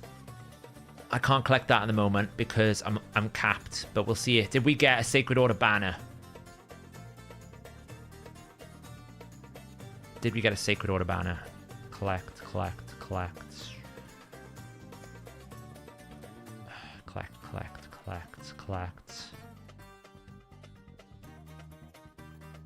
Did we get a Sacred Order banner? No! Oh. Okay, it's fine. It's only first fail. It's the 5-star ones. If I'm going to fail on one, it'll be the 5-star ones. So how do I feel about joining the Rotos Club? I feel like I might actually be able to approach Live Arena better. So, am I disappointed with Alatreon's clarification? No, because it's accurate. I can't be disappointed with more accuracy. Is it going to be awkward to build? It could be. Do I like the fact that that type of effect is on an A1? Not so much when it's like that, but if it's the right way of working, then that's the case. That's fine. So one thing that does answer to me, one thing I didn't know was when we saw these, like for example this, were we going to get one of each or one of these? So actually it's going to be really difficult because I need one of those to be Sacred Order. So I have like a 1 in 17 chance there. And then I think I've got one here, a 1 in 17 chance there, or however many factions there are. And then one more there. So I've got 3 opportunities to make Cupidus a reality. It's never going to happen, is it? Oh, 4, because we also get 1 on here, right? So 4 opportunities. 4 opportunities to make my Cupidus reality a possibility. But... because I've got 2 of the 3, right? The plan is, if we can get a Sacred Order banner... then we can absolutely run that with that. It's so close. I'm so close. If I don't get it, I'm going to be so disappointed. Because it's actually perfect. It's probably the most perfect set for this champion. Because everything's AoE. It's counterattack. Like, everything's perfect. Every time he does AoE, everything he does is AoE. It's like, apart from the single target ability, but everything else is absolutely fine. Like, it's legitimately the most beautiful artifact set for a champion that I can think of. So I'm like, if I don't get it, I'll be so annoyed. I'll be like, oh. Oh, nice, Curry. What's my thoughts on buying this Forge Pass set? I mean, here's the thing, right? We, of course, look at this artifact set from a 9 out of 9 concept. Right? We look at it from a 9 out of 9 concept, which is the AoE bonus. Like, we're all sitting there going 30% chance for Taras to do double damage, 30% chance to do Baron to do double damage, all that kind of stuff. But I'm actually looking at it from a 4-piece set. Every time I AoE a wave of 4 enemies, I'm going to get 20% turn meter back. A wave of 5 enemies, I'm going to get 25% turn meter back. To me, this turn meter fill is actually quite a big deal. So if you take the accessories out of the question, right, and you're not an AoE damage dealer, well, 4 pieces of this set is probably as good a set that you could have on nearly most champions. Yeah, Necmo. Exactly, right? The accessories are obviously very desirable if you can then do a 4-4. But even on its own, Rathalos set where I'm going to get, like, think of Vlad. Double AoE, right? I could put Vlad in 6-piece Rathalos. I get most of his ignore defense. And I'm getting 20% turn meter back, right? Look how crazy this would be on Vlad. Where is he? Vlad here, when he does his A2, he has a 75% chance of stealing turn meter from Bannerlords, Sacred Orders, and High Elves. Or he has 50% chance of decreasing the turn meter. He can get 75% turn meter fill here. if he's only got stealing from one enemy. If he doesn't steal, he's dropping turn meter by 50% and increasing his turn meter by 25% on a wave of 5. Another 25% turn meter fill. Right, so you absolutely could go crazy with it.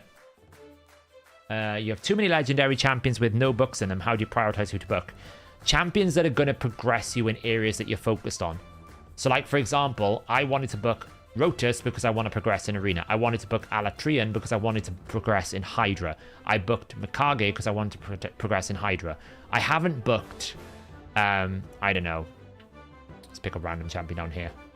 I haven't booked, say, Jetney because I used her for Cintranos. I don't have a plan for her. I haven't booked Trent Tormin yet. I will eventually. He's next on my list, but Rotos was a higher priority. I haven't booked Chronum yet because I've got Ninja, but I want to do Chronum for content. I don't know if I booked Basilius Rowanus. I haven't booked Basilius Rowanus because he's below the tier list of the others. So it's all about which champion is going to progress you the most in the area they're most interested in progressing in. That's how I prioritize. Which for me right now is Hydra and Arena, because I've got everything else on farm. What do you think about Rathalos set and Rabbit? Yeah, it's not bad. Double AoE. Anyone who's double AoE, right? So that's what I'm saying. Vlad, every time he does his A3, 25% turn meter back, 20% turn meter back. You build them with a bit of speed, that's a crazy amount of speed, right? You're basically giving them... If you think about the way that turn meter works, if you have 100 turn meter, then you'll fill your turn meter at that rate, right? So if you're giving me...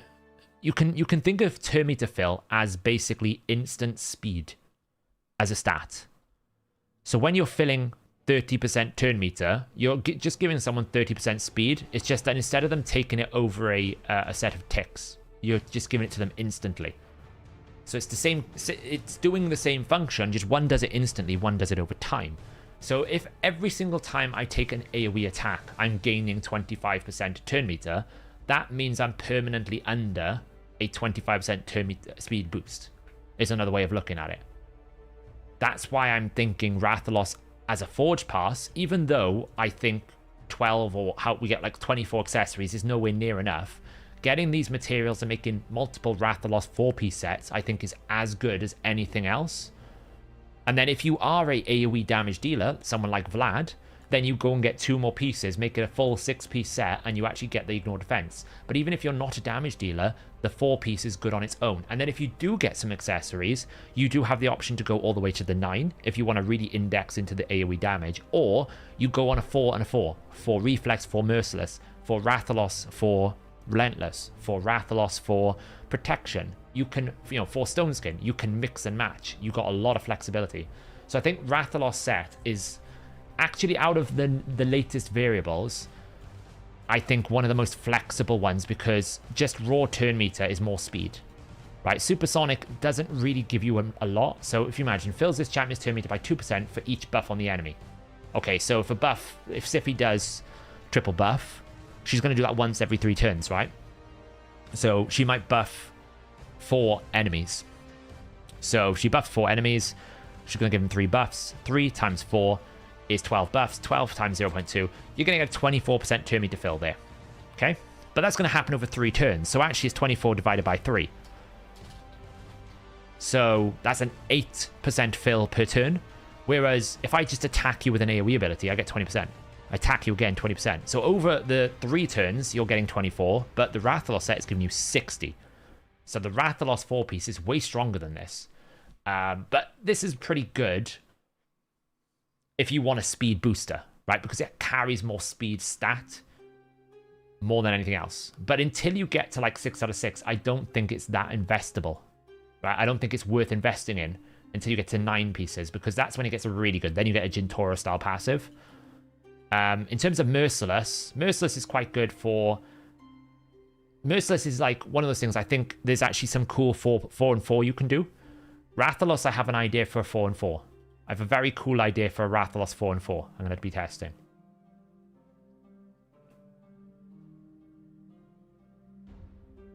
So yeah, so it's not that Supersonic is bad. I just think that Rathalos will be really easy to build. Because it's like, okay, I AoE, great, I get 20% turn meter back. Amazing. Imagine Mighty Uko in arena with Rathalos set. Imagine Mighty Uko in arena with 4 Rathalos, 4 stun, or 4 provoke. Like, that's crazy good. Because you can go 2 pieces of Rathalos accessories, 2 pieces of gear, 4 pieces of like a stun or provoke, and then 1 piece of revenge. And just index into like counterattack, stun, provoke constantly, turn me to control, cycling, go, go, go. It's really, really good. So I think there's a lot of flexibility. You can have it as an AoE damage set, you can have it as full AoE damage set, or you can just have it as an AoE champion taking turns. If you need to rotate back around to your abilities. Yeah, it's really good. What do I think of this team for Fight Night 10? Mikage, Newt, Zinogre, Barakin, Yakal. Perfect. I think that's a really good team. Yeah. I really like Provoke on Uko. Yeah, I have him on Provoke at the moment. But I don't like his consistency in Hydra. Right, we're going to stream for another 20 minutes or so. So, Blade Master. I am struggling with what soul to put him in. If I'm being honest. I'm struggling on the soul to put him in. I don't really think they're pay to win. It's not like the gear set is so powerful that it makes Merciless terrible. Merciless is still the best set in the game. And you get that by doing Cintranos, right? And you get free crafts of this, right? You get 75 free crafts. And if you want to get the Forge Pass, it's like one of the cheapest purchases in the game. So I don't really think you can call it pay to win. Is it a paid aspect? Yes. But I don't think it's pay to win. Pay to win suggests that the only way you can compete is by spending lots of money. Well, that's not the case. You could buy a Forge Pass that'll give you 200 crafts. That'll probably give you a good couple of sets out of that. So who do we build on Supersonic? Speed leads. Speed leads. People who need to rotate their abilities really fast, like Shugen, Arbiter, because you're going to get pretty much the same. Like you're going to get 12, 20, you get 22% speed or 32% speed, which is like 4 speed less than a 3 out of 3 speed set, right? So you're going to get the same amount of speed, but you get a lot more filling. So they're very good for champions that need to rotate back around, like Shugen, people like, you know, Revivers, people like Siphi, really, really good for Siphi, Supersonic, because you just want to get back around to her abilities. It's really good. Right, so yes, back to Alatreon. So we've got a couple of options. Let me just have a let me remind myself of the blessing changes. Let's see. Blessing changes. Gonna get the image just in case there's any blessings of any particular note. Ooh. Do you know, I was thinking about this. Night Dunder. I was thinking about this. How bonkers is this for Alatreon Arena?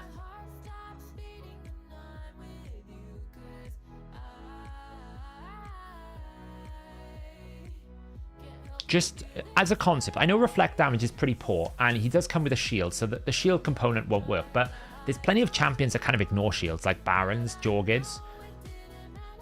And if you're attacking one of my allies who has like 50,000 health and you're AoEing, well, if you do like 60,000 to all of those allies, well, 60,000 times 0.15, well, that's going to be 9,000. 9 times 4, that's going to be like 36,000. You can't remove his defense buff.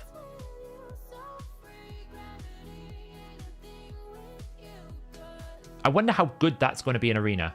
Because you can't remove it. So you're always going to be attacking someone and taking damage and killing yourself off of it. I'm curious about it. Oh god, no. The only place you'd ever use this is...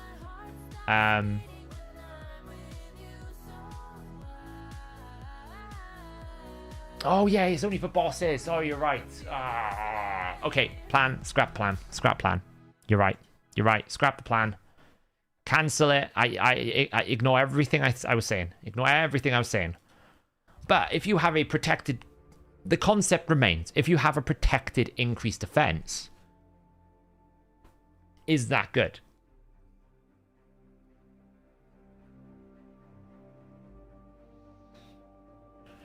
I'm going to be doing some weird tests and fun tests with that the Silver Watchers, the uncommon guy. I just haven't had a chance to do it yet.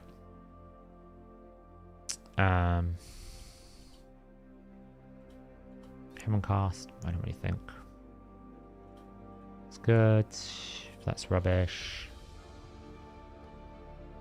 That's rubbish. That's rubbish. Honestly, I don't think any of these matter.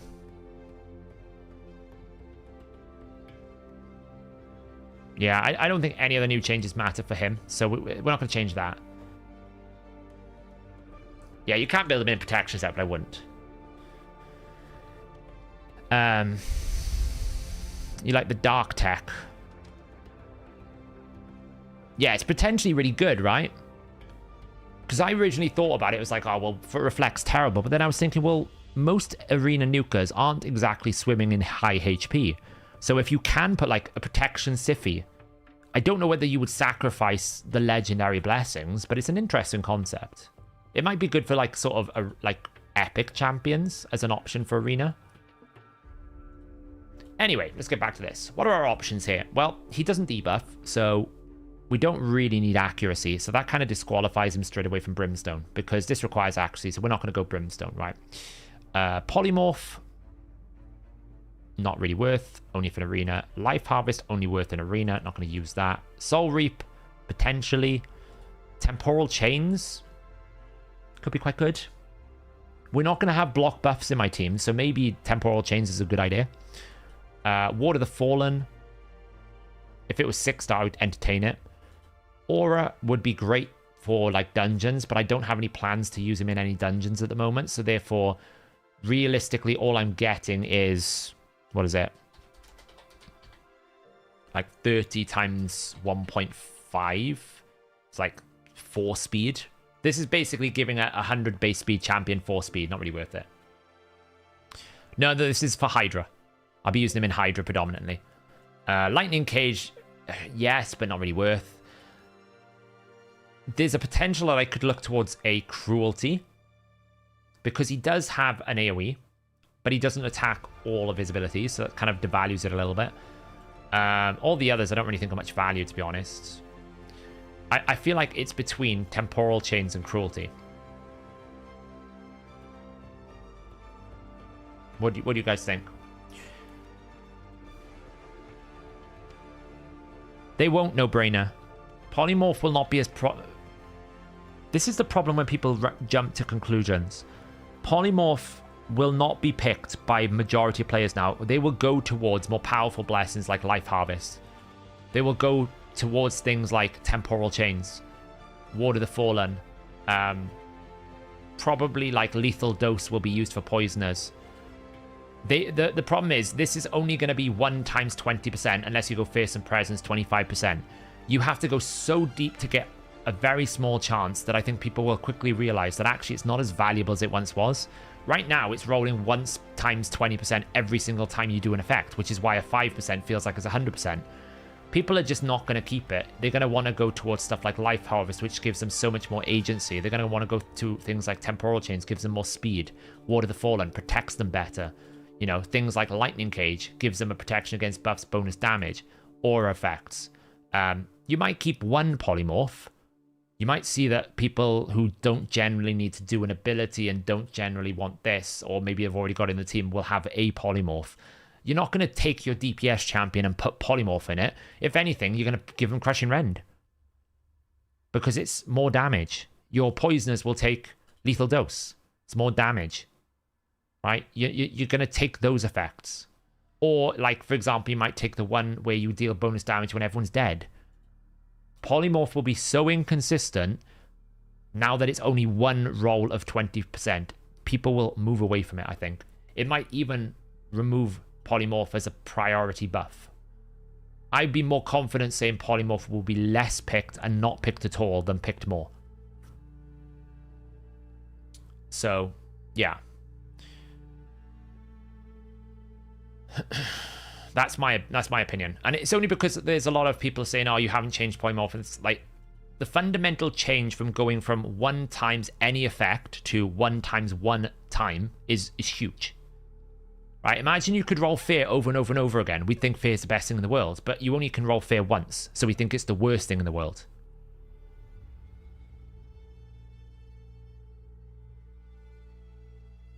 Yeah, I haven't watched Nubray's video fully, but I think what he's suggesting is because you can get all the damage stats on polymorph, everyone should just run polymorph.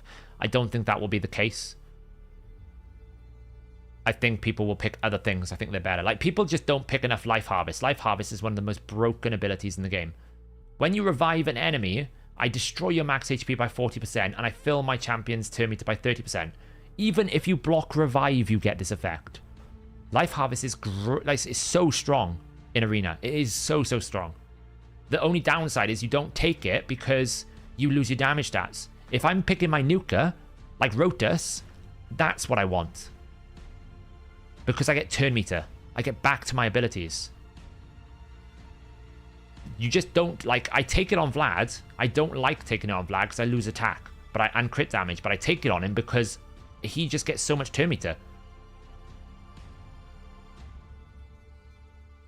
It's so good. So the moment you kill someone, it's so good. Marichka revives. Great. You've destroyed everyone's HP by 40%. You get 90% turn meter fill. You're dead. Now, I'm not saying polymorph is going to be gone forever. I'm just saying that people will quickly realize that polymorph is so inconsistent that trying to get it to be reliable is probably not as good as just taking these other blessings that work 100% of the time. Why do they run it with Cupidus with lightning orbs? To protect your buffs, because the lightning orb will protect your buff. You get damage plus buff protection. Basically, for an attack-based nuker, Soul Reap is pretty trash. You don't take it. Ward of the Fallen only gives you HP. Crushing Rend only gives you 6% ignore defense, so it's not as good. And if you're not 6-star, you only get it once. So you end up going, well, the only damage blessing left is Lightning Cage. So that's why people pick it, because it protects my buffs and gives me damage stats.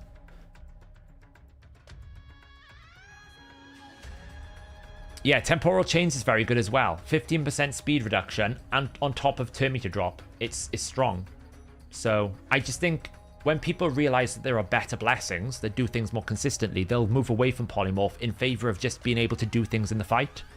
Polymorph is really good if you can't win, like if you can't do, like if you can't take control of a fight, then polymorph can help you. But once people realize that you can use the other blessings to take control of the fight more consistently, they'll move away from polymorph and go for those things. That's my opinion.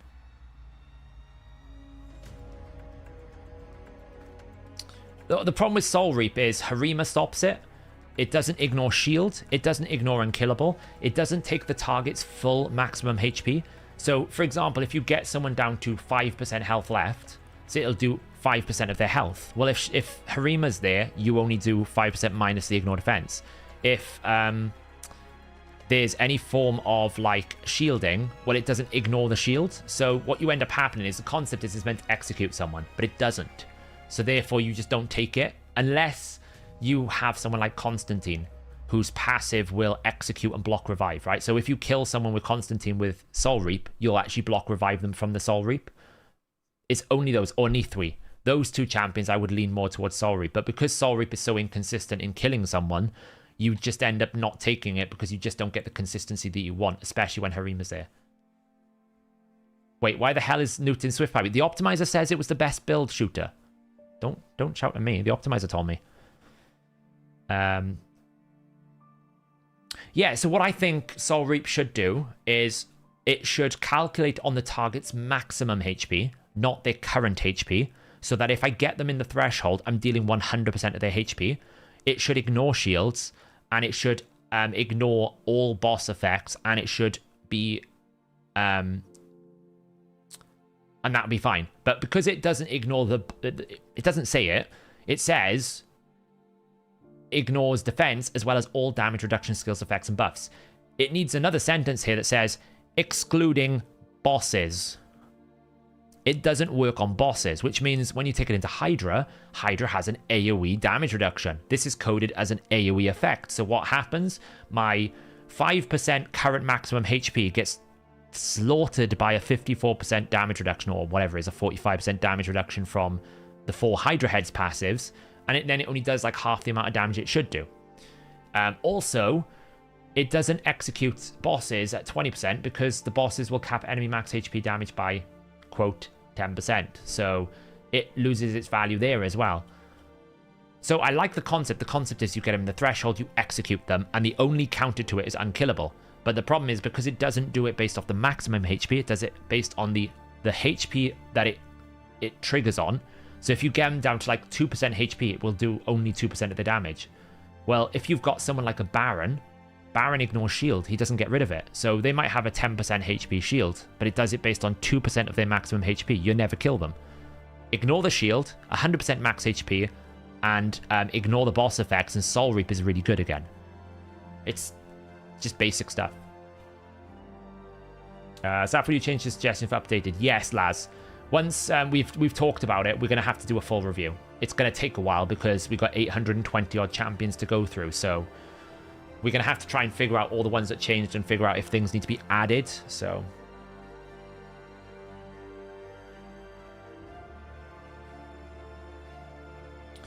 his point was there will no longer be as big opportunity cost unless you have a champion that synergizes with a specific blessing, and having it on your lead will discourage debuff strips.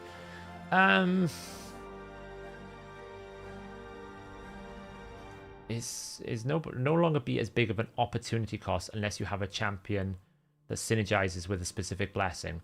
Well, turn meter synergizes with every champion. So, I could be wrong. Don't get me wrong. I've been wrong before about different things. So maybe polymorph does come back. I just get this feeling that people will realize that you get more consistency. And my modus operandi with Arena has always been players want consistency. If there's elements of RNG they can avoid, they'll avoid it. Unless it benefits them. And most of the time it doesn't benefit you. Like, we take Resurgent because it's the best option, but there isn't another option there, right? If you had an option to do 100% debuff removal, they would take it. They prefer consistency. So, Saf, when you give a champion, why do you start with accessories? Because 9 times out of 10, I know exactly what accessories I want.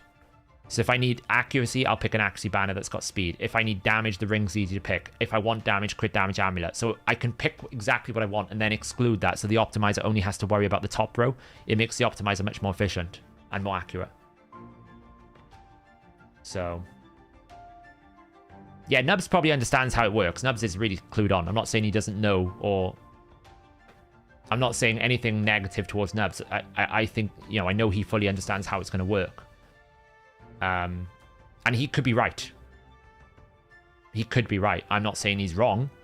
I think what I'm suggesting is that some of the creators maybe need to take a step back and realize that when they go, it's going to make it worse, or you just inflame the community because they already hate polymorph, and now you've got like this thing where people think that the change is just going to make polymorph the most OP blessing in the world, and I think that's not what they're trying to say.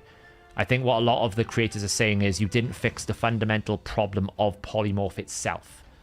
So it wasn't the fact that you became a sheep, it's the fact of what the sheep does to you, right? They don't like the fact you lose the speed, right? I could have a Siphi at 350 speed. Once that Siphi becomes a sheep, it goes to 150 speed. So I lose my gear. Don't like that. When I come back from sheep, I've lost all of my health. I lose half of my health. That's the things. And I think that's what, like, Shinny was talking about, was they didn't fundamentally fix what sheep does. That would be an important change as well. You know, it should only be one turn maybe, so that you're not lost forever. I personally think it should retain the stats the base champion had, so that if I build a fast champion, then polymorph is less effective on it. I can counter it with speed. And I also think you should have things like blessings that directly counter polymorph. Polymorph is essential to stop people just debuffing you out of the game. But do they just need to like take a look at what polymorph is doing in its interaction? And I think that's where a lot of the creators should be, and I think that's where they're trying to suggest, is that the polymorph itself, the sheep effect itself, is the problem, not exactly the converting to a sheep. So,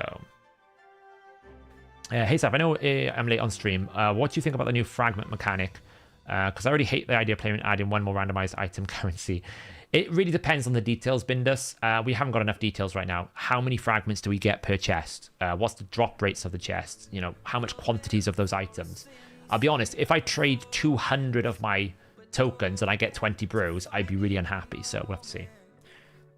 Thanks for the $5, Cody. Good stream as always. If you had to use Alatreon somewhere other than Hydra, where would you put him?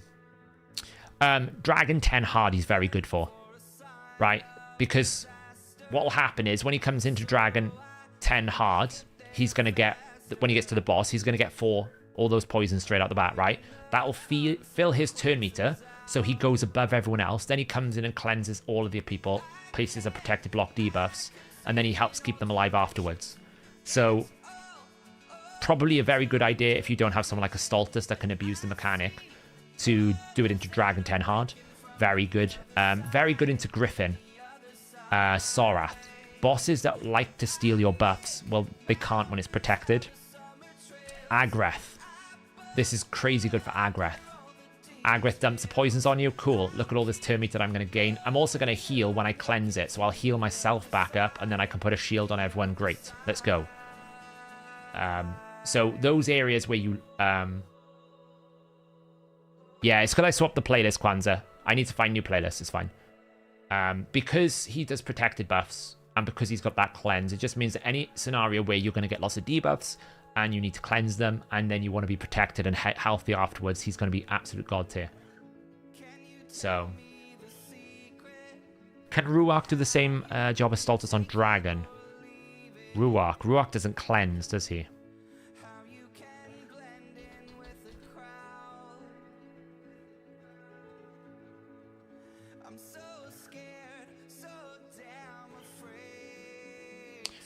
He's doing something different. He's not cleansing. He just transfers back what he takes. So he'll send the poisons back. Like, he won't cleanse your allies. Yeah, this is my default playlist that I've had for a while, Kwanzaa. I've been experimenting with different playlists, but, yeah. 198 million on Nightmare, 204 on Brutal, and 204. Nice DK Snakes. Well done. Hey Seth, rebuilding my Hydra teams as I'm hitting Nightmare now. Could you talk a little bit about Islin in your Hydra teams again, since it's been a bit since that video? How's it been working out? Sure. So I'm using Islin as the main provoker. Oh, he's down here somewhere. Where is our little high elf dude? There he is. I use him as my main provoker and ideally as a mischief tank. That's why he's got Lightning Cage, to try and help his mischief tanking. Really, what you want to do is make sure you always have Provoke up on the A1. It's a pretty good chance. You can see Masteries-wise, I'm not taking Fearsome, I'm taking War Master. You want to just make sure you kind of provoke the Hydra head first.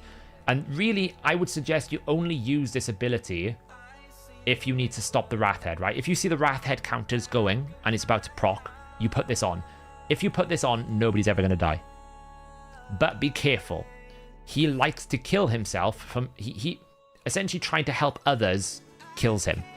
He can't die himself, but if he tries to protect others, he'll get himself killed pretty quickly, so be careful. And then this ability, you're kind of using if you either need the decreased speed or you need to get rid of buffs. So if you see that reflect buff come up, fire that away, get rid of the reflect buff. The ally protections gets rid of that. If you see like he steals some like continuous heal buffs and everything, just drop them down. But you always want to make sure you keep provoking. You'll never get the counterattack effect. That won't happen because the Head of Decay targets the lowest HP. It's just never going to happen. But you got a pretty good chance. Like, it booked, it's a 50% chance twice. So it's like a 72% chance you're going to get a provoke. It's a pretty good opportunity. In terms of a build, I haven't got him in any sort of special sets. I wouldn't suggest protection's very good for him. But certainly things like... Relentless is not bad if you need to get those extra turns. Protection is okay, but I've just built him in stats, really. 254 speed, because you always want to be going faster than the boss. So, like, when I go to Hydra, I get to 260. I've got him in, like, a little bit of damage, because he does do quite decent damage. The only thing I would suggest as well, with his defense, make sure you work in intervals of 500. Because his passive is based on every 500 defense. If you're at 5,950... it's worth finding the 50 for the extra percent healing. So work in intervals of 500, 5,000, 5,500, 6,000, 6,500. It's really good. And if you build him in this type of generic build, you can use him everywhere. I throw him into Cintranos boss stages when I just need someone to keep my team alive. I throw him into things like Borgoth. Excellent for Borgoth. Self-shielding, never dies. So you just throw him in those types of things. This build pretty much covers it all. He's at a little bit of damage, resistance and accuracy to cover most content that you're dealing with. You can always offset his accuracy with his own aura because he's got 60 in all battles. Very good. He's just an almost like plug-and-play champion. It's really good. Masteries-wise, as I said, I have taken this because he places a lot of buffs. So I just taken that standard defense masteries with Warmaster. Update will be next week, probably like Tuesday or Thursday. So that'll be fine. You built your Wukong purely for damage with fast debuff. Mine's fast debuffer. People prefer a DPS option, and it could be that I end up changing mine. But mine at the moment is in 352 speed, 608 accuracy. He's in super because he's my ultimate death knight counter. And would you put Life Harvest on Wukong with a 5-star? Yeah, probably. Temporal or Life Harvest with a debuff Wukong is very good.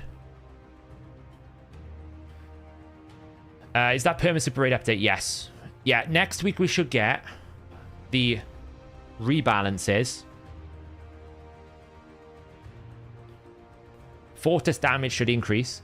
We're going to get the Blessings update. We're going to get the new Fragment Collector. We'll probably have a new Fusion next week. We'll have the Perma Super Raids. And I think there's one other thing they're adding as well, which I've forgotten. I can't remember what the other thing is. So...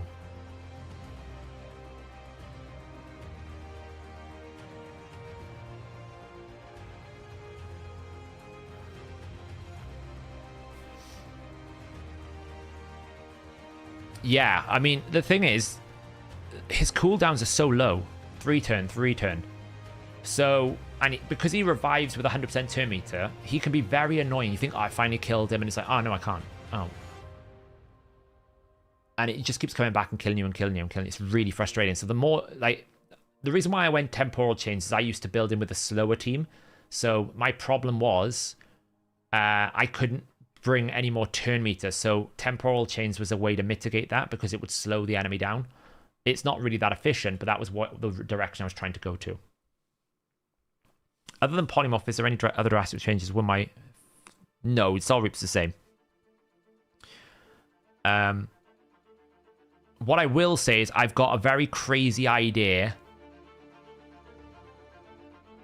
to do with the emergency heal. I don't know if it's going to work. I need to get the blessing on first, but I've got a very, very cool idea that I think will help a lot of people out if it does work. It's very hard for me to test it, though, because I've got a high awakening, but I'm going to test it. We'll see how it works, but I think it will be very good for people. So that's the first thing I will test when the patch goes live next week.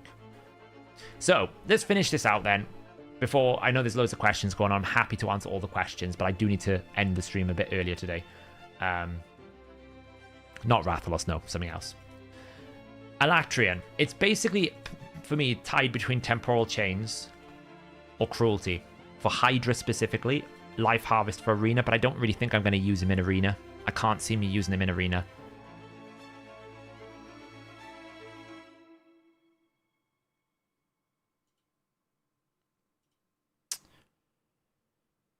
I feel like just Temporal Chains is the most universal one, right? Night, Dario. What team are we putting him in? I can show you the team. The team's already planned. It's already fleshed out. The team is planned. So basically right now we got Mikage and Brimstone. So I've got too many Brimstones. I'm thinking of moving Michinaki to Cruelty.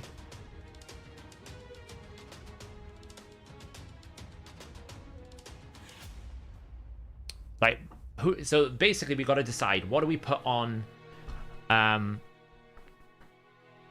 So I know what we're going to put on. What's her face?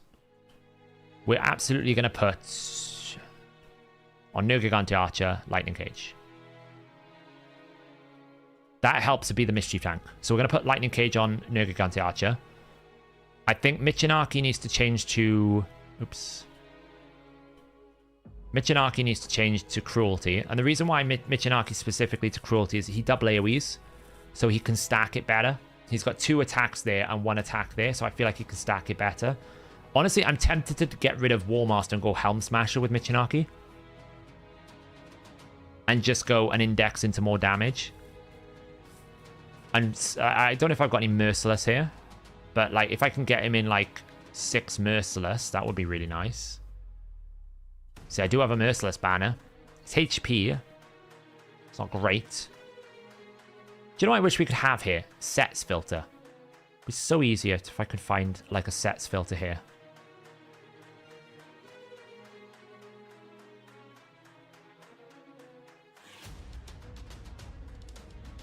See, I've only got the 1 Merciless piece here.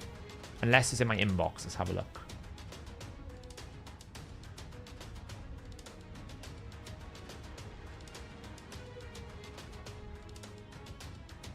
There's a Supersonic one for Silver Watchers. High Elf Supersonic banner.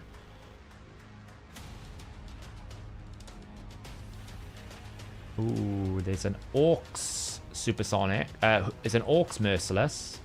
And a Dwarf's Merciless. It's not the Merciless we want. No, so there's nothing in the inbox.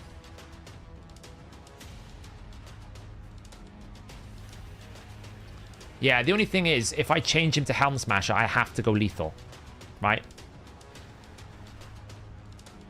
So it's kind of like, if you go the Helm Smasher route, it only works if you go fully into the Ignore Defense mechanics. So, like, and I can't get the 6-piece bonus with the Relentless, which is what I would like, because I don't know, I feel like he needs Relentless.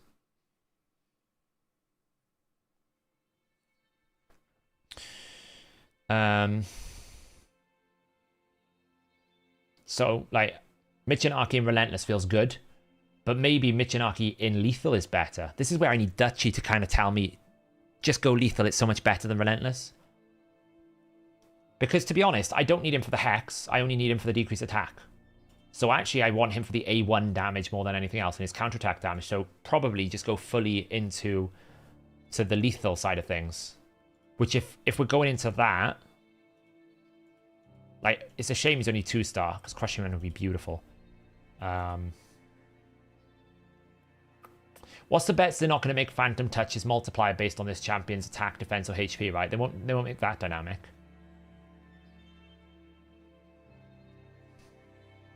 You still think Intimidating Presence? Well, for this dude... oh, I suppose he gets defense, doesn't he? The aura's not that good, but he gets defense. Obviously, stats are not going to matter after next week. I was just wondering... I need a Cruelty in my team. So that's something I was wondering, maybe I should put him in Cruelty. The 5-star. Oh, you think the 5-star... I don't think it gives anything, though. I'm not going to be using him in dungeons. So, if I'm not using him in dungeons, because it's a speed in dungeons only, you don't get much value out of it.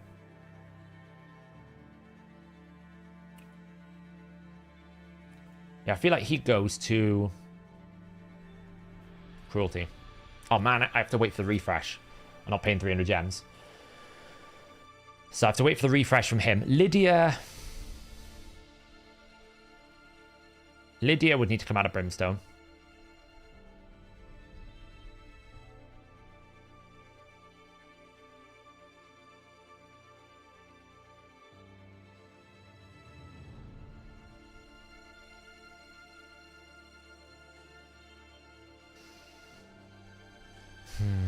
Let's see this almighty Toph. I need to do that. I haven't forgotten about that. Isn't 30% very high? Yeah, I know, but it's dungeons only, guys. The aura only works in dungeons.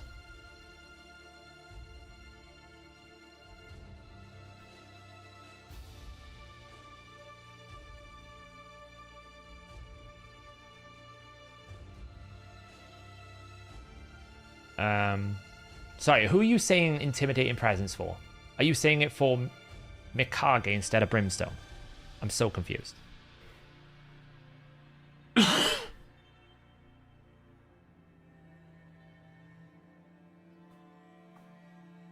I'm so confused what... No, I don't have enough merciless accessories for Michinaki, unfortunately. The blessing boosts whoever's in the lead. Okay, yeah, okay, fine, okay, okay. Okay. Okay, fine. True. So we could use that over... Yeah, I suppose. Yeah, you're right, you're right, you're right. I agree. I can always change it. You're right. Lydia. Maybe we put Lydia in Cruelty because Cruelty stacks off War Master, right? So... if we put Lydia in Cruelty, we'll get more from her generally because she'll stay in War Master. We're not going to take her out of War Master. So I think we put her in Cruelty. And then Michinaki can go into something else. Can be anything we want.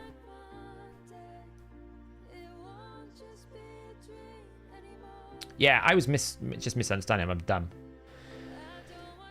Now, Michinaki deals damage. So... what if we put him in Heaven Cast?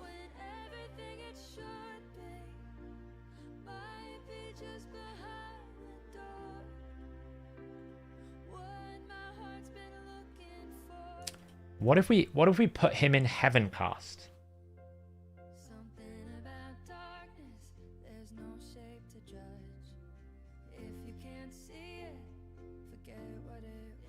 Because we're going to have a lot of buffs, right? Let's have a look how many buffs we get. Let's just go into normal a second. Let's just have a look how many buffs we get.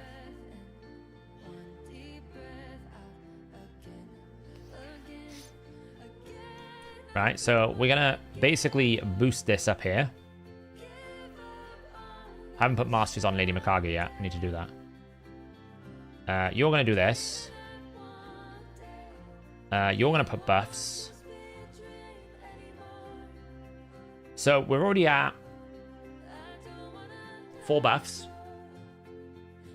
And then we're going to have 3 more. Because we're going to have increased defense, shield, and block buffs. Block debuffs. So he's going to have 7 buffs at 2-star. So he'll have 7% more damage. That's probably good, isn't it? It's probably good.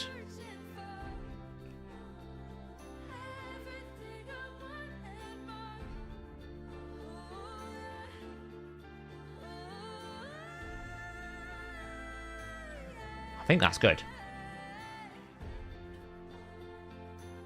Can I show Rathalos masteries? Yeah, I can. Rathalos might go through a build evolution. I haven't decided yet. Right now he's in like 6-piece Merciless.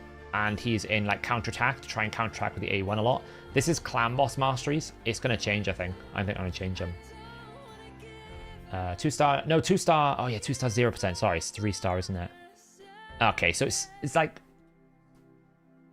3.5%. But that's probably still better. Yeah, if we got a Blood Shield in there, that would add like 4%. I think that's probably better. 4%. So I think we actually put him into Heaven Cast. Ah, I can't because I've got a pay gem.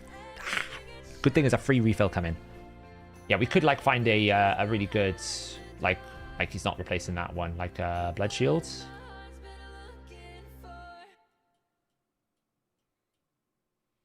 Like this one. What's HP?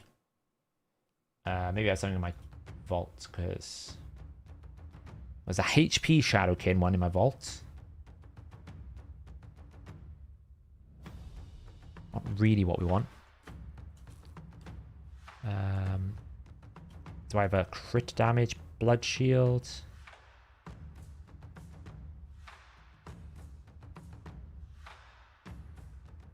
No. Do I have a defense or accuracy? No, so no Blood Shield, unfortunately. But if I got a Blood Shield one, then we could. I mean, there's a ring, but like, I don't think we want to swap out. I've got 2 rings, actually. There's a HP. There's attack. We could swap for that one. Oh, I've got loads of rings, actually. Why are they all HP? That's really annoying. Look at them. 1, 2, 3, 4. There's only 1 defense. I could reforge it, of course. It's always that option. If it triple rolls, there's always a reforge option, right?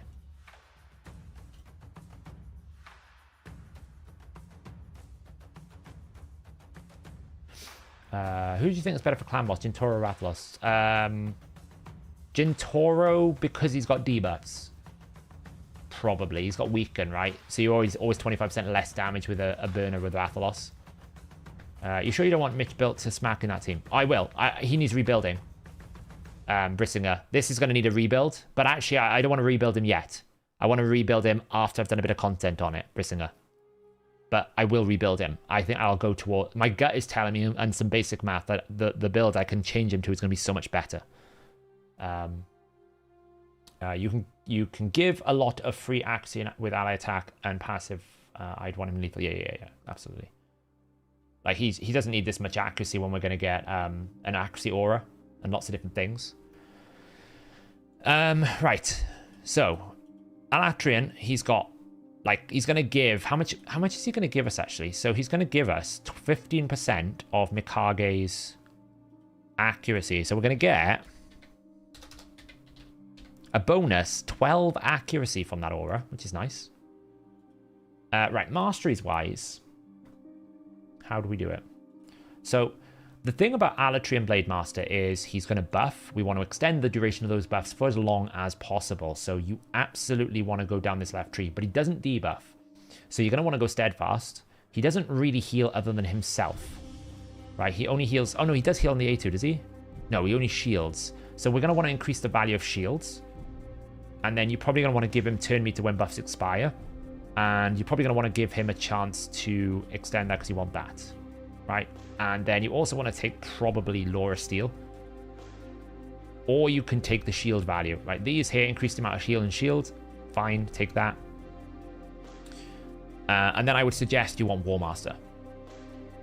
He's going to be pretty tanky anyway because he's support. So you don't need to worry about keeping him alive.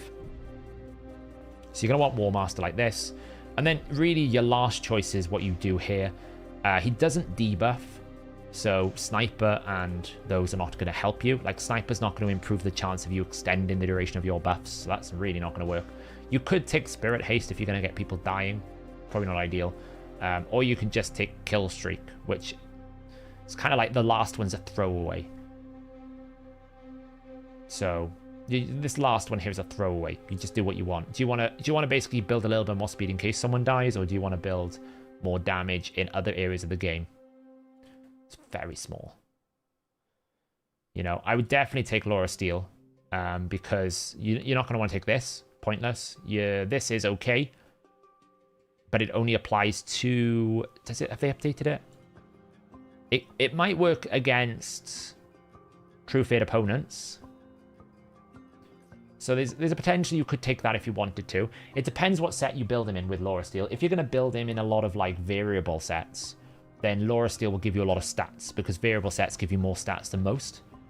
But if you're going to build him in something like Relentless, well, you're not going to get much sets out of him, so you could absolutely go for Merciful Aid. So it's optional, that one. But that's how I would build his masteries, because you want to make sure you're getting big shields here, so that's going to give you a bigger shield, that's going to give you a bigger shield. You want to get turn meter, that's going to give you turn meter, and you want to extend the duration of those protected buffs as long as you can. Right? We never really want to lose our buffs. The buffs should always be on all the time, especially with his A1, where it's going to randomly extend buffs. We never really want buffs to drop off, so as long as you can keep those buffs on, the better they are. And then he doesn't actually, so you might as well take some Steadfast for more HP. That also translates into a bigger shield because his shield is based on his max HP. So that's how you would build him, I think. Any disagreements?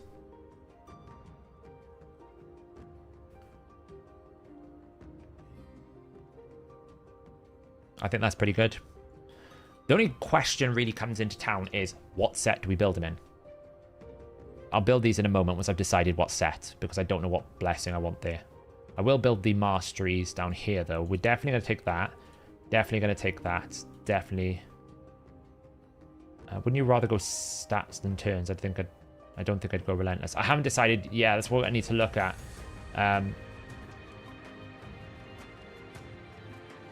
That, and I definitely want those, and I definitely want this.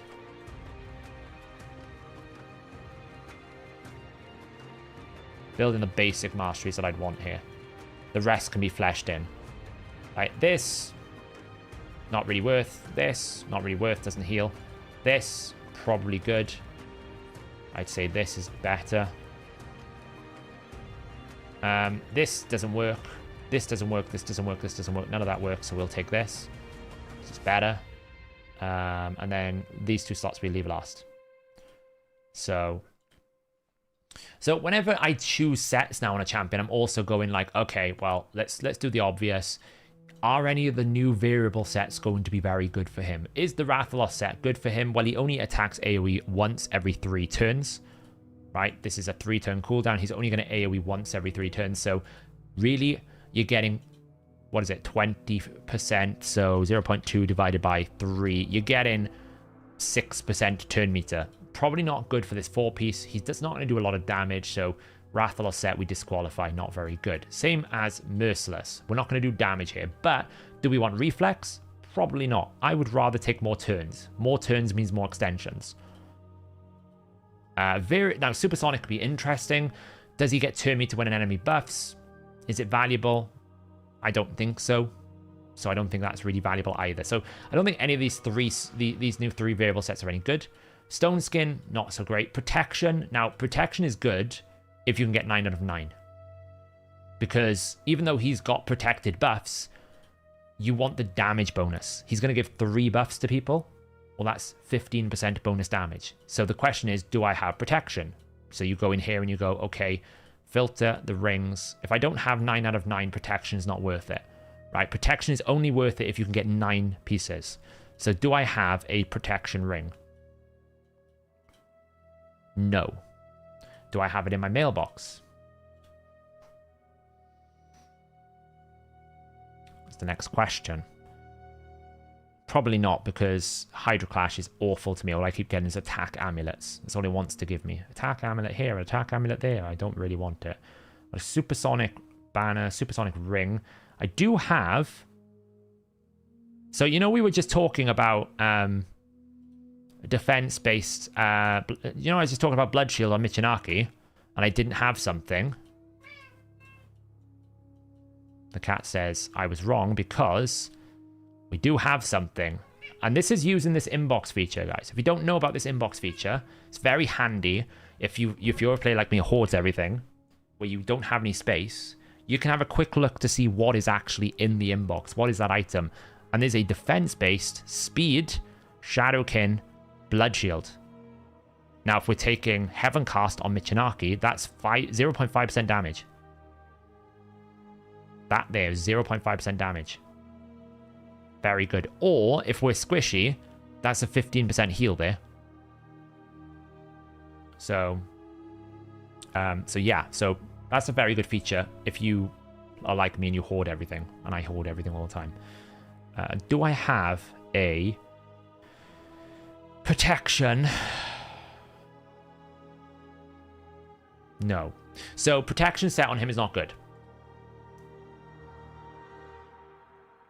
If you claim something, the page goes auto elsewhere. Someone mentioned a bug about that. I don't know what it is. Mine doesn't do that.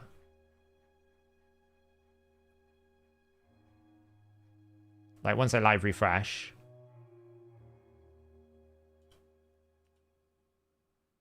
it should just refresh. It might need a refresh here.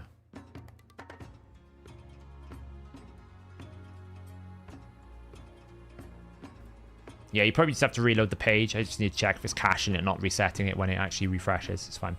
So yeah, so because I don't have a protection ring, I don't even know how close I am to protection. So I have a protection amulet.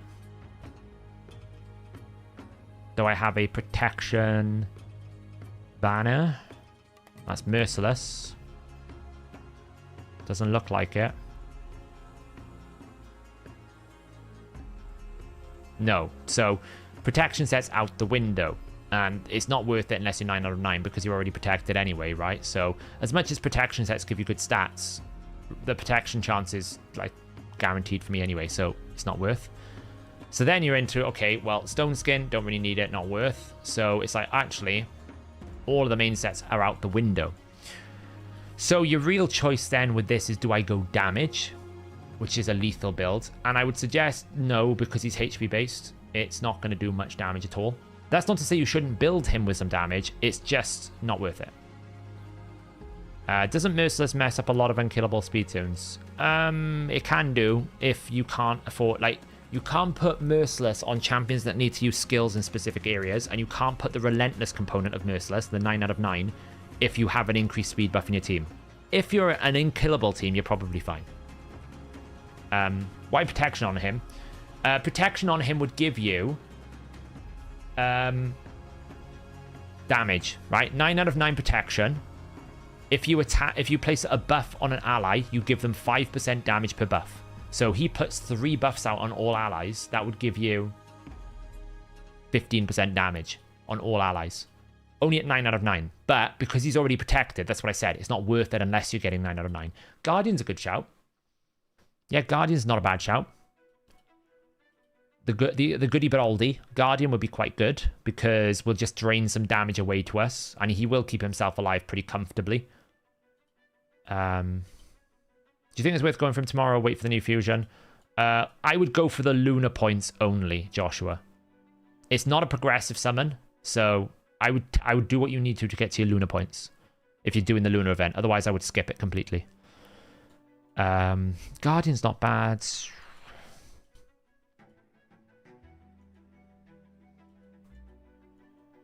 Like, you could go Relentless, but the plan is not to have it so that the buffs fall off at all. So, as long as block debuffs remains on you permanently, you don't need to take extra turns. So, Relentless loses some value. Shield is not needed. Toxic is not needed. Provoke is not needed. We've got Nergigante Archer. You could put Retaliation, I guess. Retaliation's not a bad shout. Because if you counterattack, you get a buff extension, right? That helps. You basically want to try and just get as much extension as you can to mitigate the A1. Yeah, send me a video of Minutes to Midnight. I can have a look into it. So I think we either go full Guardian speed with some Retaliation. I think that's better. Because he's not going to die, so we don't need Stalwart. We don't really want to reduce his cooldowns because Reflex. I took Cycle of Magic just because I needed to get to Lasting Gifts, not because I particularly wanted Cycle of Magic. So that's fine.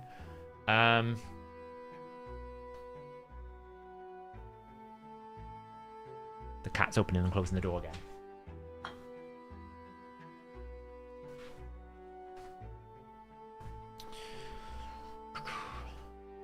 So yeah. So I think we'll go Guardian. Let's just do this quickly then. So he's HP based, so we absolutely want a HP ring. Or a defense ring if we can get it in Revenge. So this is potentially a good idea. And whenever you build this as well, don't forget to look at what one piece gives you. 5% crit rate might be very valuable. And it's only a 5-star, but don't forget that these 8% HP, it might be just better to have one accessory just to give you 5% crit rate. Could be quite good, right? He's rocking the defense. Good old Mr. Increased Damage.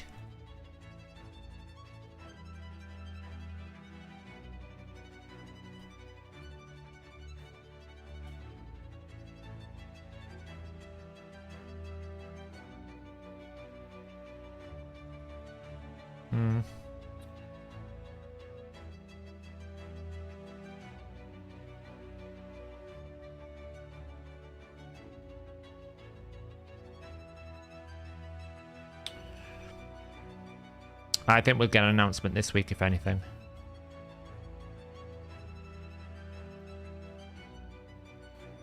Will start boost from blessings break speed tunes when it goes live? Absolutely. Well, only if you're 6 out of 6. You only get speed at 6 out of 6 Shadow Snake. And you get that speed anyway, so probably not. It might mess up stun targeting. That's the only thing I would worry about. Stun targeting, because it'll be the same speed everywhere. We could take this. That looks good. Take that from Thylesia. Like, there's obviously better rings here around HP. Like, I could take that for HP, but I feel like the Revenge is a good idea.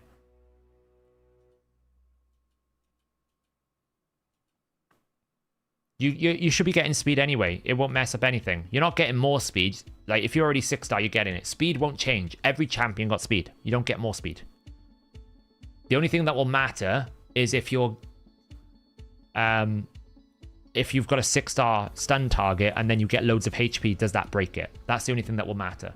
Speed tuning shouldn't make a difference because everyone gets the same amount of speed. I'm going to be cheeky here. I'm going to go crit damage. Love a bit of damage here with high HP. Look at this.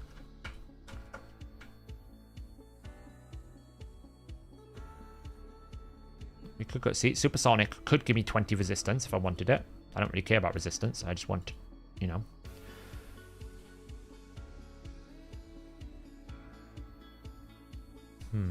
Ooh. Oh, that's so tempting. But I could go another Revenge, and Revenge would be more valuable. 729. 601. I think we take this one because it's not used by anyone. We'll save some silver.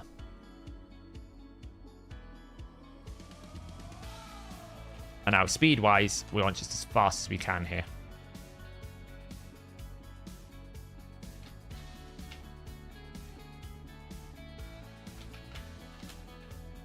Ideally in these two. But if we got a fast... If we got a fast banner...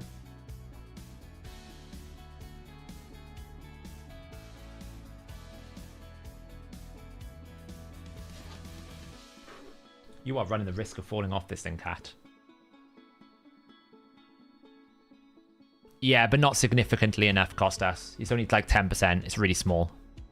I know it's a factor, but it won't even touch him. Trust me. It'll be fine.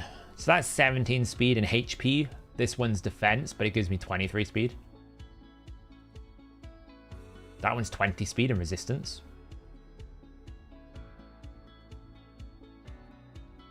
I feel like...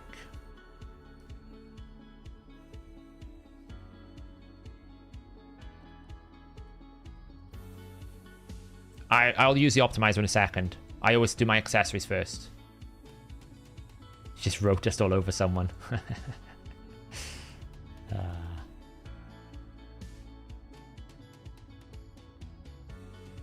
That's a candidate for a reroll.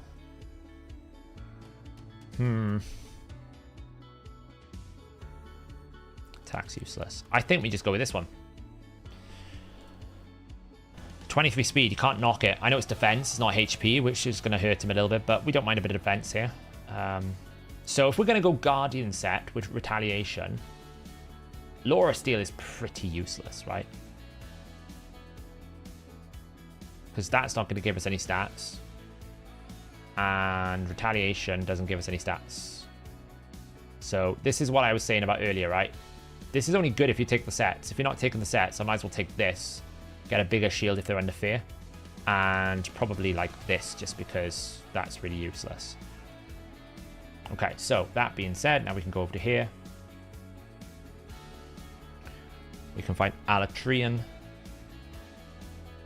And now we can optimize, and we can go, we want to build him for damage, A2, configure that, don't use my ones, battle, against Hydra, rotation 5, Nightmare, we'll have like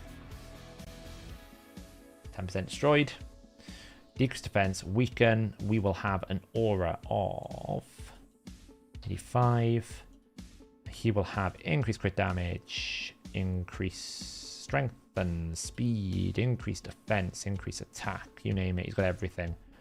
Every buff under the sun. Stats. 300 speeds. I do want him to be like 3,500 defense, and I want him to have...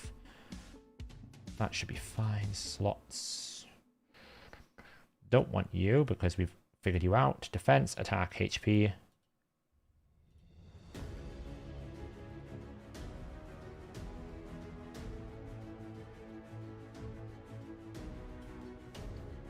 Then we want Guardian. We will try Guardian Retaliation first. I think it's going to be terrible, honestly, but we'll try it.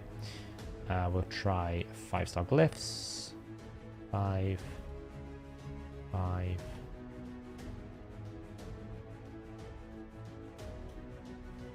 Okay. So, first build. Pretty rough. Let's put some Ascension. We want probably... Here, I want health. But I'll take defense if it comes in. Health, defense, speed.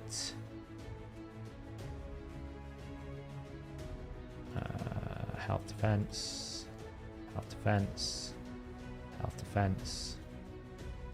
Health, defense. Health, crit damage. Health, defense. How much accuracy did you add to your Mikage? Mine's 229 plus 20, so 249. She probably is a bit too much now. So we get 82,000 HP, 300 speed, 248 crit damage, 107% crit rate. In this build here. Let's just take off the retaliation. See what it comes to now. Oh, am I not sharing the right screen? Sorry, guys. My button didn't work. Okay, so this is without retaliation. 85k, 3.4k defense, 300 speed, 274 crit damage. But if we then say we want a retaliation,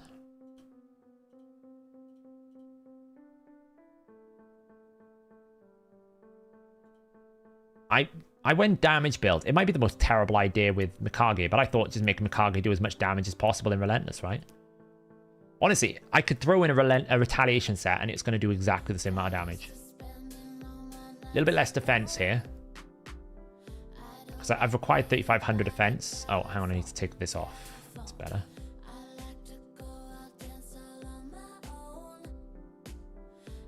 That's better. I want 3,500 defense. Do I want 3,500 defense with increased defense? Yeah, it's probably fine.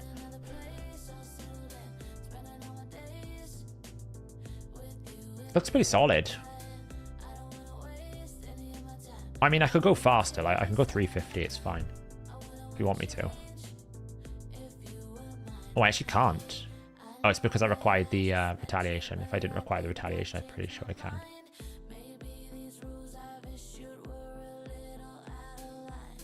Oh, it can't. Okay, 350 is too ambitious. Need more area bonuses for that. I got too ambitious. I got too cocky.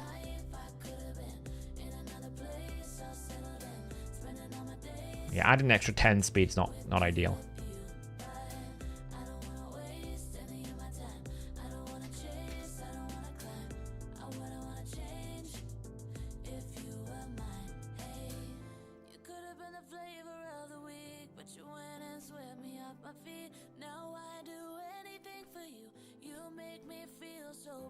I mean, it's kind of silly because he's not going to do crazy damage, but I like to have him in damage mode even if they don't do like crazy damage. He's not sacrificing his defensiveness here. The only thing we need to keep in mind about HP is the shield is based on his value of his HP, so it'll be a 25,000 shield at the moment. if I require this. Now, I could decide to drop his defense down to 3200. And because we're optimizing around damage and he's HP based, it should just give me more HP automatically. If I drop his defense, it's kind of prioritizing crit damage at the moment because it feels like it can get me more crit damage that way. Sometimes it will give you like high HP, right? So if I just require 95,000 HP, for example. Okay, that one's a bit too high. 90,000 HP. Oops, stop, clear, go. Yeah, there you go. So it can find it a little bit higher, but it will drop the damage. So it just depends if I want to index more into the shield or if I index into more other things. But I actually think I'd rather just go with about 3,400 defense, 300 speeds.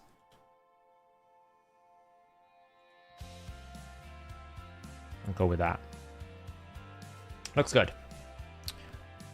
So we got 231% crit damage, 300 speed, 84,000 health, 3,400 defense. We could probably optimize this health further by getting a bit more glyphing in certain places.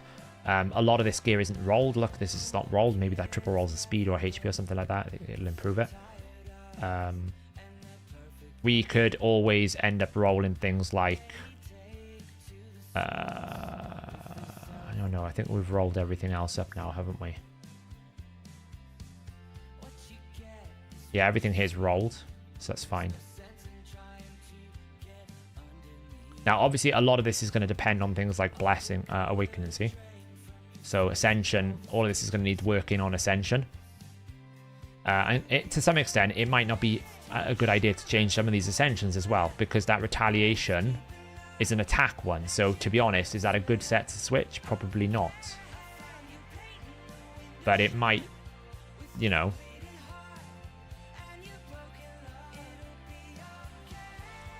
That's basically requiring it with 13% crit rate.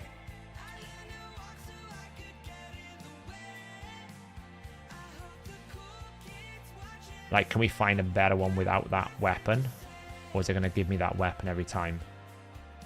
Oh, there you go. Look, it's a different weapon there. That's a better weapon to put it on. What's the difference in terms of damage here? Very, very minor.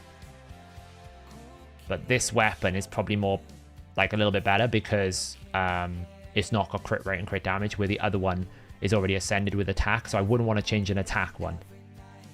So that's always something you've got to keep in mind with when you're using the new system is, am I actually affecting the Blessing, the Awakening that's already on there that actually I would rather keep for another champion? Whereas all these other ones are not ascended yet, so it's a desirable one.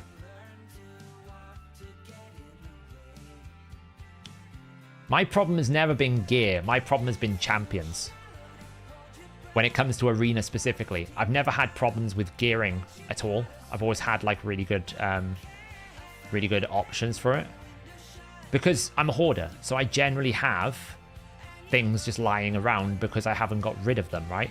Like look at these. I have things just lying around. You guys will have a much cleaner inbox than me, but...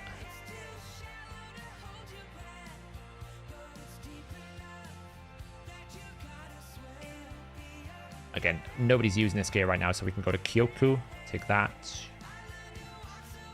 We can go to Steel Skull, take that, and then we can go to that. See, I just have stuff lying around. Just never know when you need it, you know?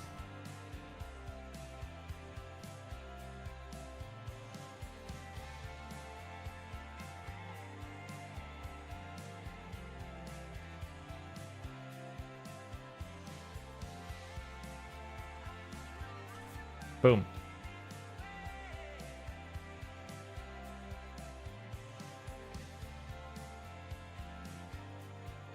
So I need an artifact enhancement event now, and we need to optimize all these things, right?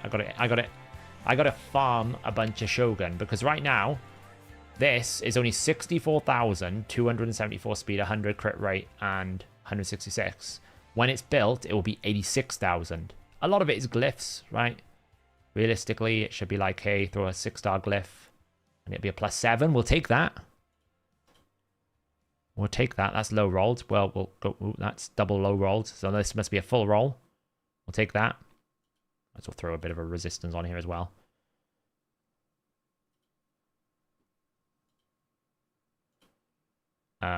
That's probably fine.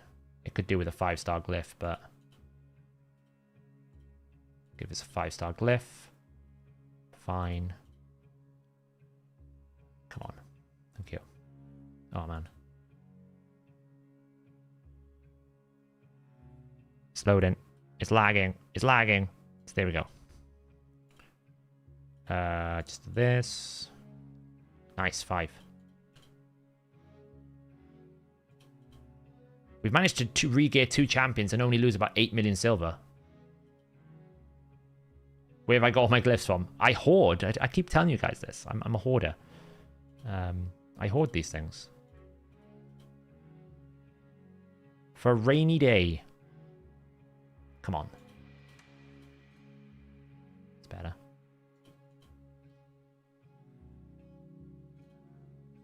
One more. Come on. You can go to 400. There we go.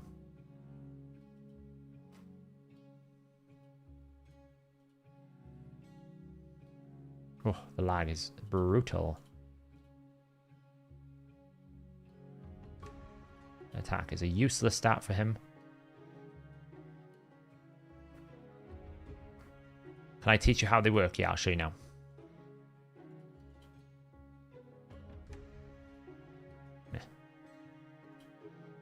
Come on, one more.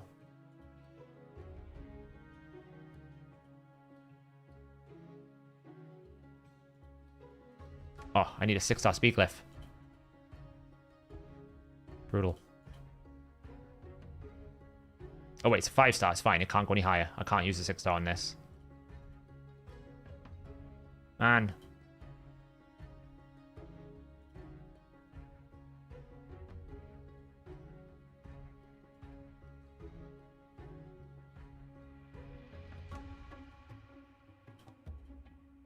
Crit damage. Ugh. Another thing we have to dust. Okay, so post-glyphing, post-mastery, we're now at 69,000. Hydra, 69,712, 299 speed, 100 crit rate, 172. There, which is nice. Obviously, we want speed on here. Well, actually, we want HP percentage on here. But I would take speed or HP percentage, to be honest. I wouldn't mind. HP percentage, crit damage, HP, HP, HP. Someone wants to know, who is it? Reaper kills. How do you do glyphs? Okay, so when you come to the glyph page here, you can either tell it you don't want glyph optimization, right? Which basically says optimize as if there was no glyph on the artifact.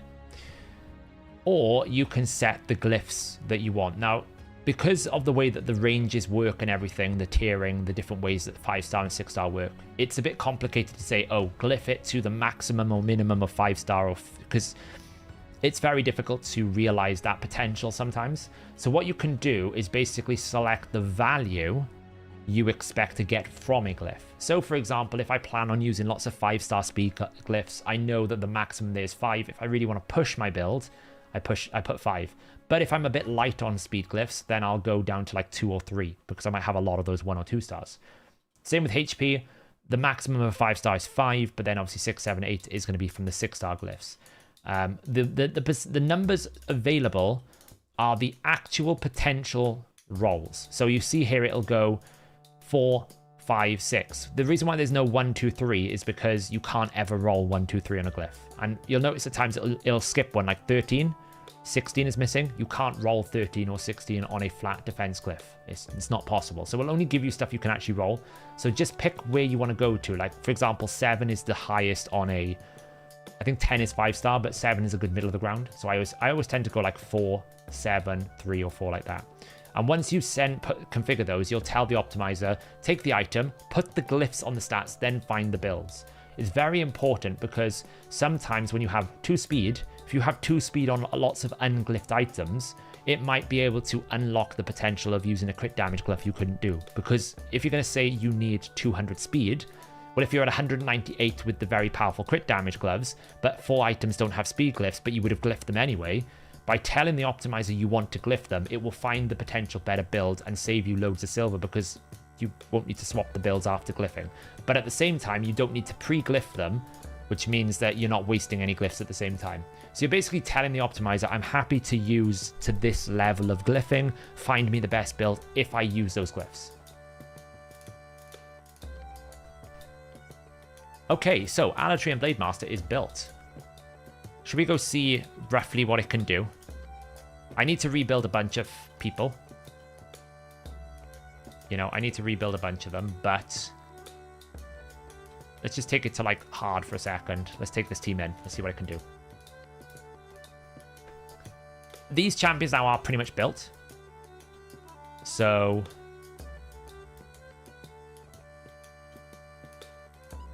I feel like I need to kill this Poison Cloud head first.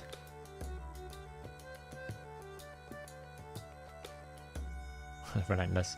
Look at the... This is what's going to be funny about this. Look how much buff duration we've already got.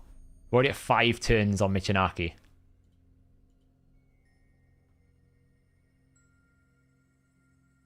Now, the only downside here is we didn't get...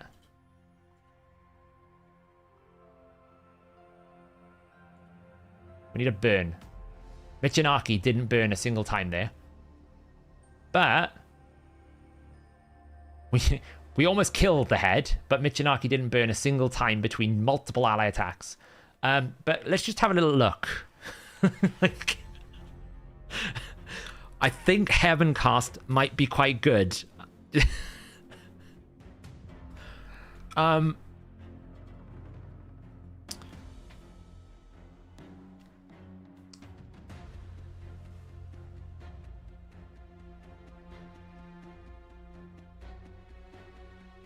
Yeah, I don't need Uko, because I'm just going to kill them.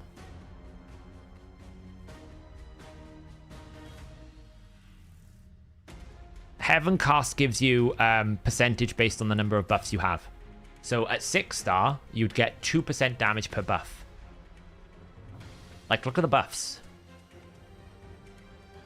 So many buffs. When I optimize this, I reckon I can just one-shot that head on hard. So we do this. I attack. There we go. No, we still haven't got... Oh, wow. Yeah, this rotation, by the way, is... this rotation is going to be really awkward for Archer because she's weak affinity to the provoke head, so you might have a bit of issues setting it up. Right, that's what I wanted. There we go. Provoke. Lovely. Burns out. Let me just, like, whack this head. Drop some of that.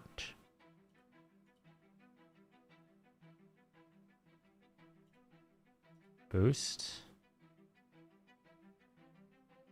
Extend all our buffs. So I'm not worried right now because I've got 2 out. Okay, that's when it gets... This is why Relentless could be bad with this setup if I lose too many buffs, because I might have to take Archer out of Relentless, if I'm being honest. Because she might outrun her buffs. As crazy as that sounds, like she's just outrun her buffs completely. So she might have to come out of Relentless.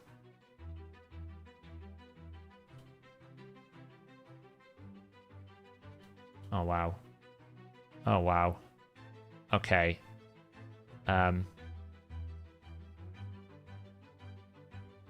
See, otherwise that could happen. It's not the end of the world, but Rathalos just lost his increased attack, which we don't want to happen.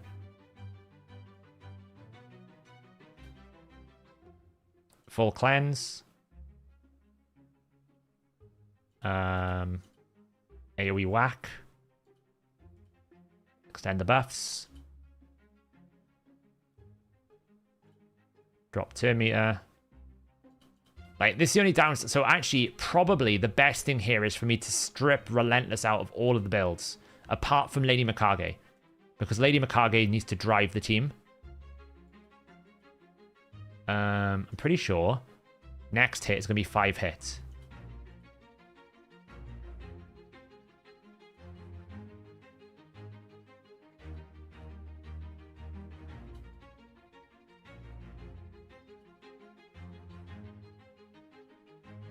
Look how many buffs I've got right now. It's so insane. Oh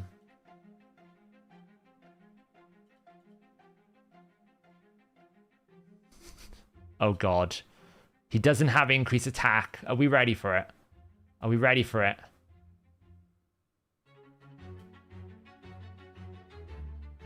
Oh wait, that's not the 500%. Okay, I missed one. I miscalculated. It's fine, I miscalculated. That was a mistake. I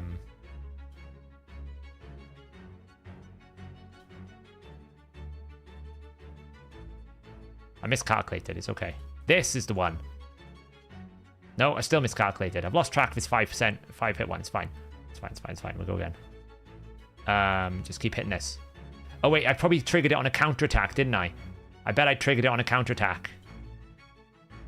Oh, God. Look at the extent. Look, it's just nuts.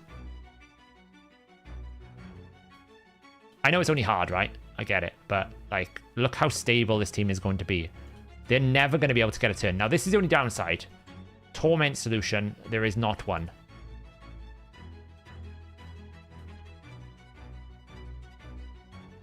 So, we have to kind of depend on Mikage's A2 to get rid of the torments.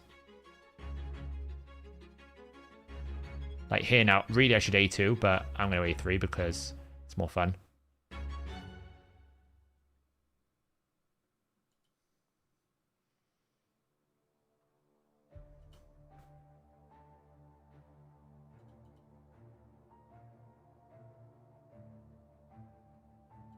This has got to be the 5 hit, right? No, I've lost track of where his 5 hit is. So this will be the good situation now, right? So you can see there is multiple fears on my team. Well, what Lady Mikage will do is she will remove those fears. So she becomes a torment solution counter as well. Granted, she's just going to do it. And we also have a backup one here. We can do it here. There's another cleanse. This team, even on Nightmare, I think will never die. Like, from direct damage.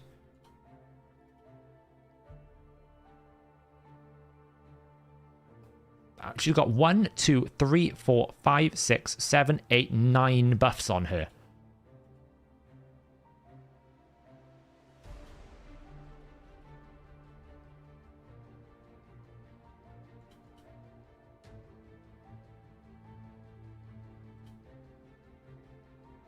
I definitely think remove all of the protection buffs from this team. Sorry, remove all the retaliation from this team. Not retaliation, relentless. She will also cleanse Alatreon every single time. For me, which is nice. Because every time she'll take a turn, she'll remove it from the highest attack. But you can see already the problems the Torment Head is going to create in this team.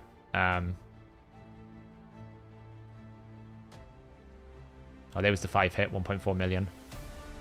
So, as much as we have got two counters for it, it will mess things up, so we've got to be careful. But you can see that the buff miscounting is because of Relentless. So if we take Relentless out of the team, just get it, I think it'll be better just go full lethal with it. Except for Mikage. I don't mind if Mikage takes it, but like things like Archer can't have it because she's the mischief tank, right?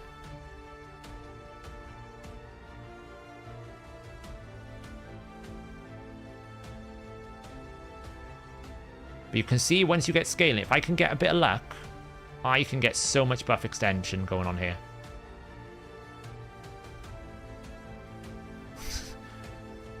This is why Mikage stays in Relentless, by the way.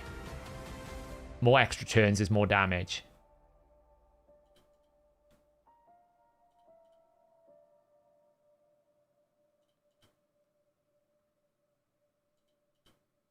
How much damage do you do? 120,000 is not bad.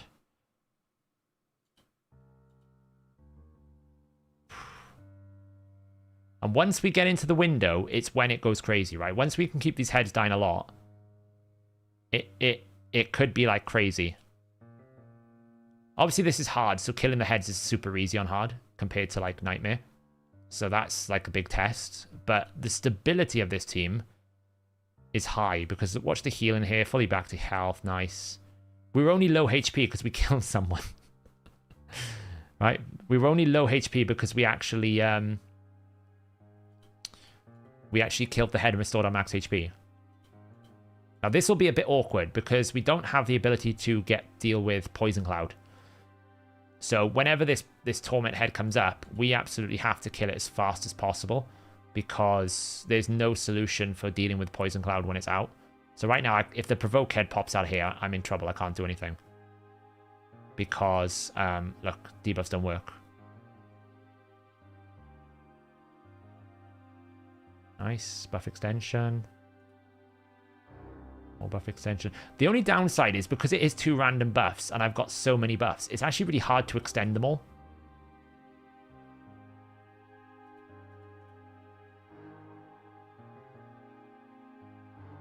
Watch this. See, you got a big bunch of turn meter here. I don't know why I used those abilities. So now he's got this. When he cleanses, he'll full heal himself for big chunk. Yeah, see, that's what I was worried about. That's fine. Let's make sure this doesn't cause a problem.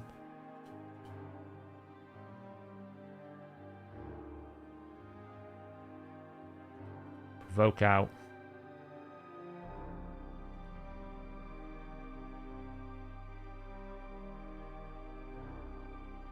Just got to aim this for the first time on normal. This seems impossible. It's possible. You can do it. Oh, that was a big chunk. Okay, so we just took a full-blooded Wrath head without any block damage, block debuffs, or anything. So that would have killed us on Nightmare, probably. So it has a fail potential if we're not paying attention. But obviously, once we get back here now, all I have to do is just get some stability and then kill this head off again.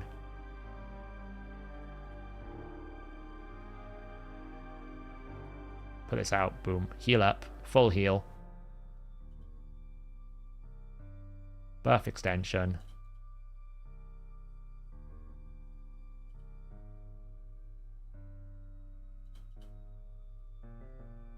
Really doesn't help that half of my champions are negative affinity all the time as well.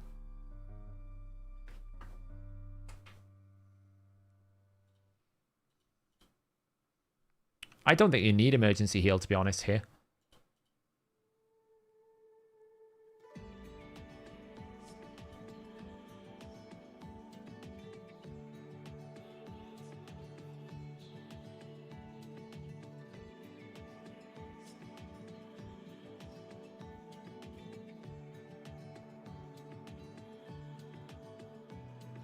I'll run it to like 100 million and we'll do a damage breakdown, see how it's looking.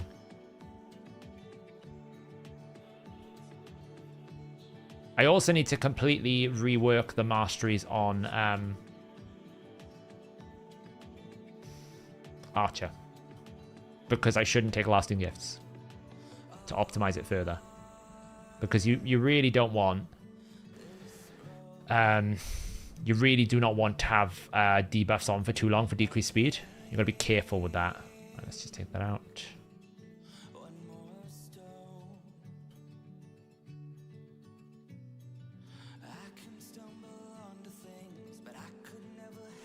Hex out. Lovely. And Lydia's also at the moment in curse set. Probably don't need her in curse set anymore with this, right? Because, well, I've got double hex already, so she needs a rebuild. Okay, lovely. And then we can just target this. Or burns out.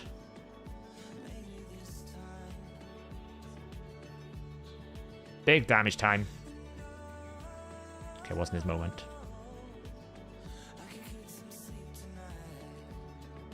If nothing else, it would be a very strong hard key. If nothing else works, this is a very strong hard and normal key.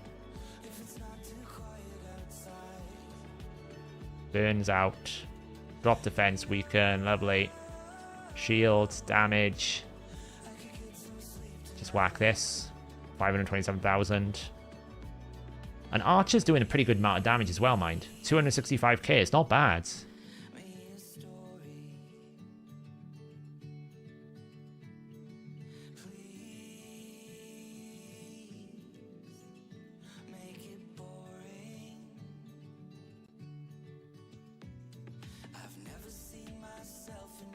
Right, Torment heads out. And also we've got this... So what we need to be doing is using Lydia's A3 to block buffs this... What I should be doing is saving Lydia's A3 so that I use it on the... this head here, or burn it. If I can't burn it or I can't block buffs it, then all the damage gets, you know, significantly worse. So like right now, for example, we're probably gonna be in trouble because I don't have a burn on it. This is luck. Fear got me. Damn. So now it's like, this is where the problem comes in. So that's something I would need to like practice with on the team, is making sure that I have a block buff or something on that target so that when I come to kill it, I can get rid of it and I don't have to deal with Poison Cloud. Because if I don't have any burn on it, I'm stuck in this position now where I can't do anything. As long as it's a dead head, it's not so much of a problem because we can whack it. But yeah, that's what you've got to be mindful of.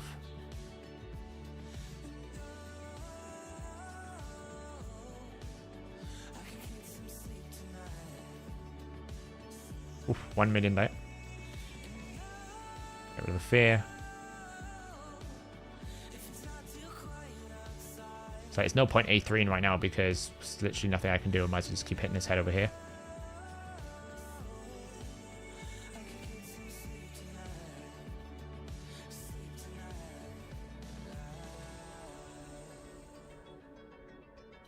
Shield up.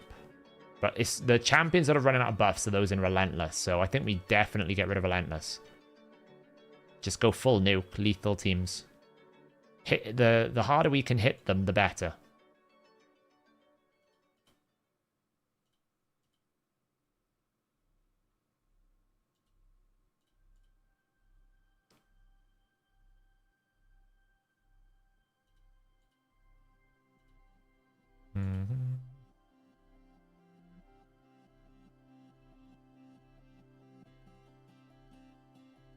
Oof, 1 million damage there.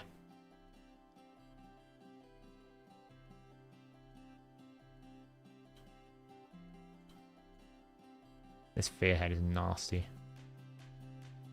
Okay, nice. Drop that. That A2 is so good as a Torment counter.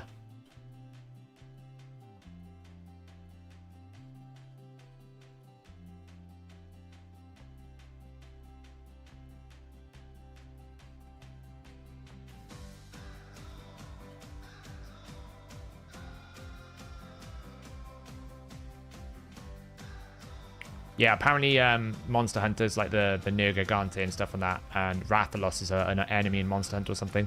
I've never played the game, so...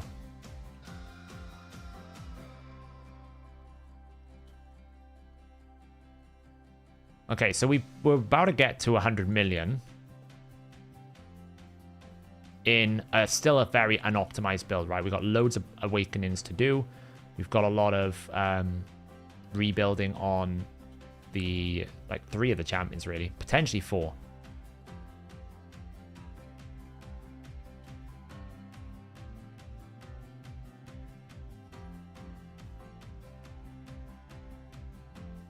Weak Affinity does not help our cause here either.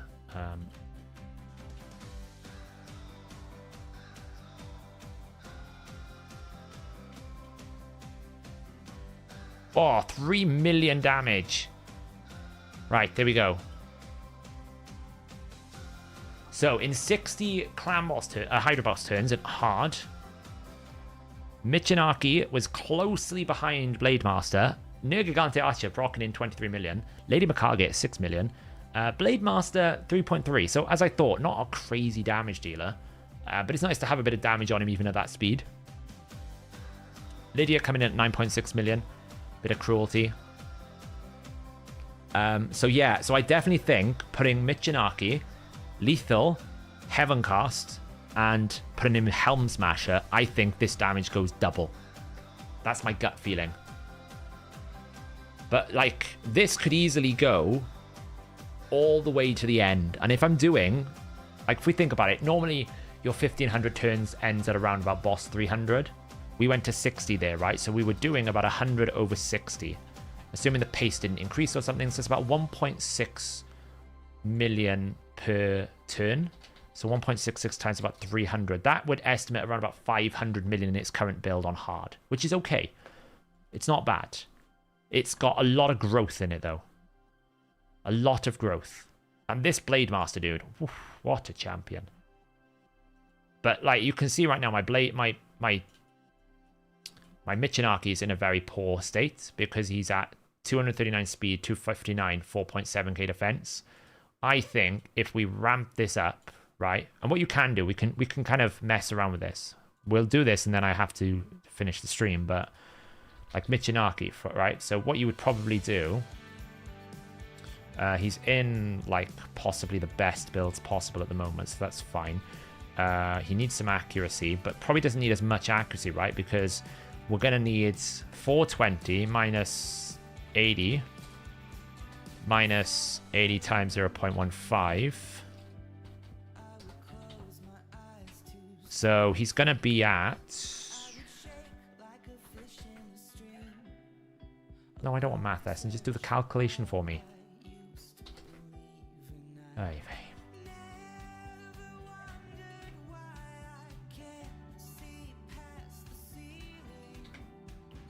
328 accuracy.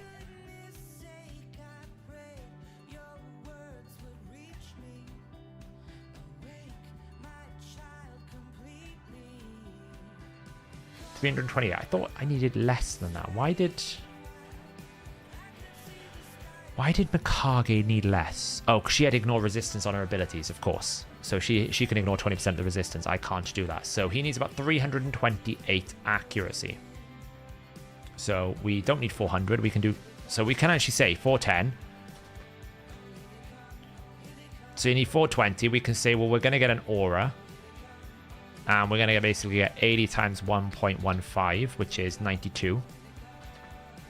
Right, he's going to have increased crit damage on loads of other buffs. We won't worry about that so much. Nightmare Hydra rotation. We're only going to have 10% of that. Stats. Realistically, we want fast, but, you know, we'll see what we get.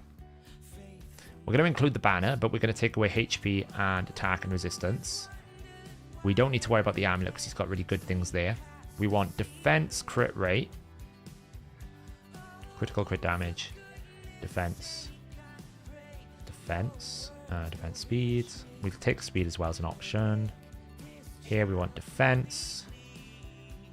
Defense, am I on the right screen? Yeah, cool. It's the value of this new system here. We can basically pick everything we want.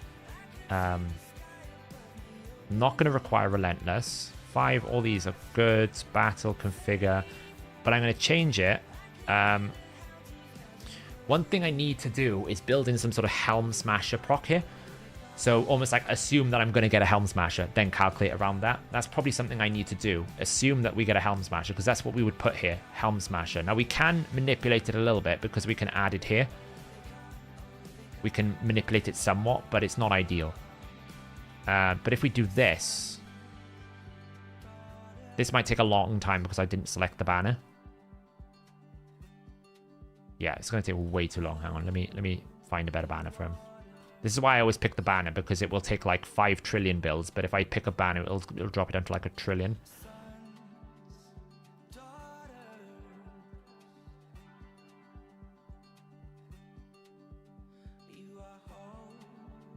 You know, Blood Shield is actually not that good for him, because we're going to have a shield anyway, so Blood Shield is actually low value. It would only be worthwhile if it actually rolled pretty good defense, pretty good speed, which it didn't, so...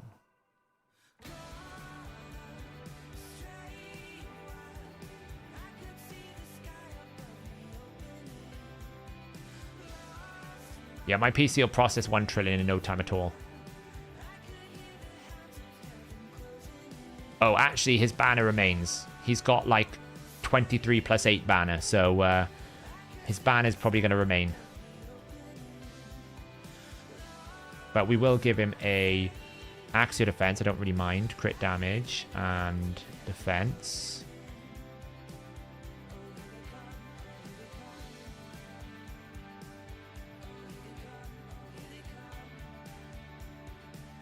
Look at the damage difference.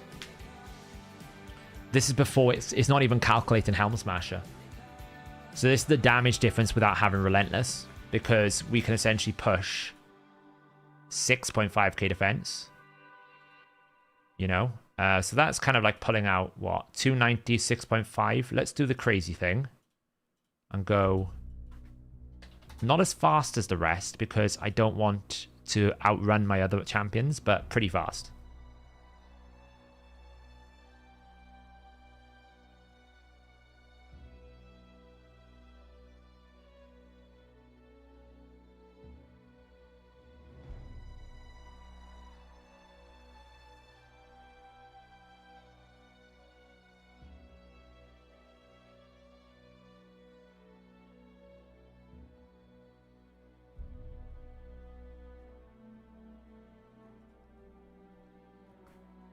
So it would drop it a little bit. We'd lose about 20% damage. I know, it's my problem. I really need to get better at it. Yeah, I don't think I need to. I can probably just push 250, right? 250 is all I kind of need.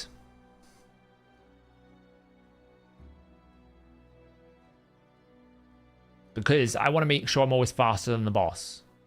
But I don't need to be that quick.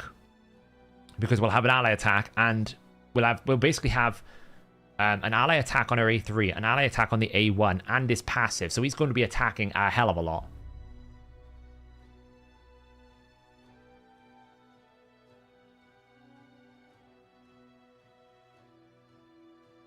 But this should be requiring lethal now. It should be. Yeah, see, it's requiring lethal now. Obviously, we need to lock out Rotos, though. That's probably something we need to do. So, we'll have to rerun it without Rotos.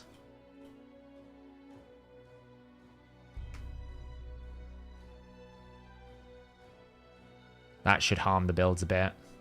Yeah, look, losing that's dropped it right down to 58%.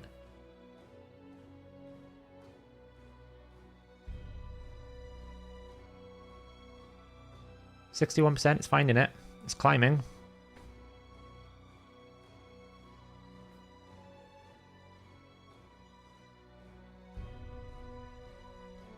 I'm currently at the end of mid-game, and man, do I need to up my gear. Seeing these builds seems almost insane. Any tips to taking gear to the end game, or is it just farm? It's time. I've been playing the game longer than most. Right, you got to remember, I've been playing this game for 4 years. So I've got a lot more farming times. I've done more dragon tournaments. I've done more different things and various different things like that. The other thing that you need to take into account here is I'm optimizing, assuming I'm perfectly going to roll all of my ascension. Right? Just one champion will take me thousands of energies to do this. So keep that in mind. It's not like these builds are coming out and going straight into the game as they are now. The other thing I tend to do, though, is I tend to hoard things that people would sell, right? This helm here, people would sell that in the end game. End game gearers would sell that. They might sell, like, something like this. Immunity piece. Realistically here, it should be giving me a cruel piece, but it's not. So yeah, people would like sell things that they shouldn't, or that they think they've got better gear for because they're more specific, whereas I tend to hoard more. So it just gives me a bit more of an advantage when I need to do more exotic things. But yeah, 251 speed, 280% crit damage, 6.3k defense, plus Helm Smasher. That would give me an increase of 61% damage on the A1, right? So if we just think now, he did 28 million damage there. This would boost me roughly 61%. That would be 45 million damage. That's before we add in Helm Smasher and actually optimize the gear even further. So yeah. So that's the plan then, is to basically now figure this out. The other thing I need to do is reset Nergigante Archer's masteries, because actually I don't want this. I don't want Master Hexer, because if you have decreased speed on for too long and you can't replace it, you lose the turn meter boost. So in essence, I don't want this on. I'd rather take that away and put it on something else. I don't mind lasting gifts because I want to keep the increase accuracy going as long as I can, and I don't mind some of these cooldowns, but I don't really need an extra turn. It's already on a 3-turn cooldown. I don't need the extra turns. And I'm also setting her up for failure because she's outrunning her buffs with Relentless. If I just have her as well, I'll probably change her out of Relentless and I'll probably put her into full lethal. Because actually, her damage is quite good.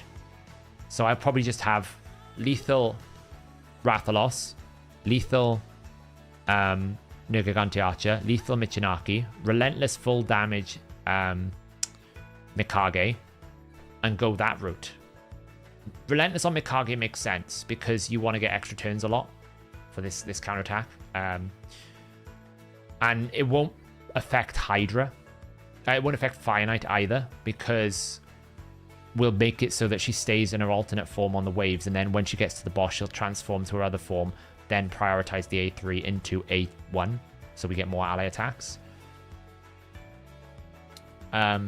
So it won't be a problem. If anything, it's a benefit because we rotate back around to her A3 quicker. So it shouldn't be a problem. Whereas Newt in Relentless, for example, in Fire Knight is a problem.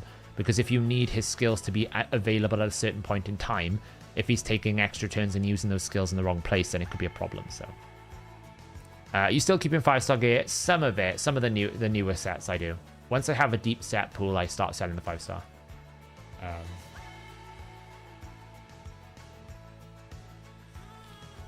Also need to get more lethal gear from Doom Tower. Only got sets. Yeah, you have, like, when Rotation 3 comes around, I speed run up to the top and I farm 120 every day. 15 keys plus the bonus one every single day, all the time. Yeah, so the plan is with Mikage. Right, the team for Mikage would be, that's Phantom Shogun's Grove.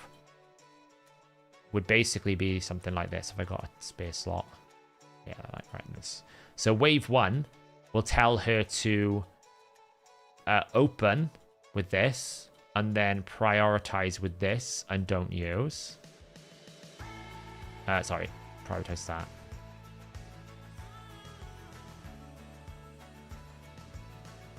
So we would prioritize. Man, this is annoying me. Don't use. First choice. I don't really care for this. Don't need it. Don't use. Don't use, right? Oh, I can't tell it not to metamorph. All right. Yeah, don't use, right? So we want it to metamorph and stay in this form. It'll transform to this form. So we first choice that and we tell it don't use this.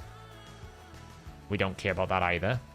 And then round 3, we tell it to open with that.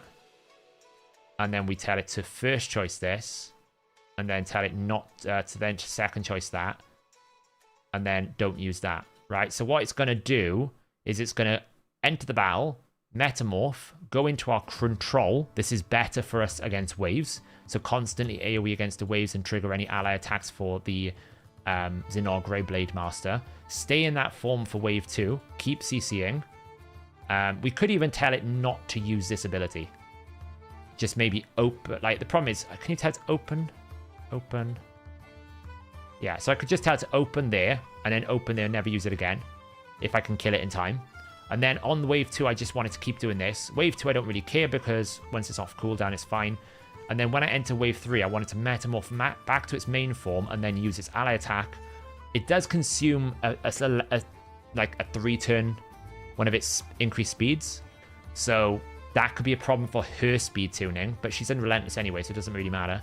And then Silken Snare to extend the duration of Zinogre's speed buff, and then she'll just A1 with Zinogre on the A1 to try and kill it.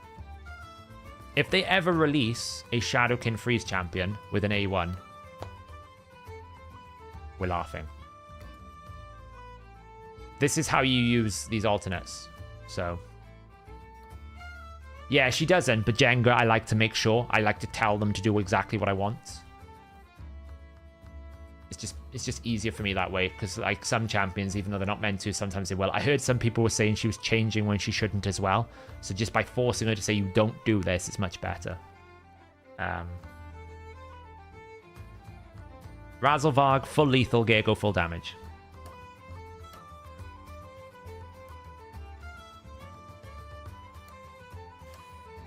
So, yeah. Anyway. Zinogre, yeah, really good. Zinogre here. Constant damage. Increased speed. Yes. So we'll put lasting gifts on her. We'll give her this increased speed. That'll put increased speed on before we even get to using an ally attack. That will help us cycle quicker. And then if we want to, we can use the 4th hit.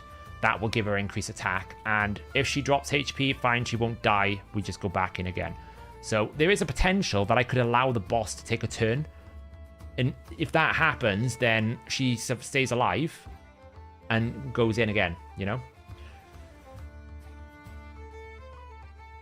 So, yeah. You're short calling. Oh, you're going to have so much fun when you get Mikage. Like, just there, how much performance we got out of that team. It's going to be a lot of fun. Eat all this up. Great. Cool. Have I done my clan bosses? Let's find out. Yes. Yes.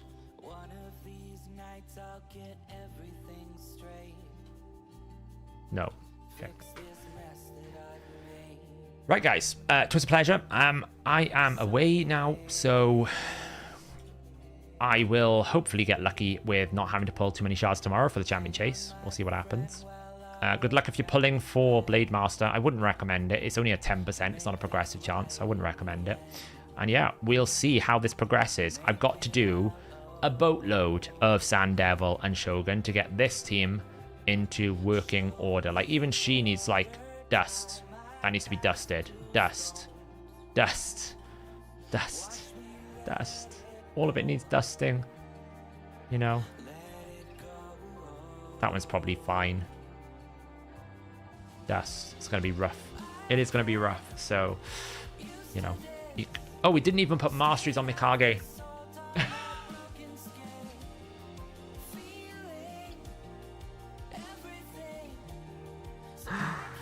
I didn't even put masteries on Mikage. Wait, so she did 6 million damage without masteries.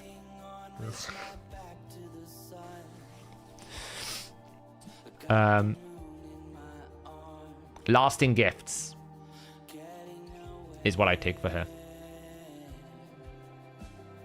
Lasting gifts, War Master.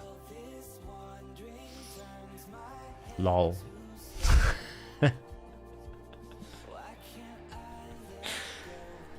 Monster Hunters Rise. Anyway, guys, have a nice evening. I'll catch you back next week.